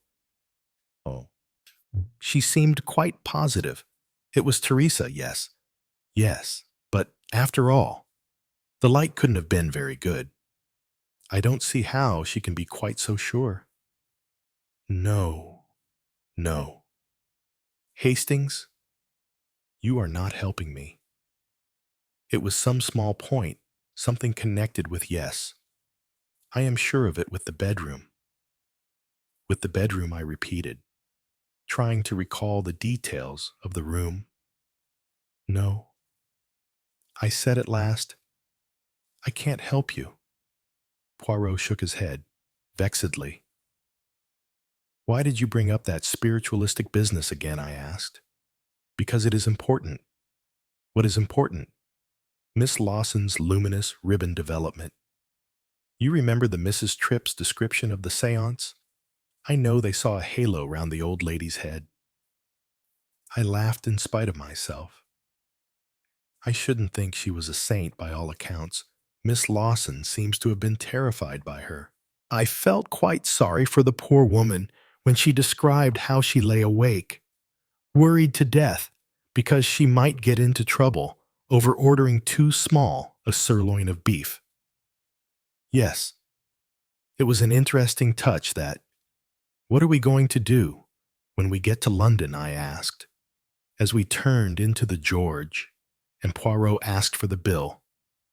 We must go and see Teresa Arundel immediately and find out the truth. But won't she deny the whole thing anyway? Mon cher, it is not a criminal offense to kneel upon a flight of stairs. She may have been picking up a pin to bring her luck, something of that sort. And the smell of varnish. We could say no more just then, as the waiter arrived with the bill. On the way to London, we talked very little. I am not fond of talking and driving, and Poirot was so busy protecting his mustaches with his muffler from the disastrous effects of wind and dust that speech was quite beyond him. We arrived at the flat at about 20 to 2. George, Poirot's immaculate and extremely English manservant, opened the door. A Dr. Tanios is waiting to see you, sir. He has been here for half an hour. Dr. Tanios. Where is he? In the sitting room, sir. A lady also called to see you. Sir. She seemed very distressed to find you were absent from home. It was before I received your telephone message, sir, so I could not tell her when you would be returning to London. Describe this lady. She was about 5'7", sir, with dark hair and light blue eyes. She was wearing a gray coat and skirt, and a hat worn very much to the back of the head instead of over the right eye. Mrs. Tanios, I ejaculated in a low voice. She seemed in a condition of great nervous excitement. Sir, said it was of the utmost importance she should find you quickly. What time was this? About 10:30. Sir? Poirot shook his head as he passed on towards the sitting room. That is the second time I have missed hearing what Mrs. Tanios has to say. What would you say? Hastings, is there a fate in it? Third time lucky, I said consolingly. Poirot shook his head doubtfully. Will there be a third time, I wonder? Come, let us hear what the husband has to say. Dr. Tanios was sitting in an armchair reading one of Poirot's books on psychology. He sprang up and greeted us. You must forgive this intrusion. I hope you don't mind my forcing my way in and waiting for you like this. Du tout, du tout. Pray sit down. Permit me to offer you a glass of sherry. Thank you. As a matter of fact, I have an excuse. Poirot, I am worried, terribly worried, about my wife. About your wife? I'm very sorry. What's the matter? Tanios said. You have seen her perhaps lately. It seemed quite a natural question, but the quick look that accompanied it was not so natural. Poirot replied, in the most matter-of-fact manner, No, not since I saw her at the hotel with you yesterday. I thought perhaps she might have called upon you. Poirot was busy pouring out 3 glasses of sherry. He said in a slightly abstracted voice, No. Was there any reason for her calling on me? No. No. Dr. Tanios accepted his sherry. Thank you. Thank you very much. No. There was no exact reason. But to be frank, I am very much concerned about my wife's state of health. She is not strong. Her bodily health, said Tanios slowly, is good. I wish I could say the same for her mind. I fear, M. Poirot, that she is on the verge of a complete nervous breakdown. My dear Dr. Tanios, I am extremely sorry to hear this. This condition has been growing for some time. During the last 2 months, her manner towards me has completely changed. She is nervous, easily startled, and she has the oddest fancies. Actually, they are more than fancies. They are delusions, really. Yes, she is suffering from what is commonly known as persecution mania, a fairly well-known condition. Poirot made a sympathetic noise with his tongue. You can understand my anxiety. Naturally. But what I do not quite understand is why you have come to me. How can I help you, Dr. Tanios seemed a little embarrassed. It occurred to me that my wife might have, or may yet, come to you with some extraordinary tale. She may conceivably say that she is in danger from me, something of the kind. But why should she come to me, Dr. Tanios smiled. It was a charming smile, genial yet wistful. You are a celebrated detective, M. Poirot. I saw. I could see at once that my wife was very impressed at meeting you yesterday. The mere fact of meeting a detective would make a powerful impression on her in her present state. It seems to me highly probable that she might seek you out and well, confide in you. That is the way these nervous affections go. There is a tendency to turn against those nearest and dearest to you. Very distressing. Yes, indeed. I am very fond of my wife. There was a rich tenderness in his voice. I always feel it was so brave of her to marry me, a man of another race, to come out to a far country to leave all her own friends and surroundings. For the last few days, I have been really distraught. I can see only one thing for it. Yes, perfect rest and quiet and suitable psychological treatment. There is a splendid home I know of, run by a first-class man. I want to take her there. It is in Norfolk straight away. Perfect rest and isolation from outside influence, that is what is needed. I feel convinced that once she has been there a month or two under skilled treatment, there will be a change for the better. I see, said Poirot. He uttered the words in a matter-of-fact manner, without any clue to the feelings that prompted him. Tanios again shot a quick glance at him. That is why, if she should come to you, I should be obliged if you will let me know at once. But certainly, I will telephone you. You are at the Durmb Hotel. Still. Yes, I am going back there now. And your wife is not there? She went out directly after breakfast. Without telling you where she was going. Without saying a word. That is most unlike her. And the children. She took them with her. I see. Tanios got up. I thank you so much. M. Poirot. I need hardly say that if she does tell you any high-flown stories of intimidation and persecution, pay no attention to them. It is, unfortunately, a part of her malady. Most distressing, said Poirot with sympathy. It is indeed.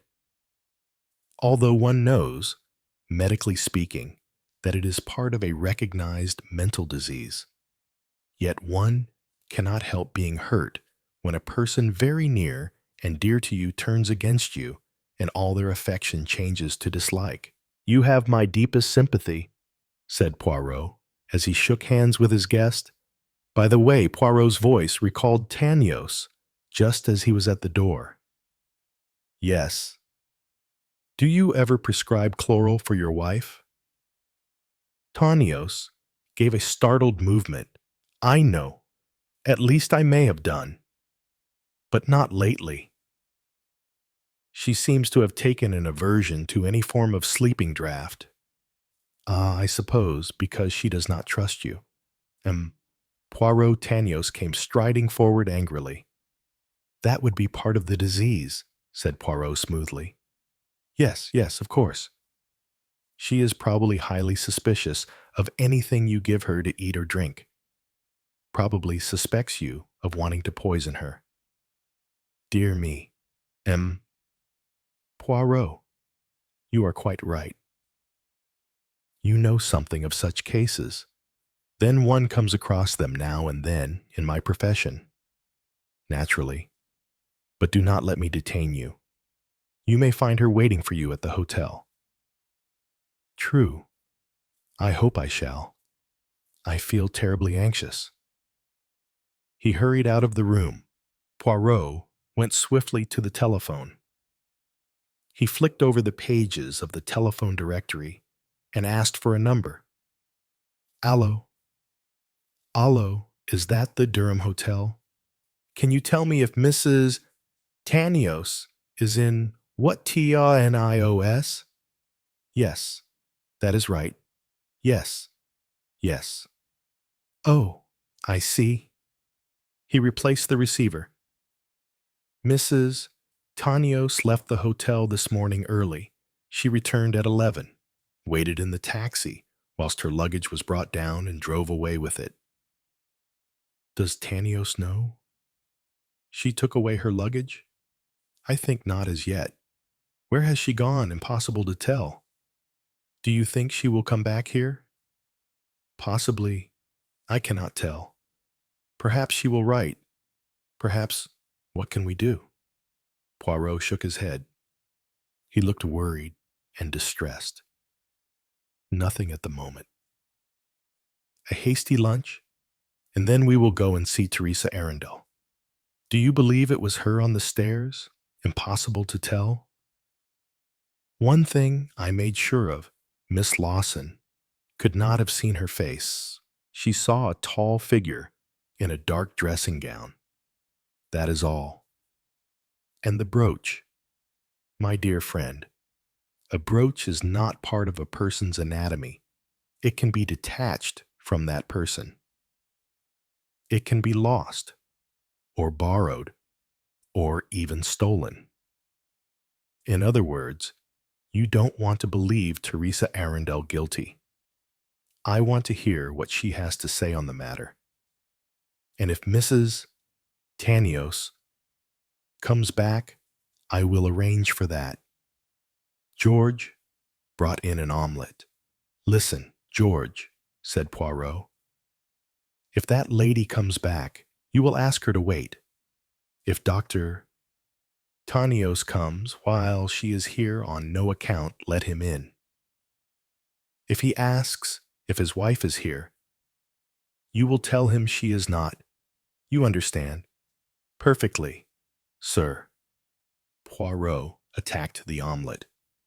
This business complicates itself, he said. We must step very carefully. If not, the murderer will strike again. If he did, you might get him, quite possibly. But I prefer the life of the innocent to the conviction of the guilty. We must go very, very carefully. 24. Teresa's denial. We found Teresa Arundel just preparing to go out. She was looking extraordinarily attractive. A small hat of the most outrageous fashion descended rakishly over one eye. I recognized, with momentary amusement, that Bellis Tanios had worn a cheap imitation of such a hat yesterday, and had worn it, as George had put it, on the back of the head instead of over the right eye. I remembered well how she had pushed it farther and farther back on her untidy hair. Poirot said, politely, "Can I have just a minute or two, mademoiselle, or will it delay you too much?" Teresa laughed. "Oh, it doesn't matter. I'm always 3/4 of an hour late for everything. I might just as well make it an hour." She led him into the sitting room. To my surprise, Dr. Donaldson rose from a chair by the window. "You've met Poirot already, Rex, haven't you?" "We met at Market Basing," said Donaldson, stiffly. "You were pretending to write the life of my drunken grandfather." "I understand," said Teresa. "Rex, my angel, will you leave us?" "Thank you." Teresa, but I think that from every point of view, it would be advisable for me to be present at this interview. There was a brief duel of eyes. Teresa's were commanding. Donaldson's were impervious. She showed a quick flash of anger.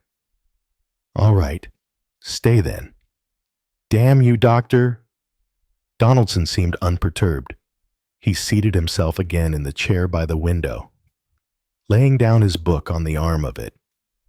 It was a book on the pituitary gland. I noticed. Teresa sat down on her favorite low stool and looked impatiently at Poirot. "Well, you've seen Purvis." "What about it?" Poirot said in a non-committal voice. "There are possibilities. Mademoiselle." She looked at him thoughtfully. Then she sent a very faint glance in the direction of the doctor. It was, I think, intended as a warning to Poirot. "But it would be well, I think," went on Poirot, "for me to report later when my plans are more advanced." A faint smile showed for a minute on Teresa's face. Poirot continued, "I have today come from Market Basing, and while there I have talked to Miss Lawson. Tell me, mademoiselle, did you on the night of April 13th, that was the night of the Easter bank holiday, kneel upon the stairs after everyone had gone to bed, My dear Hercule Poirot, what an extraordinary question. Why should I the question? Mademoiselle, is not why you should, but whether you did. I'm sure I don't know. I should think it most unlikely. You comprehend. Mademoiselle, Miss Lawson says you did. Teresa shrugged her attractive shoulders. Does it matter? It matters very much. She stared at him in a perfectly amiable fashion. Poirot stared back. Lupin said, Teresa. Pardon, definitely, Lupin said. Teresa, don't you think so? Rex Dr. Donaldson coughed. Excuse me. Poirot. But what is the point of the question? My friend spread out his hands. It is most simple. Someone drove in a nail in a convenient position at the head of the stairs. The nail was just touched with brown varnish to match the skirting board. Is this a new kind of witchcraft? Asked Teresa. No, mademoiselle, it is much more homely and simple than that.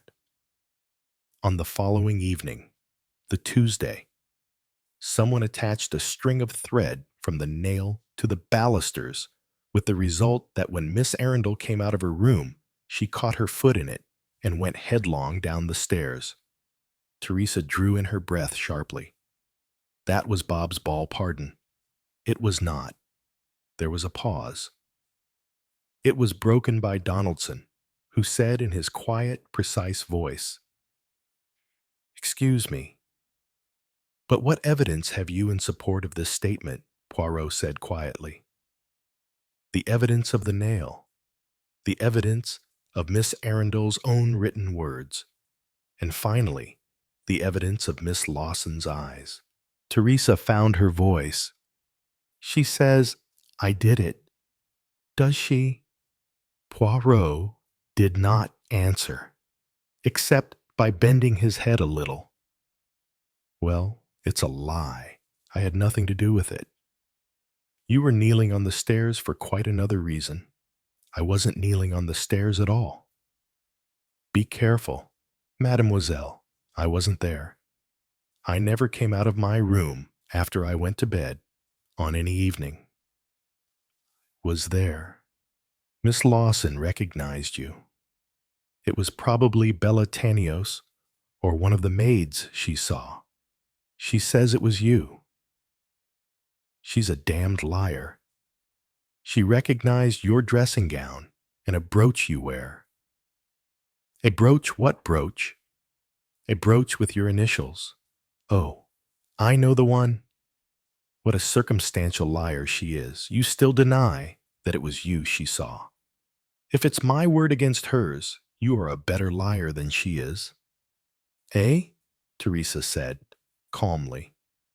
That's probably quite true. But in this case, I'm speaking the truth. I wasn't preparing a booby trap, or saying my prayers, or picking up gold or silver, or doing anything at all on the stairs. Have you this brooch that was mentioned? Probably. Do you want to see it? If you please, mademoiselle. Teresa got up and left the room. There was an awkward silence. Dr. Donaldson looked at Poirot, much as I imagined he might have looked at an anatomical specimen. Teresa returned, Here it is. She almost flung the ornament at Poirot. It was a large, rather showy chromium or stainless steel brooch with A enclosed in a circle. I had to admit that it was large enough and showy enough to be easily seen in Miss Lawson's mirror. I never wear it now. I'm tired of it, said Teresa. London's been flooded with them. Every little skivvy wears one. But it was expensive when you bought it. Oh, yes. They were quite exclusive to begin with.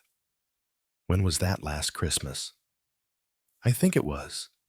Yes, about then. Have you ever lent it to anyone? No. You had it with you at Little Green House? I suppose I did. Yes, I did. I remember.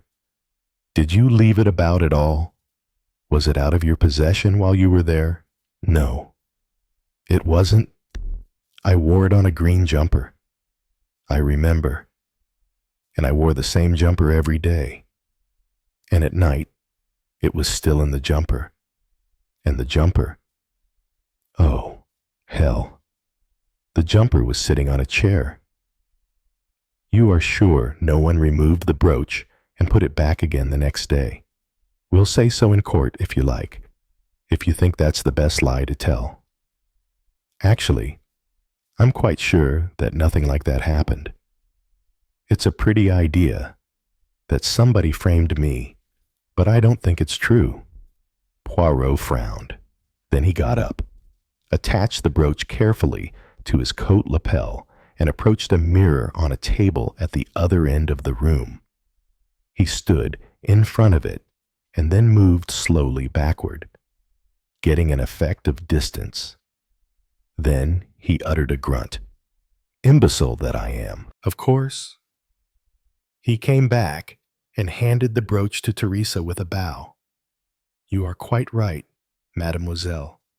The brooch did not leave your possession. I have been regrettably dense. I do like modesty, said Teresa, pinning the brooch on carelessly. She looked up at him. Anything more, I ought to be going. Nothing that cannot be discussed later. Teresa moved towards the door. Poirot went on in a quiet voice. There is a question of exhumation. It is true. Teresa stopped dead. The brooch fell to the ground. What's that? Poirot said clearly. It is possible that the body of Miss Emily Arundel may be exhumed. Teresa stood still, her hands clenched. She said in a low, angry voice, Is this your doing? It can't be done without an application from the family. You are wrong, mademoiselle. It can be done on an order from the Home Office. My God, said Teresa. She turned and walked swiftly up and down. Donaldson said quietly, I really don't see that there is any need to be upset. Tessa, I dare say that to an outsider, the idea is not very pleasant. But, she interrupted him, don't be a fool. Rex Poirot asked, The idea disturbs you, mademoiselle? Of course it does. It isn't decent. Poor old Aunt Emily. Why the devil should she be exhumed, I presume, said Donaldson, that there is some doubt as to the cause of death. He looked inquiringly at Poirot. He went on, I confess that I'm surprised. I think that there is no doubt that Miss Arundel died a natural death from a disease of long standing. You told me something about a rabbit and liver trouble once, said Teresa. I've forgotten it now.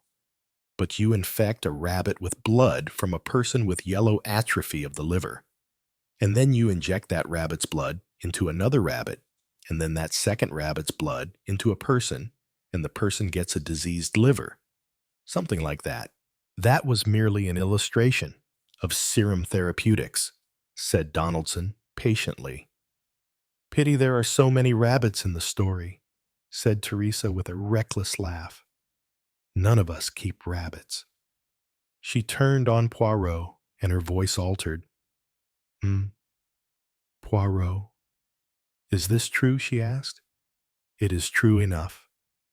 But there are ways of avoiding such a contingency. Mademoiselle, then avoid it. Her voice sank almost to a whisper. It was urgent, compelling. Avoid it at all costs. Poirot rose to his feet. Those are your instructions. His voice was formal. Those are my instructions. But Tessa Donaldson interrupted. She whirled round on her fiancé. Be quiet. She was my aunt, wasn't she? Why should my aunt be dug up? Don't you know? There will be paragraphs in the papers and gossip and general unpleasantness. She swung round again on Poirot. "You must stop it. I give you carte blanche. Do anything you like, but stop it." Poirot bowed formally. "I will do what I can." "Au revoir, mademoiselle. Au revoir, doctor. Oh!" "Go away," cried Teresa, "and take St. Leonard's with you. I wish I'd never set eyes on either of you." We left the room. Poirot did not this time deliberately place his ear to the crack, but he dallied, yes, he dallied, and not in vain. Teresa's voice rose, clear and defiant. "Don't look at me like that, Rex." And then suddenly, with a break in her voice, "Darling." Dr. Donaldson's precise voice answered her. He said very clearly, "That man means mischief." Poirot grinned suddenly. He drew me through the front door. "Come, St. Leonard's," he said. "C'est drôle, ça." Personally, I thought the joke a particularly stupid one. 25. I lie back and reflect. No, I thought, as I hurried after Poirot. There was no doubt about it now. Miss Arundel had been murdered, and Teresa knew it. But was she herself the criminal, or was there another explanation? She was afraid, yes. But was she afraid for herself, or for someone else? Could that someone be the quiet, precise young doctor with the calm, aloof manner? Had the old lady died of genuine disease artificially induced? Up to a point, it all fitted in Donaldson's ambitions. His belief that Teresa would inherit money at her aunt's death. Even the fact that he had been at dinner there on the evening of the accident. How easy to leave a convenient window open and return in the dead of night to tie the murderous thread across the staircase. But then, what about the placing of the nail in position? Teresa must have done that. Teresa, his fiancée and accomplice, with the two of them working in together. The whole thing seemed clear enough. In that case, it was probably Teresa who had actually placed the thread in position. The first crime, the crime that failed, had been her work. The second crime, the crime that had succeeded, was Donaldson's more scientific masterpiece. Yes, it all fitted in.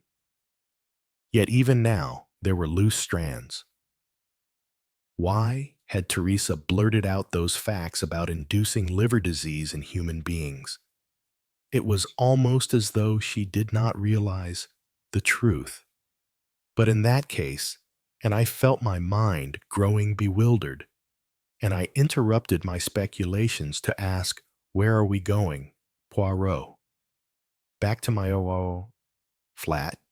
It is possible that we may find Mrs. Tanios there." My thoughts switched off on a different track. Mrs. Tanios. That was another mystery. If Donaldson and Teresa were guilty, where did Mrs. Tanios and her smiling husband come in? What did the woman want to tell Poirot, and what was Tanios's anxiety to prevent her doing so? "Poirot," I said humbly. "I'm getting rather muddled. They're not all in it, are they? Murder by a syndicate, a family, syndicate? No, not this time. There is the mark of one brain, and one brain only in this. The psychology is very clear." "You mean that either Teresa or Donaldson did it, but not both of them? Did he get her to hammer that nail in on some entirely innocent pretext?" Then, my dear friend, from the moment I heard Miss Lawson's story, I realized that there were three possibilities. One, that Miss Lawson was telling the exact truth. Two, that Miss Lawson had invented the story for reasons of her own. Three, that Miss Lawson actually believed her own story, but that her identification rested upon the brooch. And as I have already pointed out to you, a brooch is easily detachable from its owner. Yes, but Teresa insists that the brooch did not leave her possession, and she is perfectly right. I had overlooked a small, but intensely significant fact. Very unlike you, Poirot, I said solemnly. N'est-ce pas? But one has one's lapses. Age will tell. Age has nothing to do with it, said Poirot coldly. Well, what is the significant fact? I asked, as we turned in at the entrance of the mansions. I will show you. We had just reached the flat. George opened the door to us. In reply to Poirot's anxious question, he shook his head. No, sir, Mrs. Tanios has not called. Neither has she telephoned. Poirot went into the sitting room. He paced up and down for a few minutes. Then he picked up the telephone. He got first onto the Durmb Hotel. Yes, please. Dr. Tanios, this is Hercule Poirot speaking. Your wife has returned. Oh, not returned. Dear me. Taken her luggage, you say. And the children. You have no idea where she has gone. Yes, quite. Oh, perfectly. If my professional services are of any use to you, I have certain experience in these matters. Such things can be done quite discreetly. No, of course not. Yes, of course that is true. Certainly. I shall respect your wishes in the matter. He hung up the receiver thoughtfully. He does not know where she is, he said thoughtfully. I think that is quite genuine. The anxiety in his voice is unmistakable.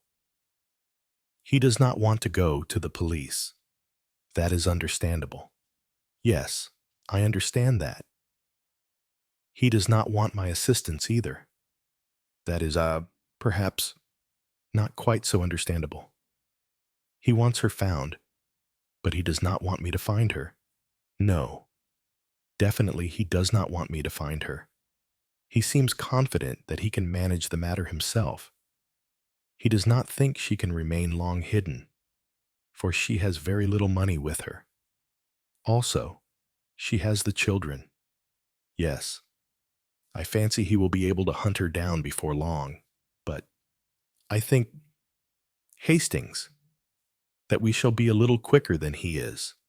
It is important, I think, that we should be. Do you think it's true that she is slightly batty? I asked. I think that she is in a highly nervous, overwrought condition, but not to such a point that she ought to be in a mental home. That very definitely. No, Poirot, I don't quite understand all this, if you will pardon my saying so. Hastings, you do not understand at all. There seem so many side issues. Naturally, there are side issues. To separate the main issue from the side issues is the first task of the orderly mind. Tell me, Poirot, have you realized all along that there were 8 possible suspects and not 7? Poirot replied dryly. I have taken that fact into consideration from the moment that Teresa Arundel mentioned that the last time she saw Dr. Donaldson was when he dined at Little Greenhouse on April 14th. I can't quite see. I broke off. What is it you cannot quite see? Well, if Donaldson had planned to do away with Miss Arundel by scientific means by inoculation, that is to say, I can't see why he resorted to such a clumsy device as a string across the stairs. In verite, Hastings, there are moments when I lose patience with you. One method is a highly scientific one, needing fully specialized knowledge. That is so, is it not? Yes. And the other is a homely, simple method, the kind that mother makes, as the advertisements say. Is that not right? Yes, exactly. Then think. Hastings, think. Lie back in your chair. Close the eyes. Employ the little gray cells. I obeyed. That is to say, I leant back in the chair and closed my eyes and endeavored to carry out the third part of Poirot's instructions. The result, however, did not seem to clarify matters much. I opened my eyes to find Poirot regarding me with the kindly attention a nurse might display towards a childish charge. Then I made a desperate attempt to emulate Poirot's manner. Well, I said, it seems to me that the kind of person who laid the original booby trap is not the kind of person to plan out a scientific murder. Exactly. And I doubt if a mind trained to scientific complexities would think of anything so childish as the accident plan. It would be altogether too haphazard. Very clearly reasoned, emboldened, I went on. Therefore, the only logical solution seems to be this: the two attempts were planned by two different people. We have here to deal with murder, attempted by two entirely different people. You do not think that is too much of a coincidence. You said yourself once that one coincidence is nearly always found in a murder case. Yes, that is true. I have to admit it. Well then, and who do you suggest for your villains? Donaldson and Teresa Arundel. A doctor is clearly indicated for the final successful murder. On the other hand, we know that Teresa Arundel is concerned in the first attempt. I think it's possible that they acted quite independently of each other. You are so fond of saying, "We know." Hastings, I can assure you that no matter what you know, I do not know that Teresa was implicated. But Miss Lawson's story. Miss Lawson's story. Is Miss Lawson's story? Just that. But she says, always you are so ready to take what people say for a proved and accepted fact. Now listen, mon cher. I told you at the time, did I not, that something struck me as wrong about Miss Lawson's story? Yeah, I remember your saying so, but you couldn't get hold of what it was. Well, I have done so now. A little moment, and I will show you what imbecile that I am, ought to have seen at once. He went over to the desk and, opening a drawer, took out a sheet of cardboard. He cut into this with a pair of scissors, motioning to me not to overlook what he was doing. Patience, Hastings. In a little moment we will proceed to our experiment. I averted my eyes, obligingly. In a minute or two, Poirot uttered an exclamation of satisfaction. He put away the scissors, dropped the fragments of cardboard into the wastepaper basket, and came across the room to me. Now, do not look. Continue to avert the eyes while I pin something to the lapel of your coat. I humored him. Poirot completed the proceeding to his satisfaction. Then, propelling me gently to my feet, he drew me across the room and into the adjoining bedroom. Now, Hastings, regard yourself in the glass. You are wearing, are you not, a fashionable brooch with your initials on it only, bien entendu. The brooch is made not of chromium nor stainless steel, nor gold, nor platinum, but of humble cardboard. I looked at myself and smiled. Poirot is uncommonly neat with his fingers. I was wearing a very fair representation of Teresa Arundel's brooch, a circle cut out of cardboard and enclosing my initials. A. H. Eh bien, said Poirot. You are satisfied.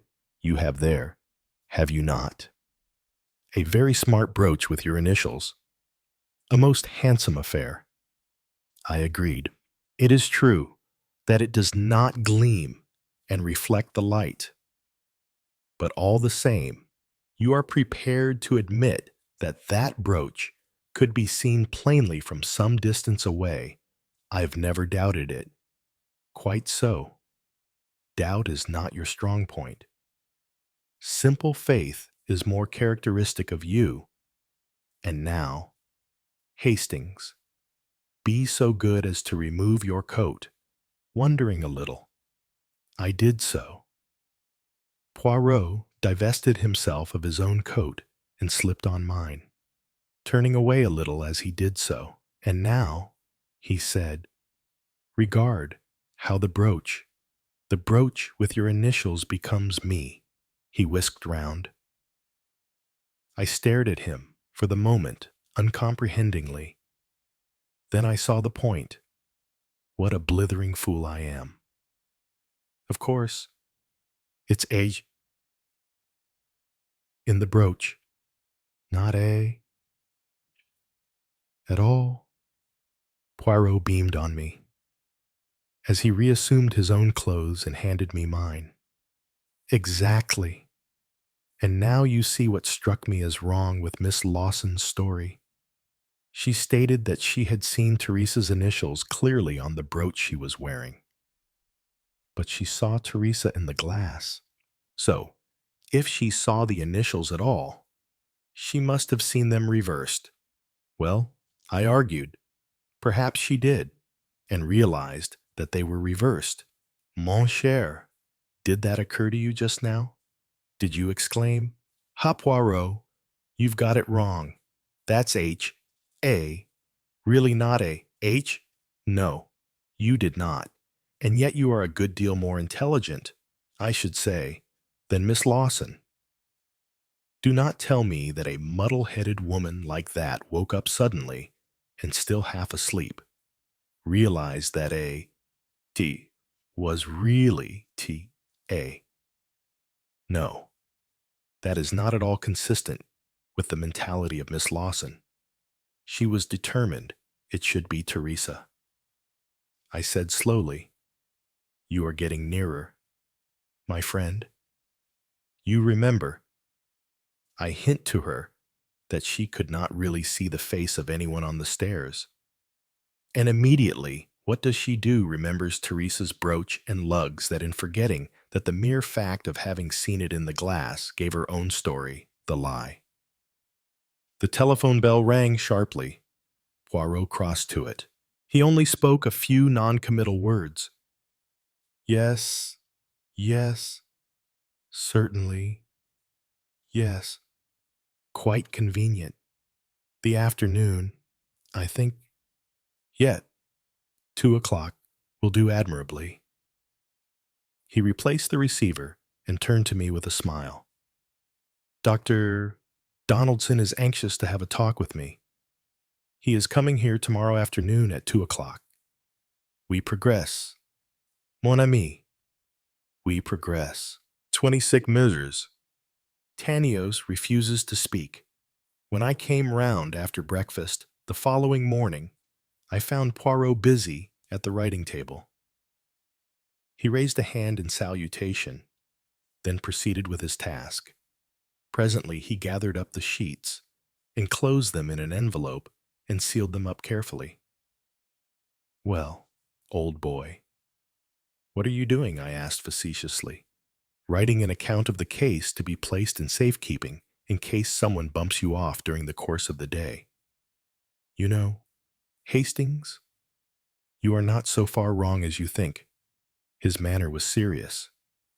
Is our murderer really about to get dangerous? A murderer is always dangerous, said Poirot gravely. Astonishing how often that fact is overlooked. Any news, Dr. Tanios rang up. Still no trace of his wife. No. Then that's all right. I wonder. Dash it all. Poirot, you don't think she's been bumped off, do you? Poirot shook his head doubtfully. I confess, he murmured, that I should like to know where she is. Oh, well, I said, she'll turn up. Your cheerful optimism never fails to delight me, Hastings. My goodness. Poirot, you don't think she'll turn up in parcels or dismembered in a trunk? Poirot said slowly. I find the anxiety of Dr. Tanios somewhat excessive, but no more of that. The first thing to do is to interview Miss Lawson. Are you going to point out that little error over the brooch? Certainly not. That little fact remains up my sleeve until the right moment comes. Then, what are you going to say to her? That, mon ami, you will hear in due course more lies. I suppose you are really offensive sometimes. Hastings. Anybody would think I enjoyed telling lies. I rather think you do. In fact, I'm sure of it.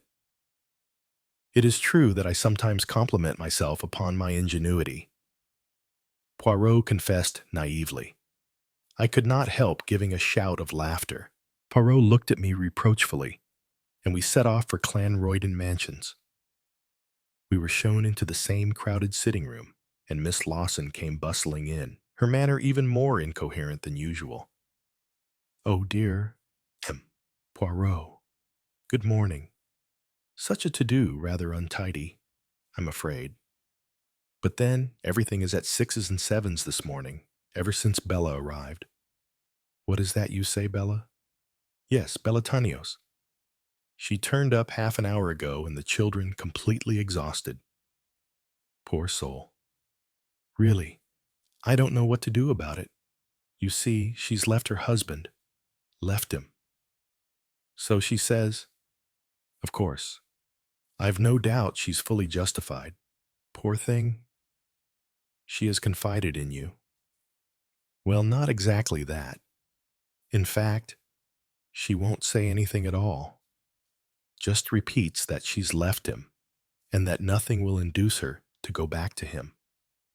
That is a very serious step to take, of course it is. In fact, if he'd been an Englishman, I would have advised her, but there, he isn't an Englishman. And she looks so peculiar. Poor thing. So well. So scared. What can he have been doing to her? I believe Turks are frightfully cruel sometimes. Dr. Tanios is a Greek. Yes, of course. That's the other way about, I mean. They're usually the ones who get massacred by the Turks. Or am I thinking of Armenians? But all the same, I don't like to think of it. I don't think she ought to go back to him. Do you, Poirot? Anyway, I mean, she says she won't. She doesn't even want him to know where she is. As bad as that. Yes, you see, it's the children. She's so afraid he could take them back to Smyrna. Poor soul. She really is in a terrible way. You see, she's got no money at all. She doesn't know where to go or what to do. She wants to try and earn her living, but really, you know, Poirot, that's not so easy as it sounds. I know that. It's not as though she were trained for anything. When did she leave her husband yesterday? She spent last night in a little hotel near Paddington. She came to me because she couldn't think of anyone else to go to. Poor thing. And are you going to help her? That is very good of you. Well, you see, M- Poirot, I really feel it's my duty. But of course, it's all very difficult. This is a very small flat, and there's no room. And what with one thing and another? You could send her to Little Green House. I suppose I could. But you see, her husband might think of that. Just for the moment, I've got her rooms at the Wellington Hotel in Queen's Road. She's staying there under the name of Mrs. Peters. I see, said Poirot. He paused for a minute, then said, I would like to see Mrs. Tanios. You see, she called at my flat yesterday, but I was out. Oh, did she? She didn't tell me that. I'll tell her. Shall I? If you would be so good? Miss Lawson hurried out of the room. We could hear her voice. Bella, Bella, my dear. Will you come and see? Poirot. We did not hear Mrs. Tanios reply, but a minute or two later, she came into the room. I was really shocked at her appearance. There were dark circles under her eyes, and her cheeks were completely destitute of color. But what struck me far more than this was her obvious air of terror. She started at the least provocation, and she seemed to be continually listening. Poirot greeted her in his most soothing manner. He came forward, shook hands, arranged a chair for her, and handed her a cushion. He treated the pale, frightened woman as though she had been a queen. And now, Madame, let us have a little chat. You came to see me yesterday. I believe she nodded. I regret very much that I was away from home. Yes, yes. I wish you had been there. You came because you wanted to tell me something. Yes, I meant to Aben. I am here, at your service. Mrs. Tinios did not respond. She sat quite still, twisting a ring round and round on her finger. Well, Madame slowly, almost reluctantly. She shook her head. No. She said, I daren't. You daren't. Madame, no. If he knew, he'd... Oh, something would happen to me. Come, come. Madame, that is absurd. Oh, but it isn't absurd. It isn't absurd at all. You don't know him. By him, you mean your husband. Madam? Yes, of course. Poirot was silent a minute or two. Then he said, Your husband came to see me yesterday. Madame. A quick look of alarm sprang up in her face. Oh, no. You didn't tell him, but of course you didn't. You couldn't. You didn't know where I was. Did he say I was mad? Poirot answered cautiously. He said that you were highly nervous. But she shook her head, undeceived. No. He said that I was mad or that I was going mad. He wants to shut me up, so that I shan't be able to tell anyone ever. Tell anyone what? But she shook her head. Twisting her fingers nervously round and round, she muttered, I'm afraid. But, Madame, once you have told me you are safe, the secret is out. That fact will protect you automatically. But she did not reply. She went on twisting and twisting at her ring. You must see that yourself, said Poirot gently. She gave a sort of gasp. How am I to know? Oh, dear. It's terrible. He's so plausible. And he's a doctor. People will believe him and not me. I know they will. I should myself. Nobody will believe me. How could they? You will not even give me the chance." She shot a troubled glance at him. "How do I know? You may be on his side. I am on no one's side. Madam, I am always on the side of truth." "I don't know," said Mrs. Tanios hopelessly. "Oh, I don't know," she went on, her words gathering volume, tumbling over each other. "It's been so awful for years now. I've seen things happening again and again, and I couldn't say anything or do anything. There have been the children. It's been like a long nightmare. And now this. But I won't go back to him. I won't let him have the children. I'll go somewhere where he can't find me. Minnie Lawson will help me. She's been so kind, so wonderfully kind. Nobody could have been kinder." She stopped, then shot a quick look at Poirot and asked, "What did he say about me? Did he say I had delusions?" He said, "Madame, that you had changed towards him." She nodded, and he said I had delusions. "He did say that, didn't he?" "Yes, madame. To be frank, he did. That's it. You see, that's what it will sound like. And I've no proof, no real proof." Poirot leaned back in his chair. When he next spoke, it was with an entire change of manner. He spoke in a matter-of-fact, business-like voice, with as little emotion as if he had been discussing some dry matter of business. "Do you suspect your husband of doing away with Miss Emily Arundel?" Her answer came quickly, a spontaneous flash. "I don't suspect, I know." "Then, madame, it is your duty to speak." "Ah, but it isn't so easy, no. It isn't so easy.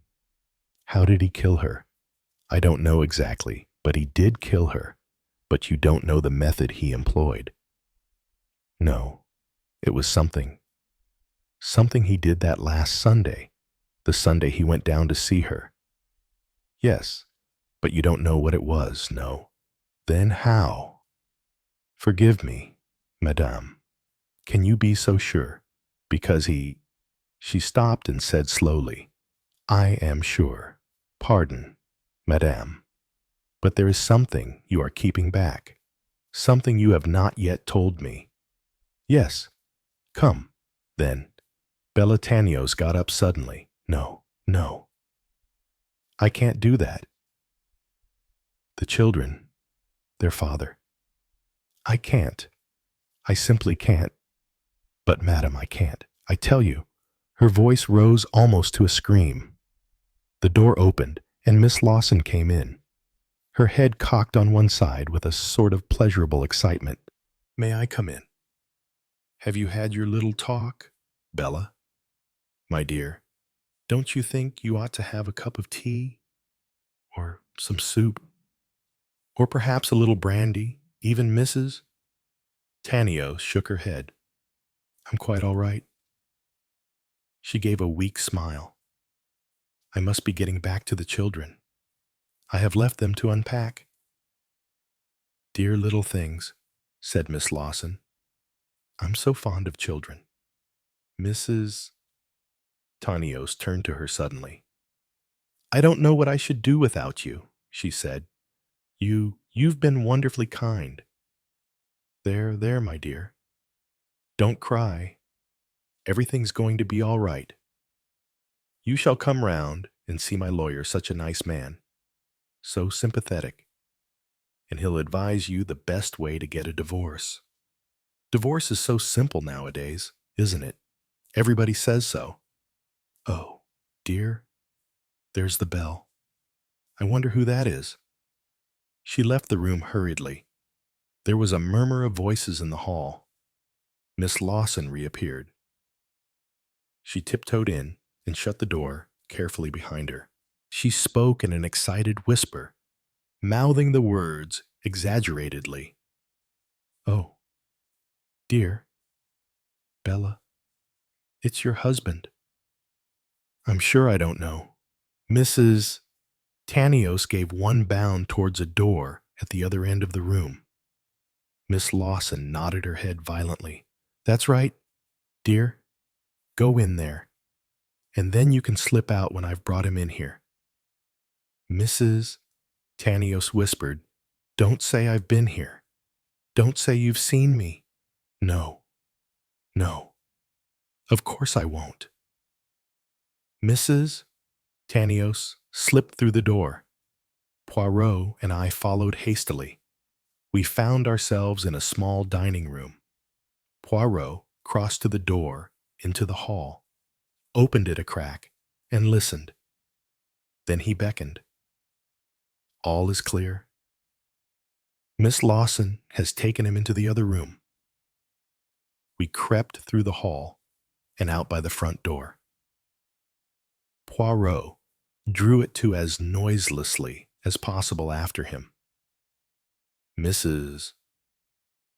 Tanios began to run down the steps, stumbling and clutching at the banisters.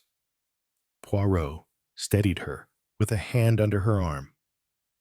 Du calme, all is well. We reached the entrance hall. Come with me, said Mrs. Tanios piteously. She looked as though she might be going to faint. Certainly I will come, said Poirot reassuringly. We crossed the road, turned a corner, and found ourselves in Queen's Road. The Wellington was a small, inconspicuous hotel of the boarding house variety. When we were inside, Mrs. Tanios sank down on a plush sofa. Her hand was on her beating heart. Poirot patted her reassuringly on the shoulder. It was the narrow squeak yes. Now, madame, you are to listen to me very carefully. I can't tell you anything more. Poirot, it wouldn't be right. You know what I think, what I believe. You must be satisfied with that. I ask you to listen, madam. Supposing this is a supposition only, that I already know the facts of the case. Supposing that what you could tell me, I have already guessed that would make a difference. Would it not? She looked at him doubtfully. Her eyes were painful in their intensity. Oh, believe me, madame, I am not trying to trap you into saying what you do not wish to. But it would make a difference. Yes, I suppose it would. Good. Then let me say this. I, Hercule Poirot, know the truth. I am not going to ask you to accept my word for it. Take this. He thrust upon her the bulky envelope I had seen him seal up that morning. The facts are there. After you have read them, if they satisfy you, ring me up. My number is on the note paper.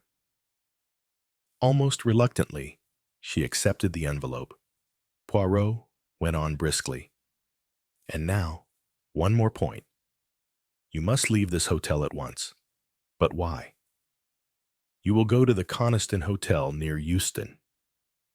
Tell no one where you are going, but surely here Minnie Lawson won't tell my husband where I am. You think not? Oh, no, she's entirely on my side. Yes, but your husband, madam, is a very clever man. He will not find it difficult to turn a middle-aged lady inside out. It is essential, you understand, that your husband should not know where you are. She nodded dumbly. Poirot held out a sheet of paper. Here is the address. Pack up and drive there with the children as soon as possible. You understand? She nodded. I understand. It is the children you must think of. Madame, not yourself. You love your cauldron.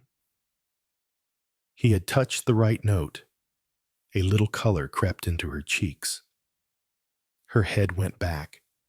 She looked Not a frightened drudge, but an arrogant, almost handsome woman. It is arranged." "Then," said Poirot. He shook hands, and he and I departed, but not far. From the shelter of a convenient cafe, we sipped coffee and watched the entrance of the hotel. In about 5 minutes, we saw Dr. Tanios walking down the street. He did not even glance up at the Wellington. He passed it, his head bowed in thought. Then he turned into the underground station. About 10 minutes later, we saw Mrs. Tanios and the children get into the taxi with their luggage and drive away. "Bien," said Poirot, rising with the check in his hand. "We have done our part. Now it is on the knees of the gods." 27. Visit of Dr. Donaldson. Donaldson arrived punctually at 2 o'clock. He was as calm and precise as ever. The personality of Donaldson had begun to intrigue me. I had started by regarding him as a rather nondescript young man. I had wondered what a vivid, compelling creature like Teresa could see in him. But I now began to realize that Donaldson was anything but negligible. Behind that pedantic manner, there was force. After our preliminary greetings were over, Donaldson said, "The reason for my visit is this. I am at a loss to understand exactly what your position is in this matter." Poirot replied guardedly, "You know my profession." "I think certainly." "I may say that I have taken the trouble to make inquiries about you. You are a careful man, Doctor." Donaldson said dryly, "I like to be sure of my facts. You have the scientific mind. I may say that all reports on you are the same. You are obviously a very clever man in your profession. You have also the reputation of being a scrupulous and honest one." "You are too flattering," murmured Poirot. "That is why I am at a loss to explain your connection with this affair. And yet it is so simple." "Hardly that," said Donaldson. "You first present yourself as a writer of biographies, a pardonable deception.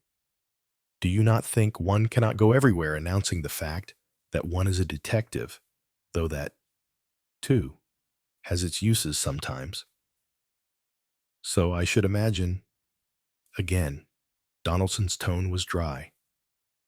"Your next proceeding," he went on, "was to call on Miss Teresa Arundel and represent to her that her aunt's will might conceivably be set aside."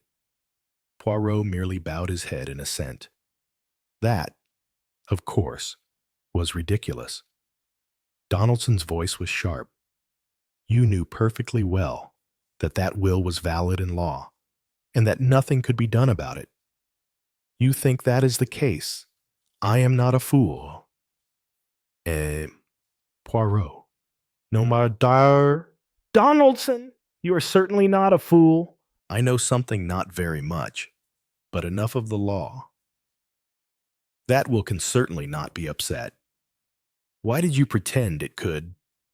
"Clearly for reasons of your own reasons, which Miss Teresa Arundel did not for a moment grasp. You seem very certain of her reactions." A very faint smile passed across the young man's face. He said unexpectedly, "I know a good deal more about Teresa than she suspects. I have no doubt that she and Charles think they have enlisted your aid in some questionable business. Charles is almost completely amoral. Teresa has a bad heredity, and her upbringing has been unfortunate. It is thus you speak of your fiancée as though she was a guinea pig." Donaldson peered at him through his pince-nez. "I see no occasion to blink the truth. I love Teresa Arundel, and I love her for what she is, and not for any imagined qualities. Do you realize that Teresa Arundel is devoted to you, and that her wish for money is mainly in order that your ambitions should be gratified. Of course I realize it. I've already told you I'm not a fool, but I have no intention of allowing Teresa to embroil herself in any questionable situation on my account. In many ways, Teresa is a child still. I am quite capable of furthering my career by my own efforts. I do not say that a substantial legacy would not have been acceptable. It would have been most acceptable, but it would merely have provided a shortcut. You have, in fact, full confidence in your own abilities. It probably sounds conceited, but I have, said Donaldson composedly. Let us proceed. Then, I admit that I gained Miss Teresa's confidence by a trick. I let her think that I would be, shall we say, reasonably dishonest for money. She believed that without the least difficulty. Teresa believes that anyone would do anything for money, said the young doctor, in the matter-of-fact tone one uses when stating a self-evident truth. True. That seems to be her attitude, her brother's also. Charles probably would do anything for money. You have no illusions. I see. About your future brother-in-law? No. I find him quite an interesting study. There is, I think, some deep-seated neurosis, but that is talking shop. To return to what we are discussing, I have asked myself why you should act in the way you have done, and I have found only one answer. It is clear that you suspect either Teresa or Charles of having a hand in Miss Arundel's death. No, please don't bother to contradict me. Your mention of exhumation was, I think, a mere device to see what reaction you would get. Have you, in actual fact, taken any steps towards getting a Home Office order for exhumation? I will be frank with you. As yet, I have not. Donaldson nodded. So I thought. I suppose you have considered the possibility that Miss Arundel's death may turn out to be from natural causes. I have considered the fact that it may appear to be so. Yes, but your own mind is made up. Very definitely. If you have a case of, say, tuberculosis that looks like tuberculosis, behaves like tuberculosis, and in which the blood gives a positive reaction, ABN. You consider it is tuberculosis, do you not? You look at it that way. Then what exactly are you waiting for? I am waiting for a final piece of evidence. The telephone bell rang. At a gesture from Poirot, I got up and answered it. I recognized the voice. Captain Hastings. This is Mrs. Tanios speaking. Will you tell Poirot that he is perfectly right? If he will come here tomorrow morning at 10 o'clock, I will give him what he wants. At 10 o'clock tomorrow. Yeah, right. I'll tell him. Poirot's eyes asked a question. I nodded. He turned to Donaldson. His manner had changed. It was brisk, assured. Let me make myself clear, he said. I have diagnosed this case of mine as a case of murder. It looked like murder. It gave all the characteristic reactions of murder, in fact. It was murder. Of that there is not the least doubt. Where, then, does the doubt, for I perceive there is a doubt lie? The doubt lay in the identity of the murderer, but that is a doubt no longer. Really, you know, let us say that I shall have definite proof in my hands tomorrow. Dr. Donaldson's eyebrows rose in a slightly ironical fashion. Ah, he said, tomorrow. Sometimes, Poirot, tomorrow is a long way off. On the contrary, said Poirot, I always find that it succeeds today with monotonous regularity. Donaldson smiled. He rose. I fear I have wasted your time. Poirot, not at all. It is always as well to understand each other. With a slight bow, Dr. Donaldson left the room. 28. Another victim. That is a clever man, said Poirot thoughtfully. It's rather difficult to know what he is driving at. Yes, he is a little inhuman, but extremely perceptive. That telephone call was from Mrs. Tanios. So I gathered. I repeated the message. Poirot nodded approval. Good. All marches well. 24 hours. Hastings? And I think we shall know exactly where we stand. I'm still a little fogged. Who exactly do we suspect? I really could not say who you suspect. Hastings? Everybody in turn? I should imagine. Sometimes I think you like to get me into that state. No. I would not amuse myself in such a way. I wouldn't put it past you. Poirot shook his head, but somewhat absently. I studied him. Is anything the matter? I asked. My friend, I am always nervous towards the end of a case. If anything should go wrong, is anything likely to go wrong? I do not think so. He paused, frowning. I think, provided against every contingency. Then, supposing we forget crime and go to a show, ma foi, Hastings. That is a good idea. We passed a very pleasant evening, though I made the slight mistake of taking Poirot to a crook play. There is one piece of advice I offer all my readers. Never take a soldier to a military play, a sailor to a naval play, a Scotsman to a Scottish play, a detective to a thriller, and an actor to any play whatsoever. The shower of destructive criticism in each case is somewhat devastating. Poirot never ceased to complain of faulty psychology, and the hero detective's lack of order and method nearly drove him demented.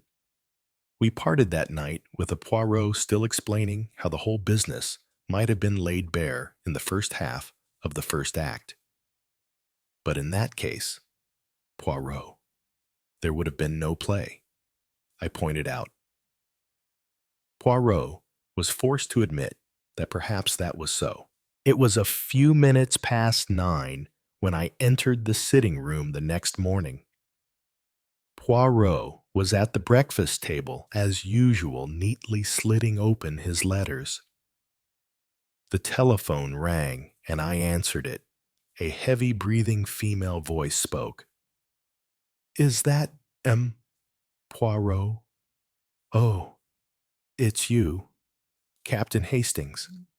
There was a sort of gasp and a sob. Is that Miss Lawson? I asked. Yes. Such a terrible thing has happened. I grasped the receiver tightly. What is it? She left the Wellington. You know Bella. I went there late in the afternoon yesterday, and they said she'd left, without a word to me, either. Most extraordinary. It makes me feel that perhaps, after all, Dr. Tanios was right. He spoke so nicely about her, and seemed so distressed. And now it really looks as though he were right after all. But what's happened? Miss Lawson? Tis just that Mrs. Tanios left the hotel without telling you. Oh, no, it's not that. Oh, dear me, no. If that were all, it would be quite all right.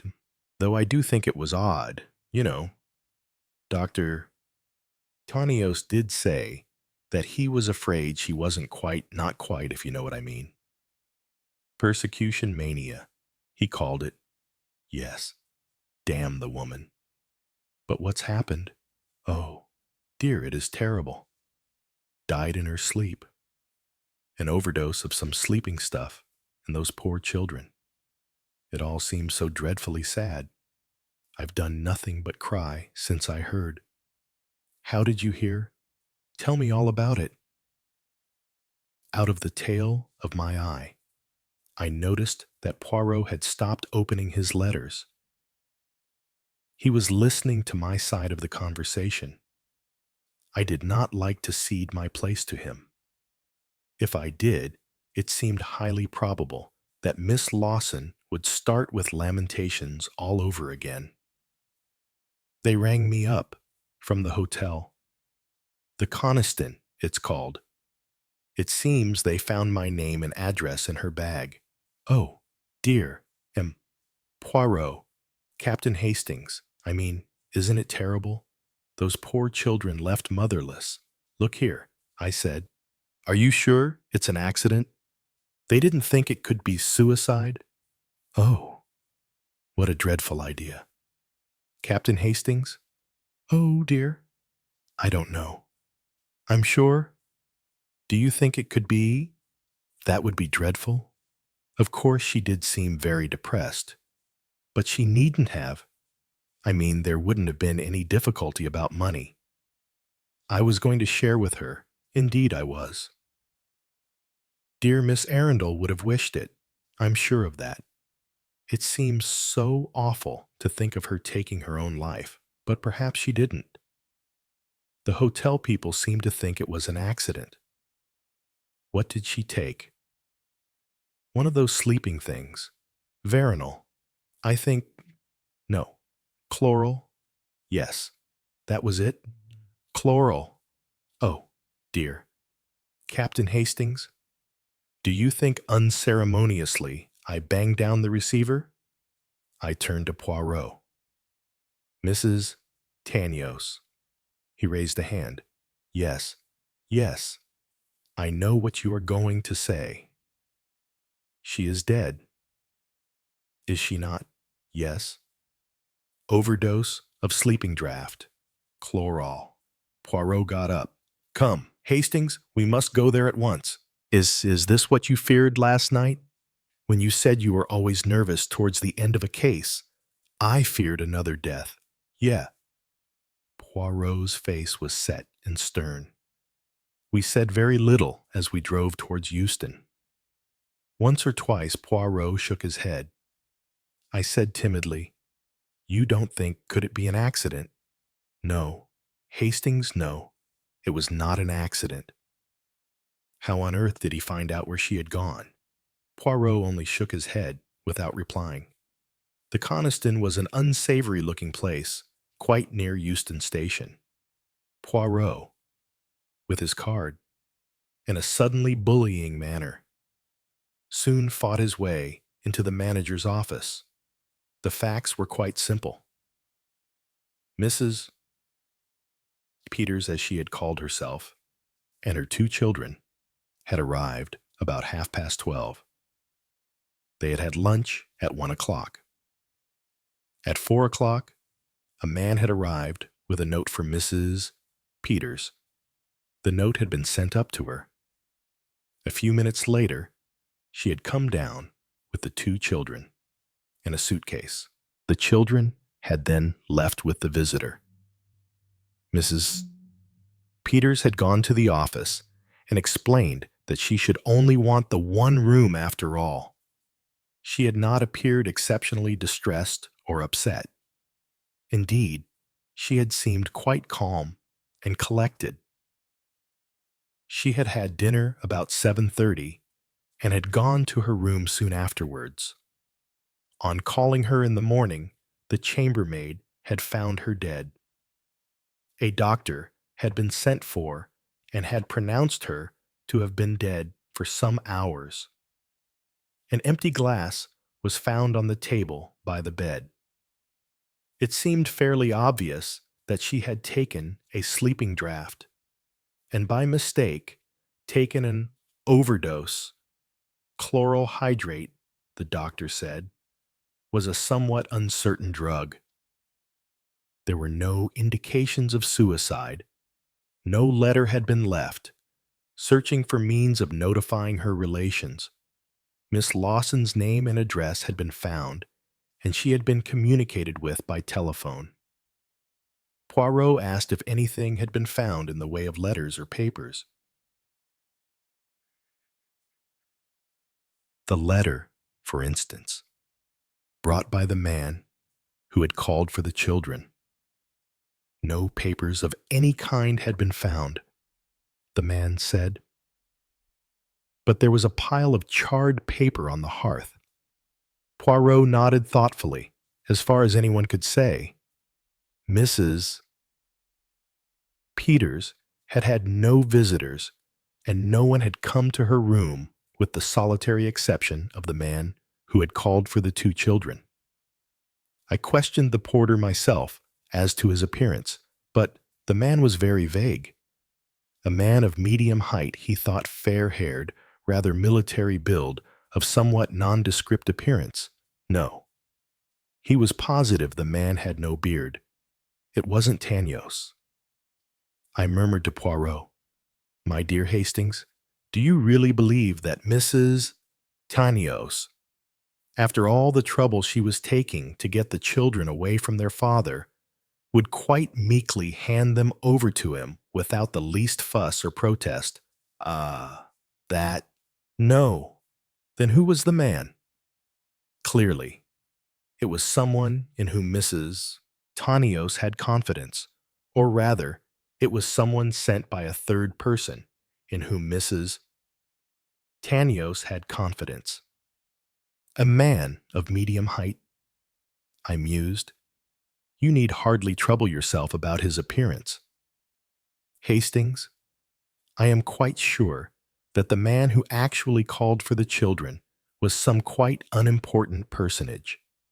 The real agent kept himself in the background, and the note was from this third person. Yet, someone in whom Mrs. Tanyos had confidence, obviously, and the note is now burnt. Yes, she was instructed to burn it. What about that resume of the case that you gave her? Poirot's face looked unusually grim. That, too, is burned, but that does not matter. No, for you see it is all in the head of Hercule Poirot. He took me by the arm. Come, Hastings, let us leave here. Our concern is not with the dead, but with the living. It is with them I have to deal. 29. Inquest at Little Greenhouse. It was 11 o'clock the following morning. 7 people were assembled at Little Greenhouse. Hercule Poirot stood by the mantelpiece. Charles and Teresa were on the sofa, Charles on the arm of it, with his hand on Teresa's shoulder. Dr. Tanyos sat in a grandfather chair. His eyes were red-rimmed, and he wore a black band round his arm. On an upright chair by a round table sat the owner of the house. Miss Lawson, she, too, had red eyes. Her hair was even untidier than usual. Donaldson sat directly facing Poirot. His face was quite expressionless.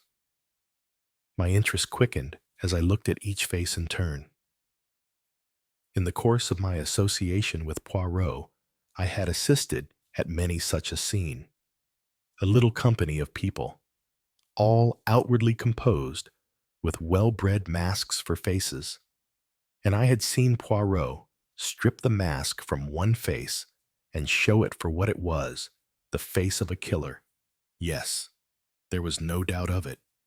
One of these people was a murderer, but which, even now, I was not sure. Poirot cleared his throat a little pompously, as was his habit, and began to speak. We are assembled here, ladies and gentlemen, to inquire into the death of Emily Arundel, on the 1st of May last. There are 4 possibilities: that she died naturally, that she died as the result of an accident, that she took her own life, or lastly, that she met her death at the hands of some person known or unknown.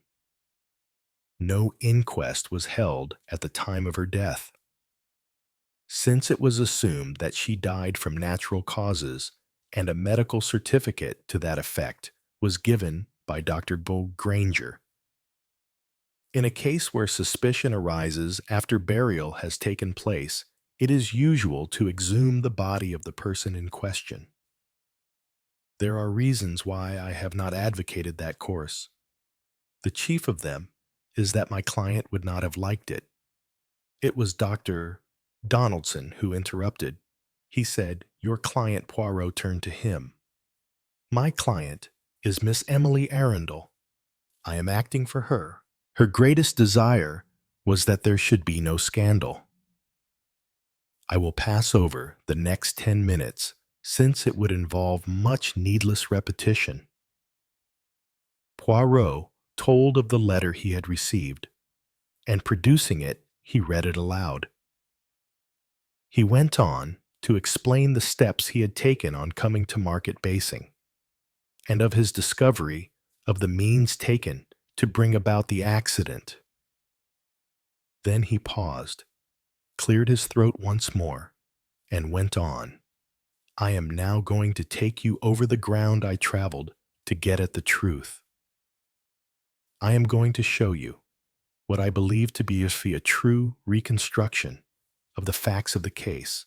To begin with, it is necessary to picture exactly what passed in Miss Arundel's mind. That, I think, is fairly easy. She has a fall. Her fall is supposed to be occasioned by a dog's ball, but she herself knows better. Lying there on her bed, her active and shrewd mind goes over the circumstances of her fall, and she comes to a very definite conclusion about it. Someone has deliberately tried to injure, perhaps to kill her. From that conclusion, she passes to a consideration of who that person can be. There were 7 people in the house, 4 guests, her companion, and 2 servants. Of these 7 people, only one can be entirely exonerated, since to that one person no advantage could accrue. She does not seriously suspect the 2 servants, both of whom have been with her for many years, and whom she knows to be devoted to her. There remain then 4 persons, 3 of them members of her family, and one of them a connection by marriage. Each of those 4 persons benefit, 3 directly, 1 indirectly, by her death. She is in a difficult position, since she is a woman with a strong sense of family feeling. Essentially, she is not one who wishes to wash the dirty linen in public, as the saying goes. On the other hand, she is not one to submit tamely to attempted murder. She takes her decision and writes to me. She also takes a further step. That further step was, I believe, actuated by 2 motives.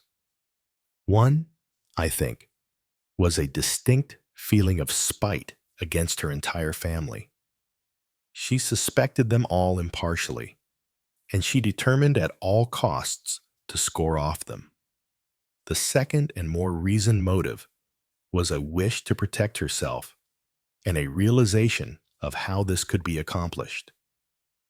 As you know, she wrote to her lawyer, Mr. Purvis, and directed him to draw up a will in favor of the one person in the house whom she felt convinced could have had no hand in her accident.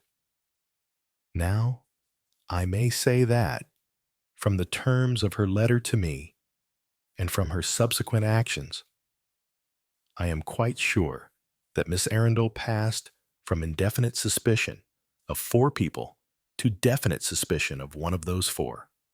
The whole tenor of her letter to me is an insistence that this business must be kept strictly private since the honor of the family is involved.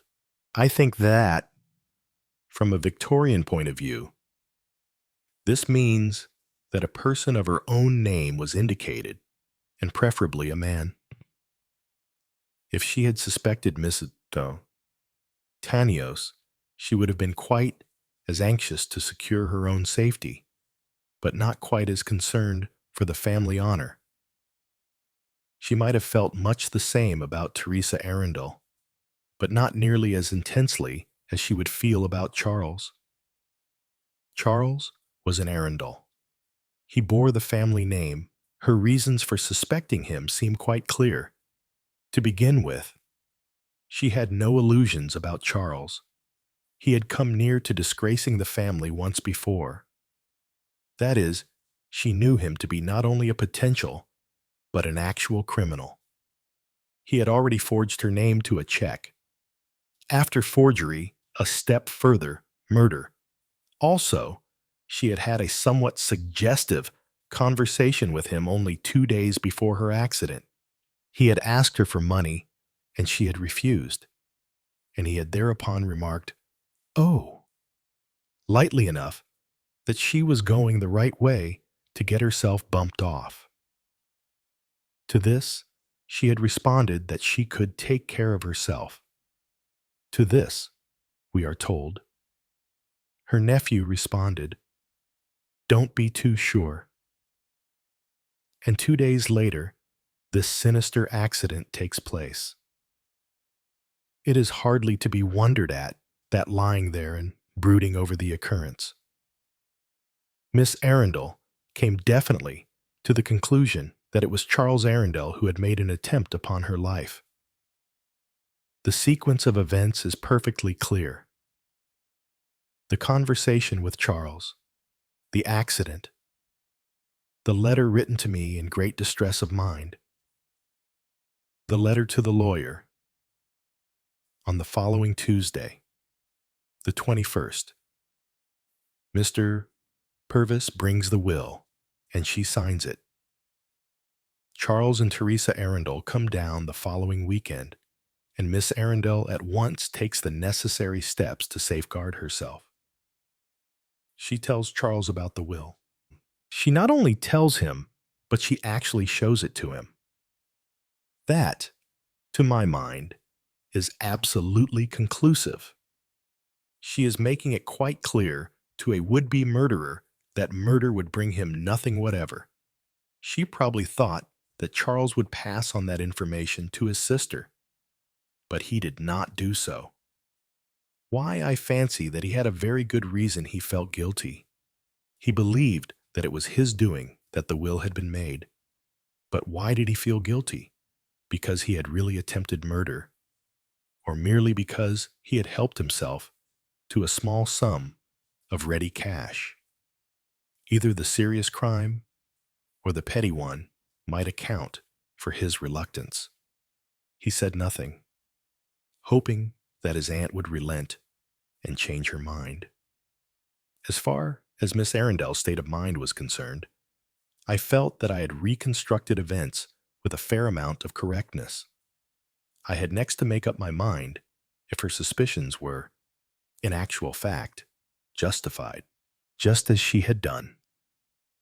I realized that my suspicions were limited to a narrow circle, 7 people to be exact: Charles and Teresa Arundel, Dr. Tanios, and Mrs. Tanios, the 2 servants, Miss Lawson. There was an 8th person who had to be taken into account, namely, Dr. Donaldson, who dined there that night, but I did not learn of his presence until later. These 7 persons that I was considering fell easily into 2 categories. 6 of them stood to benefit in a greater or lesser degree by Miss Arundel's death. If any one of those 6 had committed the crime, the reason was probably a plain matter of gain. The second category contained one person only, Miss Lawson. Miss Lawson did not stand to gain by Miss Arundel's death, but as a result of the accident, she did benefit considerably later. That meant that if Miss Lawson staged the so-called accident, I never did anything of the kind. Miss Lawson interrupted. It's disgraceful. Standing up there and saying such things. A little patience, mademoiselle, and be kind enough not to interrupt, said Poirot. Miss Lawson tossed her head angrily. I insist on making my protest disgraceful. That's what it is. Disgraceful. Poirot went on unheeding. I was saying that if Miss Lawson staged that accident, she did so for an entirely different reason. That is, she engineered it so that Miss Arundel would naturally suspect her own family and become alienated from them. That was a possibility I searched to see if there were any confirmation or otherwise, and I unearthed one very definite fact. If Miss Lawson wanted Miss Arundel to suspect her own family, she would have stressed the fact of the dog, Bob, being out that night. But on the contrary, Miss Lawson took the utmost pains to prevent Miss Arundel hearing of that. Therefore, I argued, Miss Lawson must be innocent. Miss Lawson said sharply, I should hope so. I next considered the problem of Miss Arundel's death. If one attempt to murder a person is made, a second attempt usually follows. It seemed to me significant that within a fortnight of the first attempt, Miss Arundel should have died. I began to make inquiries. Dr. Granger did not seem to think there was anything unusual about his patient's death. That was a little damping to my theory, but inquiring into the happenings of the last evening before she was taken ill, I came across a significant fact. Miss Isabel Tripp mentioned a halo of light that had appeared round Miss Arundel's head. Her sister confirmed her statement. They might, of course, be inventing in a romantic spirit, but I did not think that the incident was quite a likely one to occur to them unprompted. When questioning Miss Lawson, she also gave me an interesting piece of information. She referred to a luminous ribbon issuing from Miss Arundel's mouth and forming a luminous haze round her head. Obviously, though described somewhat differently by two different observers, the actual fact was the same. What it amounted to, shorn of spiritualistic significance, was this. On the night in question, Miss Arundel's breath was phosphorescent. Dr. Donaldson moved a little in his chair. Poirot nodded to him. Yes, you begin to see. There are not very many phosphorescent substances. The first and most common one gave me exactly what I was looking for. I will read you a short extract from an article on phosphorus poisoning. The person's breath may be phosphorescent before he feels in any way affected. That is what Miss Lawson and the Mrs. Tripp saw in the dark Miss Arundel's phosphorescent breath, a luminous haze.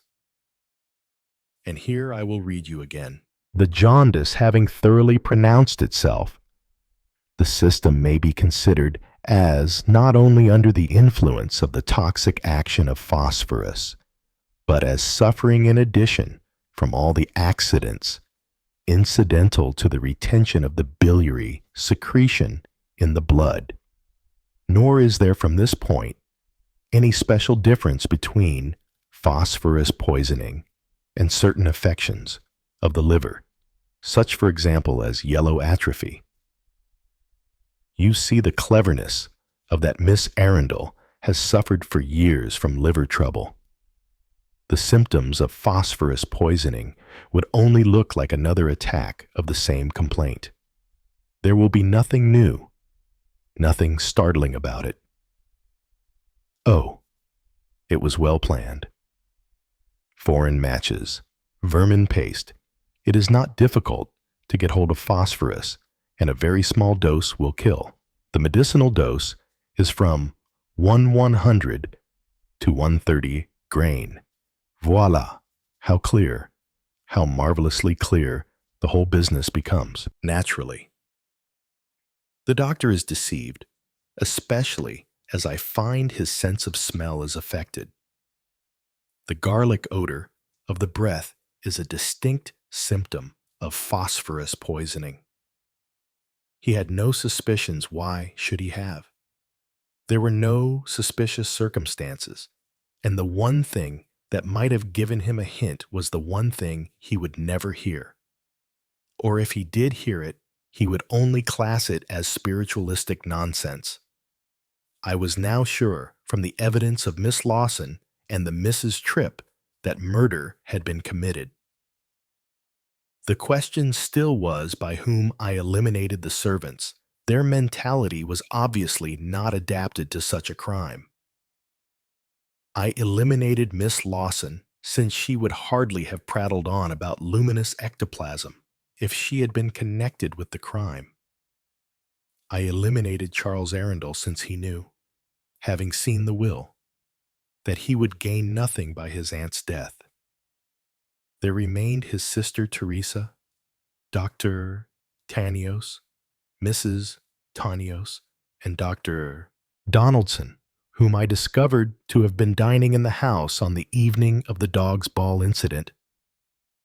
At this point, I had very little to help me. I had to fall back upon the psychology of the crime and the personality of the murderer. Both crimes had roughly the same outline.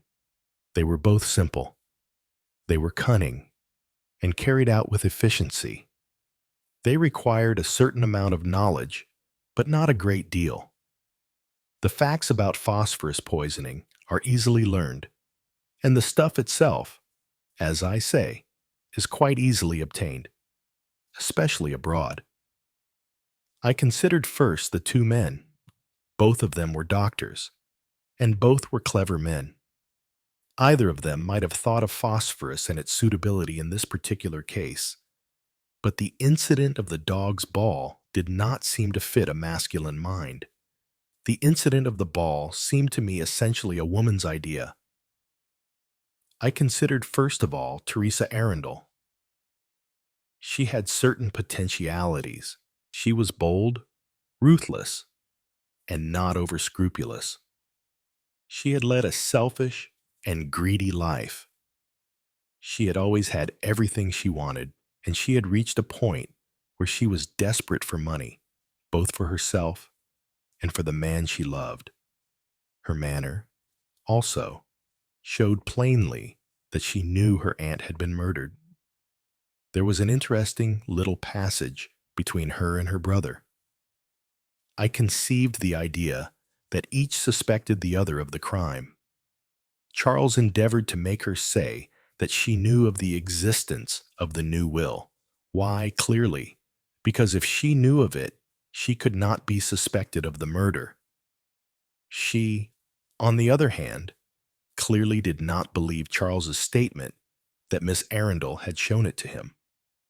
She regarded it as a singularly clumsy attempt on his part to divert suspicion from himself. There was another significant point. Charles displayed a reluctance to use the word arsenic.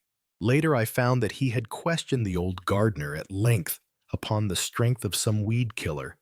It was clear what had been in his mind. Charles Arundel shifted his position a little. I thought of it, he said, but well, I suppose I hadn't got the nerve. Poirot nodded at him. Precisely. It is not in your psychology. Your crimes will always be the crimes of weakness.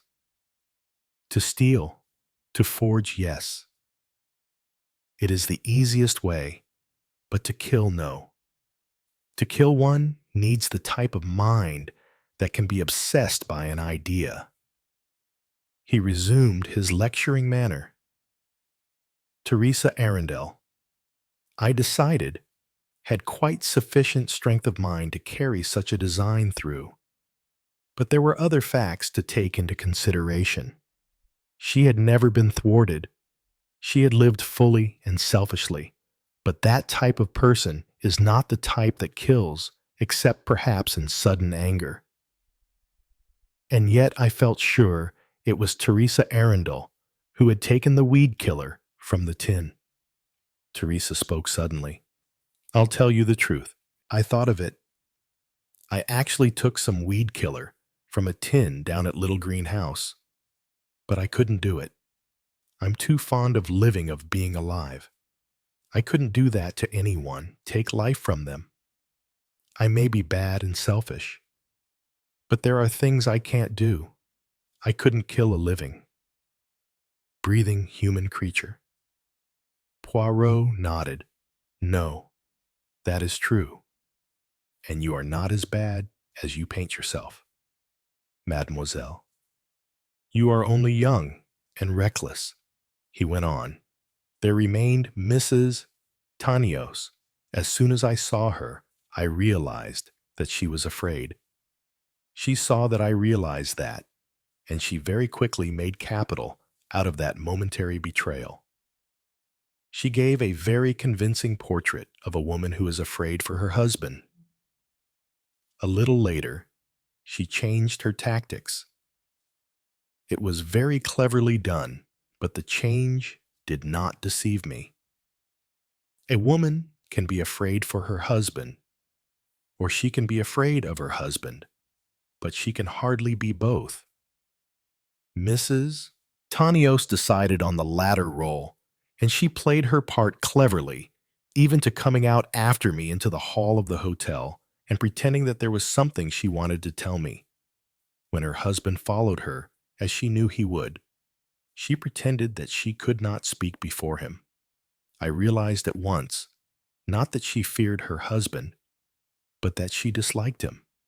And at once, summing the matter up, I felt convinced that here was the exact character I had been looking for. Here was not a self-indulgent woman, but a thwarted one, a plain girl, leading a dull existence, unable to attract the men she would like to attract, finally accepting a man she did not care for, rather than be left an old maid. I could trace her growing dissatisfaction with life, her life in Smyrna, exiled from all she cared for in life, then the birth of her children, and her passionate attachment to them. Her husband was devoted to her, but she came secretly to dislike him more and more. He had speculated with her money and lost it, another grudge against him. There was only one thing that illuminated her drab life: the expectation of her Aunt Emily's death. Then she would have money, independence, the means to educate her children as she wished, and remember, education meant a lot to her. She was a professor's daughter. She may have already planned the crime, or had the idea of it in her mind. Before she came to England, she had a certain knowledge of chemistry, having assisted her father in the laboratory. She knew the nature of Miss Arundel's complaint, and she was well aware that phosphorus would be an ideal substance for her purpose. Then, when she came to Little Green House, a simpler method presented itself to her. The dog's ball, a thread or string across the top of the stairs, a simple, ingenious woman's idea. She made her attempt and failed. I do not think that she had any idea that Miss Arundel was aware of the true facts of the matter. Miss Arundel's suspicions were directed entirely against Charles. I doubt if her manner to Bella showed any alteration. And so, quietly and determinedly, this self-contained, unhappy, ambitious woman put her original plan into execution. She found an excellent vehicle for the poison, some patent capsules that Miss Arundel was in the habit of taking after meals. To open a capsule, place the phosphorus inside, and close it again was child's play. The capsule was replaced among the others. Sooner or later, Miss Arundel would swallow it. Poison was not likely to be suspected. Even if, by some unlikely chance it was, she herself would be nowhere near market basing at the time. Yet she took one precaution. She obtained a double supply of chloral hydrate at the chemist's, forging her husband's name to the prescription. I have no doubt of what that was for, to keep by her in case anything went wrong. As I say, I was convinced from the first moment I saw her that Mrs. Tanios was the person I was looking for, but I had absolutely no proof of the fact. I had to proceed carefully. If Mrs. Tanios had any idea I suspected her, I was afraid that she might proceed to a further crime. Furthermore, I believed that the idea of that crime had already occurred to her. Her one wish in life was to shake herself free of her husband. Her original murder had proved a bitter disappointment. The money, the wonderful, all-intoxicating money, had all gone to Miss Lawson. It was a blow, but she set to work most intelligently. She began to work on Miss Lawson's conscience, which, I suspect, was already not too comfortable. There was a sudden outburst of sobs. Miss Lawson took out her handkerchief and cried into it. "It's been dreadful," she sobbed. "I've been wicked, very wicked. You see, I was very curious about the will, why Miss Arundel had made a new one. And one day, when Miss Arundel was resting, I managed to unlock the drawer in the desk, and then I found she'd left it all to me. Of course, I never dreamed it was so much. Just a few thousand. That's all I thought it was. And why not? After all, her own relations didn't really care for her. But then, when she was so ill, she asked for the will. I could see I felt sure she was going to destroy it. And that's when I was so wicked. I told her she'd sent it back to Mr. Purvis. Poor dear. She was so forgetful. She never remembered what she'd done with things. She believed me, said I must write for it, and I said I would. Oh, dear. And then she got worse and couldn't think of anything. And she died. And when the will was read, and it was all that money, I felt dreadful. £375,000. I'd never dreamed for a minute it was anything like that, or I wouldn't have done it. I felt just as though I'd embezzled the money, and I didn't know what to do. The other day, when Bella came to me, I told her that she should have half of it. I felt sure that then I would feel happy again. You see, said Poirot, Mrs. Tanios was succeeding in her object. That is why she was so averse to any attempt to contest the will. She had her own plans, and the last thing she wanted to do was to antagonize Miss Lawson. She pretended, of course, to fall in at once with her husband's wishes, but she made it quite clear what her real feelings were. She had at that time two objects: to detach herself and her children from Dr. Tanios, and to obtain her share of the money. Then she would have what she wanted, a rich, contented life in England with her children.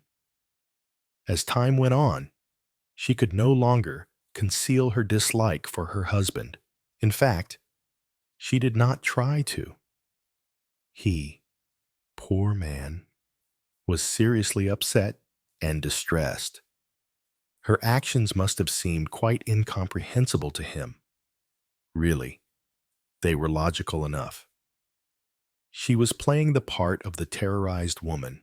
If I had suspicions, and she was fairly sure that that must be the case, she wished me to believe that her husband had committed the murder. And at any moment, that second murder, which I am convinced was already planned in her mind, might occur. I knew that she had a lethal dose of chloral in her possession. I feared that she would stage a pretended suicide and confession on his part. And still, I had no evidence against her. And then, when I was quite in despair, I got something at last. Miss Lawson told me that she had seen Teresa Arundel kneeling on the stairs on the night of Easter Monday.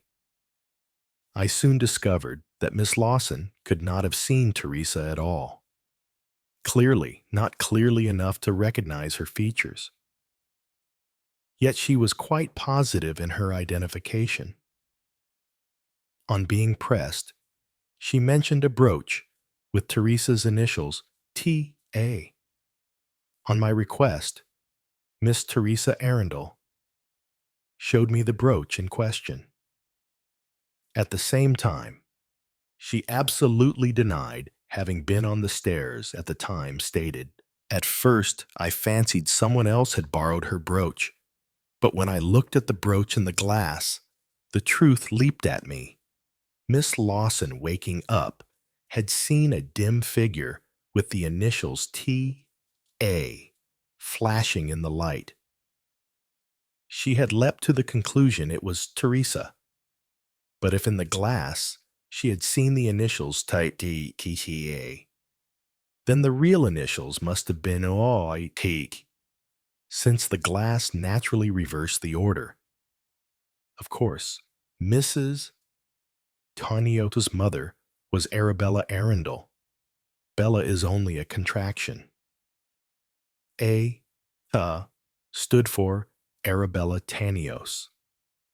There was nothing odd in Mrs. Tanios possessing a similar type of brooch. It had been exclusive last Christmas, but by the spring they were all the rage, and I had already observed that Mrs. Tanios copied her cousin Teresa's hats and clothes as far as she was able with her limited means. In my own mind, at any rate, my case was proved. Now what was I to do? Obtain a Home Office order for the exhumation of the body that could doubtless be managed. I might prove that Miss Arundel had been poisoned with phosphorus, though there was a little doubt about that. The body had been buried 2 months, and I understand that there have been cases of phosphorus poisoning where no lesions have been found and where the post-mortem appearances are very indecisive. Even then, could I connect Mrs. Tanios with the purchase or possession of phosphorus? Very doubtful, since she had probably obtained it abroad. At this juncture, Mrs. Tanios took a decisive action.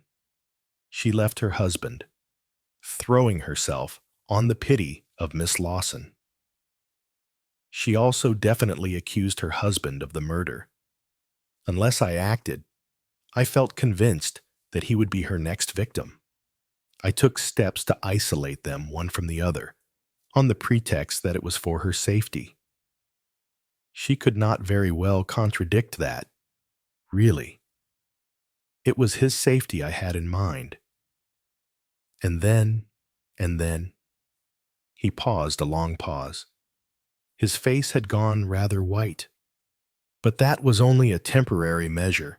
I had to make sure that the killer would kill no more. I had to assure the safety of the innocent. So I wrote out my construction of the case and gave it to Mrs. Tanios. There was a long silence. Dr. Tanios cried out, "My God." "So that's why she killed herself," Poirot said gently. Was it not the best way she thought so? There were, you see, the children to consider. Dr. Tanios buried his face in his hands. Poirot came forward and laid a hand on his shoulder. It had to be. Believe me, it was necessary. There would have been more deaths. First yours, then possibly, under certain circumstances, Miss Lawson's, and so it goes on. He paused. In a broken voice, Tanios said, "She wanted me to take a sleeping draught one night. There was something in her face. I threw it away. That was when I began to believe her mind was going." Think of it that way. It is indeed partly true, but not in the legal meaning of the term. She knew the meaning of her action, Doctor. Tanios said wistfully. She was much too good for me always. A strange epitaph on a self-confessed murderess. 34, the last word. There is very little more to tell. Teresa married her doctor shortly afterwards. I know them fairly well now, and I have learnt to appreciate Donaldson, his clarity of vision, and the deep, underlying force and humanity of the man. His manner, I may say, is just as dry and precise as ever. Teresa often mimics him to his face. She is, I think, amazingly happy and absolutely wrapped up in her husband's career. He is already making a big name for himself and is an authority on the functions of ductless glands. Miss Lawson, in an acute attack of conscience, had to be restrained forcibly from denuding herself of every penny. A settlement agreeable to all parties was drawn up by Mr. Purvis, whereby Miss Arundel's fortune was shared out between Miss Lawson, the two Arundels, and the Tanios children. Charles went through his share in a little over a year and is now, I believe, in British Columbia. Just 2 incidents. You're a downy fellow, ain't you, said Miss Peabody, stopping us as we emerged from the gate of Little Green House one day. Managed to hush everything up. No exhumation. Everything done decently. There seems to be no doubt that Miss Arundel died of yellow atrophy of the liver, said Poirot gently. That's very satisfactory, said Miss Peabody. Bella Tanios took an overdose of sleeping stuff. I hear? Yes. It was very sad. She was a miserable kind of woman, always wanting what she hadn't got. People go a bit queer sometimes when they're like that. Had a kitchen maid once. Same thing. Plain girl. Felt it. Started writing anonymous letters. Queer kinks people get. Ah. Well, I dare say it's all for the best. One hopes so, madam. One hopes so. Well, said Miss Peabody, preparing to resume her walk, I'll say this for you. You've hushed things up nicely. Very nicely indeed. She walked on. There was a plaintive woof behind me. I turned and opened the gate. Come on, old man. Bob bounced through. There was a ball in his mouth. You can't take that for a walk. Bob sighed, turned, and slowly ejected the ball inside the gate. He looked at it anxiously, then passed through. He looked up at me. If you say so. Master, I suppose it's all right. I drew a long breath. My word. Poirot. It's good to have a dog again. The spoils of war, said Poirot. But I would remind you, my friend, that it was to me that Miss Lawson presented Bob, not to you. Possibly, I said, but you're not really any good with a dog. Poirot. You don't understand dog psychology. Now Bob and I understand each other perfectly. Don't we, Woof? Said Bob in energetic assent.